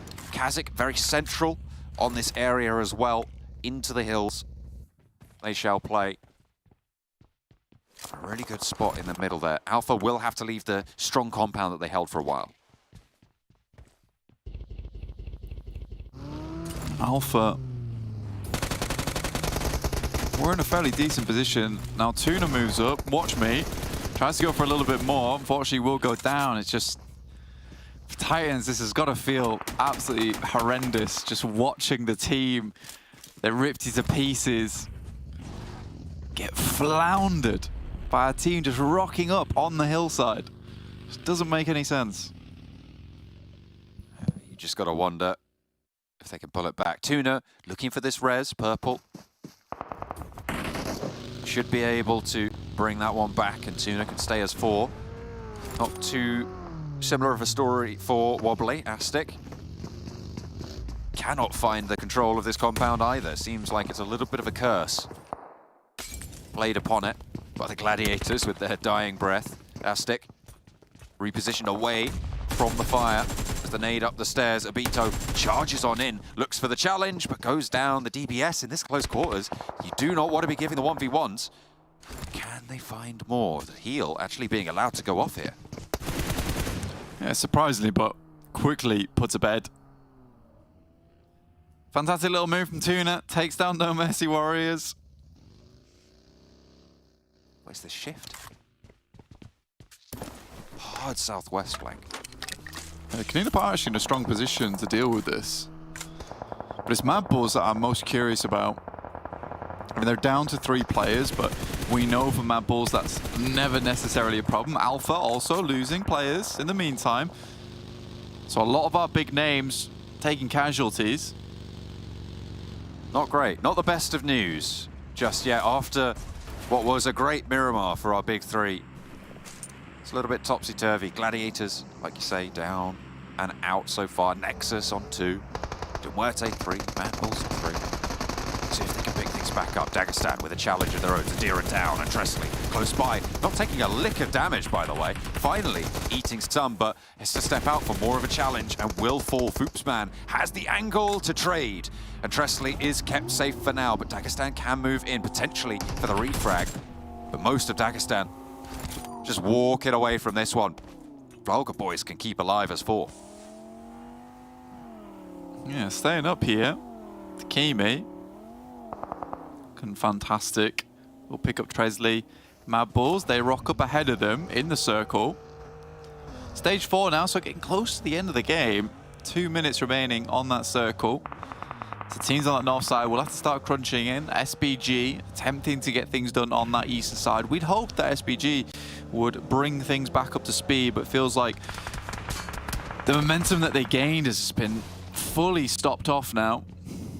The MADBULLS on the south side with the 3 players that they have spraying down towards Dagestan. I don't know if they know Reflector's here, if there was a vehicle spotted outside of it, but they will bloom the smoke nonetheless. Try and keep themselves alive. Will they find him? Reflect, the last player for Alpha Team. He absolutely knows his players did, but MADBULLS will have that oversight onto the doorframe. Very tricky stuff. MUERTE on the hills a little bit further north.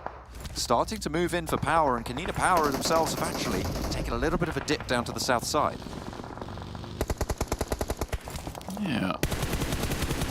Titans taking shots, doing their best. They're on the high ground, around shooting range. They'll have to pass by the old fencing. It's not easy to do. Titan moving their train further south now with Icy as that regroup point. They move up to the RV. Reflect was found. That was Dagestan, so they did clear out the rest of it. Obito on the rich side, just about getting away from Icy, but Titan have just got into the next circle. MUERTE their next challenge. Major Pride in a big scrap with KASIK in the meantime. Hang on a minute. His skills falls last. And Major Pride only lose 1. A really good turn up for them. Will be able to hold out the first push from VIRTUS.PRO as well. And Elementrix cannot make his way through to regroup with weight in the center. Major Pride dropping smokes around their building. They're on the northeast edge. I think teams have got a pretty good bead on them. SPG lose Snowix outside the blue. Next circle will pop. See where that heads over towards. Titans currently desperately making the dash in. 4 players still alive though, and Icy will be holding down the anchor point. Nice shift for MUERTE, for TUNA as well, to potentially try and fight their way out of this one. On the west branch of these 2 compounds that MUERTE hold the other of, TUNA have got the high ground here on the west side. Could be tricky for a lot of these teams to push through. Titan looking to mount up a Shockwave, just slowing them down so much, applying brakes in a grand fashion. Pylaus taking shots from effect here from Major Pride. That's a good side swipe from them. That's on the northern edge. MADBULLS also, so a really nasty pincer maneuver here coming through from Major Pride, as well as MADBULLS over towards SPG and Pylaus. Naomi moves further down. Looks like Major Pride want to take advantage of this, take control of this edge of the map. Try and keep themselves in the fixture. Major Pride continue to run on over SPG. They will be denied that pleasure anymore, Blank, because SPG are now fully down. Major Pride turn their attention to VULGAR boys instead. Nomi careens himself into Pylaus. Runs them through once again and steps back behind the rock. Has got a first aid. can get himself healed. Dakimi into the vehicle, leaves Pylaus for dead. It's a great game from Major Pride so far. It looks really strong. I mean, they're even taking shots over towards the lads on MADBULLS, with them dropping Zerich in the meantime. Got 2 Titans picks, me and Gennaro. As well as you, Maxman go over TUNA. You've gone for MUERTE, a little bit of that central pick. If Icy losing his life here for just a second, it doesn't feel too good. Oh, it's going to slow the Titans down a little bit. They'll have to crest this ridge and straight into the sightlines of Furia, potentially even towards TUNA as well. Furia flexing out north as the MADBULLS fall down in the face of weight. I think Major Pride had a hand in that, but either way, the MADBULLS fall. The pressure on the east is somewhat assuaged. Major Pride now looking to move forwards.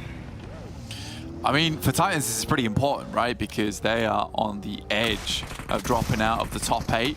Havlik moved up. Wagnazada still left alive. Will be finally put down. It's going to be a bit dicey to get your boy back up, but at least they get a slight resupply on the death crate there. Major Pride off the distance. I think they heard that. With Naomi off the distance, taking shots. They're all clumped up. It should be a nasty spray down. 10 limbs this match. Major Pride just want to get back into the game. They're doing more to do it as well. Excellent flex out from Naomi to get the Titan under control. Havlik, I think maybe falling back, but Old Boy is right up close to them.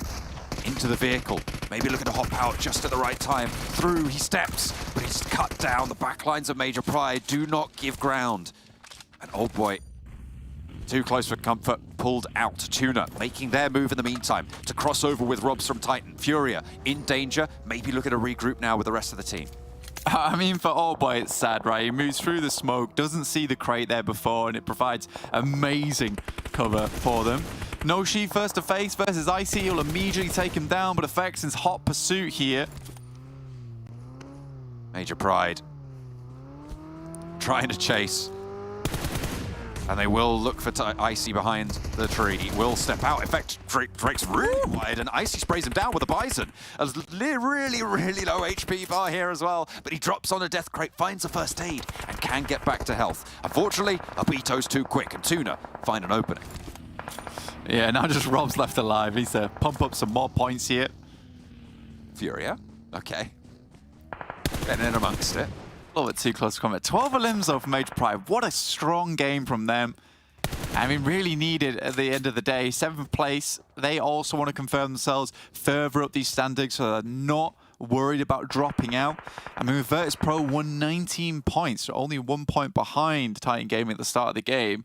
That is a scary prospect to be in. I think neither Major Pride or Titans would like to be in that position where they get shunted out by VIRTUS.PRO.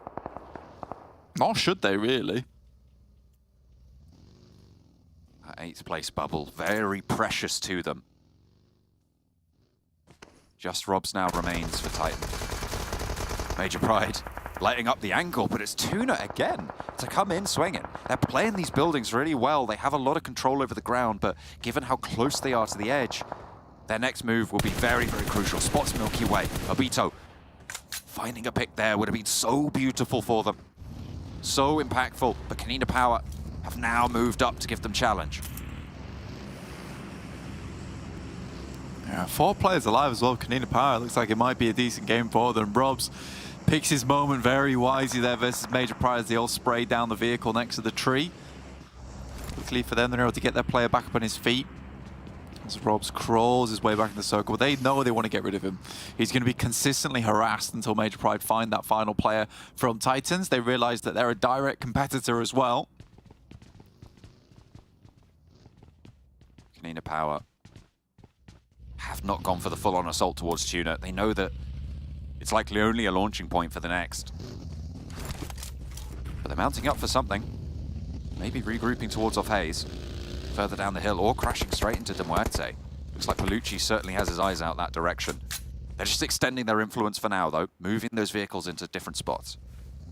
For Major Pride, it's even more of an important game considering they came so close to the crown last season in PMPL EU Spring.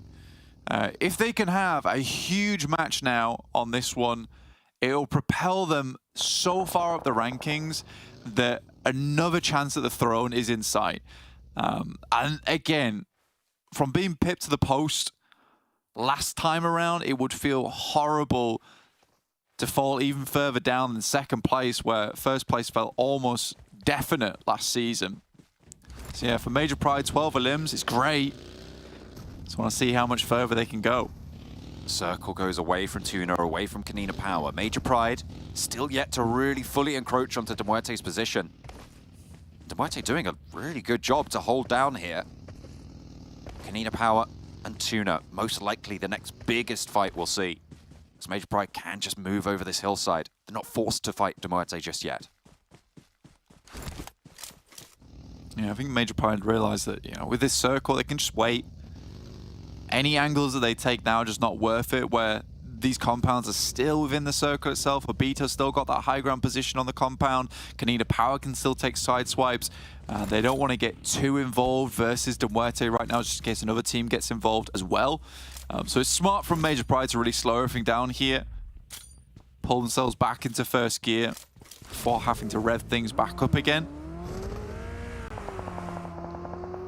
As the shot, weight goes down. That's VIRTUS.PRO eliminated. TUNA making their break. They've established. Look at the smoke that they've dropped out here. But they haven't managed to even make it to the circle. They have to crest this ridge. Into the sightlines of Major Pride. I think DeMuerte might even be able to peek over a ridge or two to find them here. KONINA Power yet to make their move fully. The shots are being traded and nobody's finding these openings. Obito. Not so much so far for the team. Wants to go a little bit further. Nomi's just taking some wild sprays. 100 bullets left in the mag. Needs to be careful. Did just catch a spot of Obito as he moves over towards that right-hand side. Titans equally trying to see how far Rubs can take this. That's about as far as he goes, apparently. Those elbows graze. They're down in fifth. DeMuerte with the only more central than right in the edge position, and the houses they have really difficult to push onto for Major Pride because of TUNA and KONINA Power on this off angle. But in go KONINA Power. They're going to go straight on in. 3 players moving forwards off Hayes left behind. 3 up and to the fight. Major Pride might have an opportunity now. It's all going to pop off at this stage, but Furia launches a nade to Palucci and immediately slows it down. On the wall, he dodges one of his own and another to follow it up. Will be able to fall back inside to the hard cover. There isn't really an answer just yet. More nades pouring through, sure, but the damage is backing KONINA Power off, but they made the cross and they have an angle.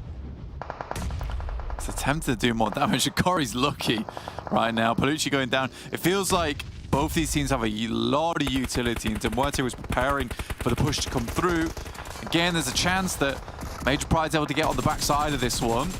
TUNA sees their opportunity. It just wasn't fast enough in terms of the clear here from KONINA Power. In the meantime, though, Major Pride still finding some good shots, and it's Malloy blowing up Zero off in the distance. TUNA have got that edge now. Major Pride, the only team to have high ground control at this stage. They are in prime position. You can see they're moving these vehicles. I smell a crash in the air. They might actually just try and swing wide. They might not even go for this fight. They are repositioning Naomi out, looking for off angles.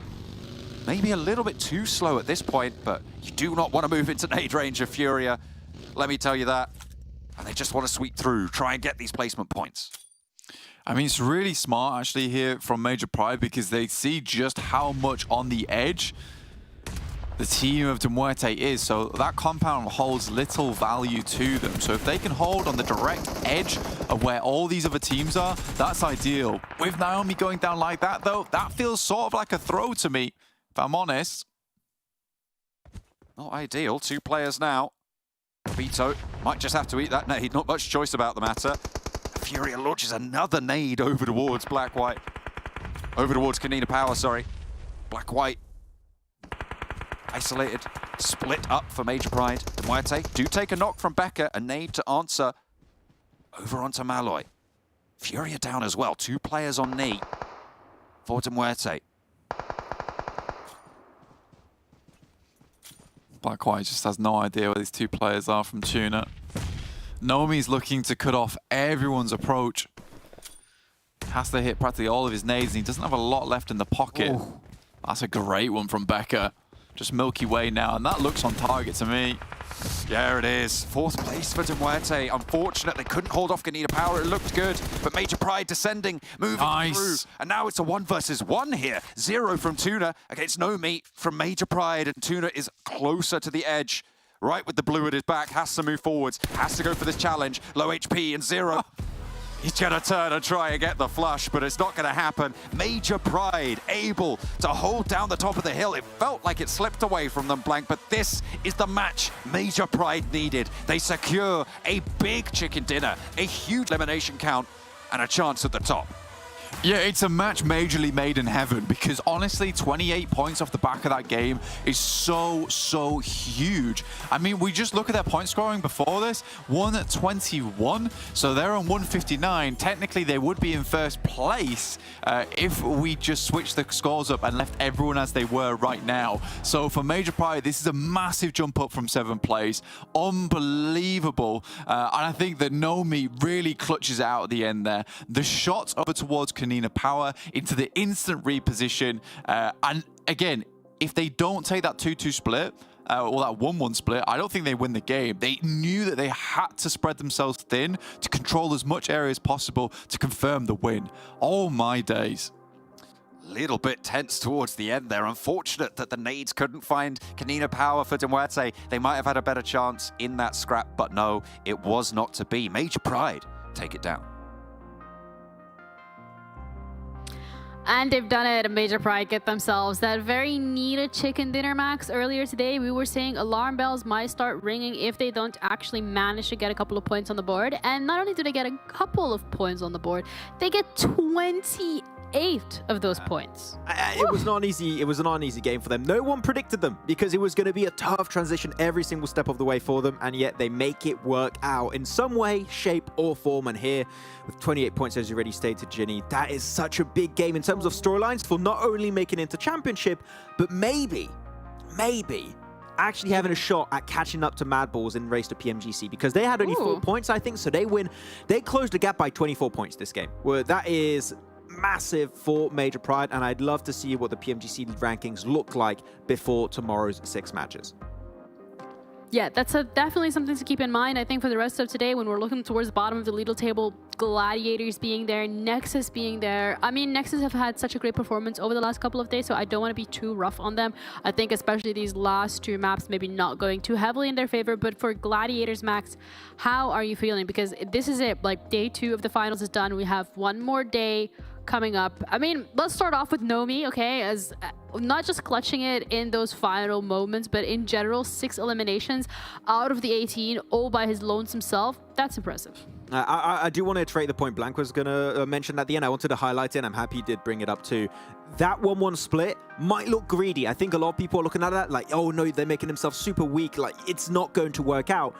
It is so important for them to do this split because they keep tabs on TUNA, suffocating them out in the blue, and they keep in tabs of that other fight that's happening with KONINA Power, MUERTE, to make sure they keep them outside towards the blue zone too, and they control, again, something I mentioned many times today, the pacing of the game. They control at which speed teams are ready to approach those central locations, and by doing so, they're just able to win the fight off the back of that. So yeah, NOMI, great late game finish, but Naomi also the early game fight versus Titan and how he transitioned onto VULGAR boys, something of absolute beauty. Absolute beauty. I loved it. It was amazing from start to finish. Yeah, it was a really, really great game to watch, and what an incredible game as well to close off with how today has been going. In general, what we've seen has been nothing shy of extraordinary from some of these teams. I mean, we had a list. Literally, we had a list, Max, coming in today saying, we want this team, this team, this team, this team to show up. We want Dagestan, we want VIRTUS.PRO, we want NEXUS, we want MADBULLS, we want Major Prides, and we want Gladiators. And it felt like every single one of these teams that we had earlier today really did come out swinging. They gave it all their got, and they can go back today, you know, relaxing after these games and say, yeah, we gave it our best shot. Except for maybe KONINA Power. You know, yeah, okay. That is one of the teams I do want to see a bit more from. We had that good VIRTUS.PRO chicken dinner early on Sanhok with a circle we've seen multiple times throughout the league stage, and it's good to see that they've learned from that those past mistakes to actually capitalize on such a strong position.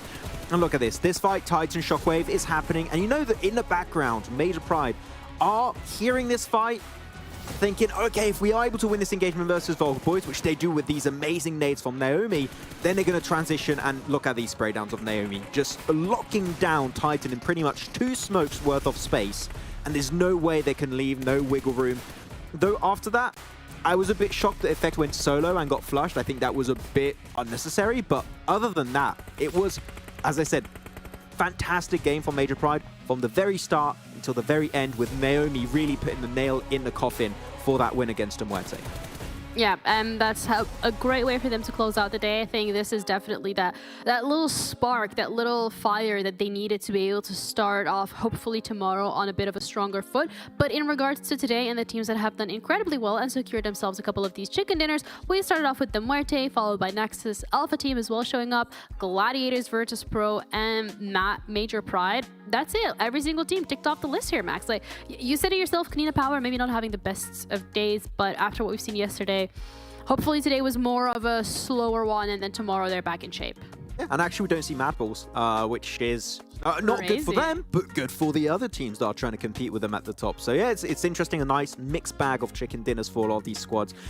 And it's so, I can't wait to look at the rankings to see how close it is. I'm suspecting it is very close, which makes tomorrow one of the most interesting days in PUBG Mobile Esports in Europe in a long, long time. Like, it's always been normally a top 2-3 teams always miles ahead.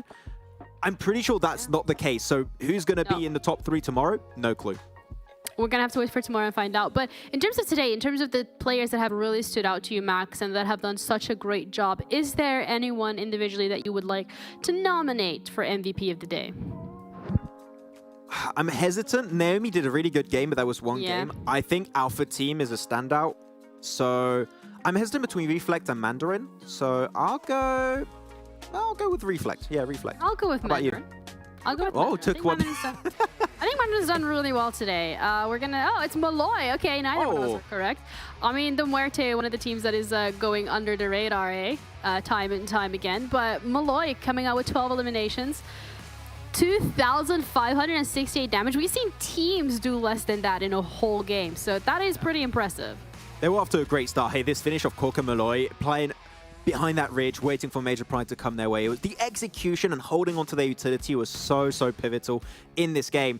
And not only that, after we saw Malloy right on that Sanhok, 1v3 Shockwave. Well, it was 1v... He got 2 eliminations. They got a little bit of help from, I believe, Icy or Robs from Titan. But still, he got 3 of those eliminations, which is fantastic to see.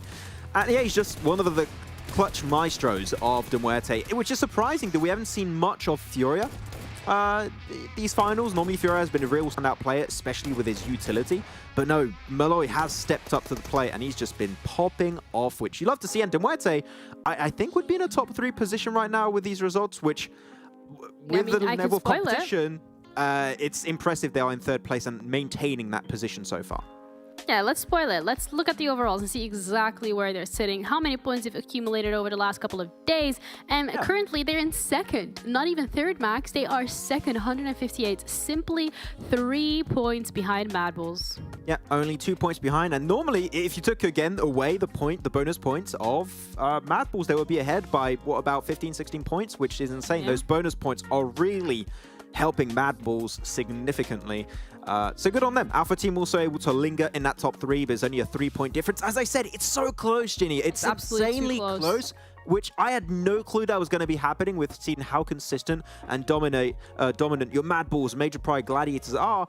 But this really is the newer generation of European teams that have been, maintaining consistency, improving throughout this year of 2023, and now showing what they are truly made of in these finals, trying to make a spot into championship. So really stoked about it, though. Gladiators Titan, I don't like to say this, we are maybe in a scenario where if we don't see stuff change tomorrow, Gladiators might not make it into championship, which that is... You couldn't even imagine that happening in the first place, but it is a very true reality that could be happening after tomorrow's 6 matches. Yeah, so tomorrow is going to be super crucial for a lot of these teams. Even for VIRTUS.PRO and KONINA Power, considering how close they are to that top 8. Having 1 or 2 pop-off games tomorrow, which we know they're capable of, which we've seen them do, could genuinely solidify their position in the top 8. And that is a scary situation for every single team, quite realistically, to be in. And usually when we're coming to these finals, Max, it's like that end of day, you're like, okay, these teams are very much safe and this could potentially change, but now it's like everything can change. Expect the unexpected. You don't know what's happening until we're actually going to be tuning into tomorrow. But it feels like one person, however, does always seem to know what's happening. And I feel like John is doing a little too well when it comes to these predictions. He's sitting on 25. What? I don't really know how, why, or when that happened. I would like to have a talk with whoever is responsible for these predictions, because this is, since when did he get so smart? I think we sent predictions. Oh, I'm on 33. Yo, what's up? Whoa, production. Yeah. Hey, no, give me 500 points, please, production.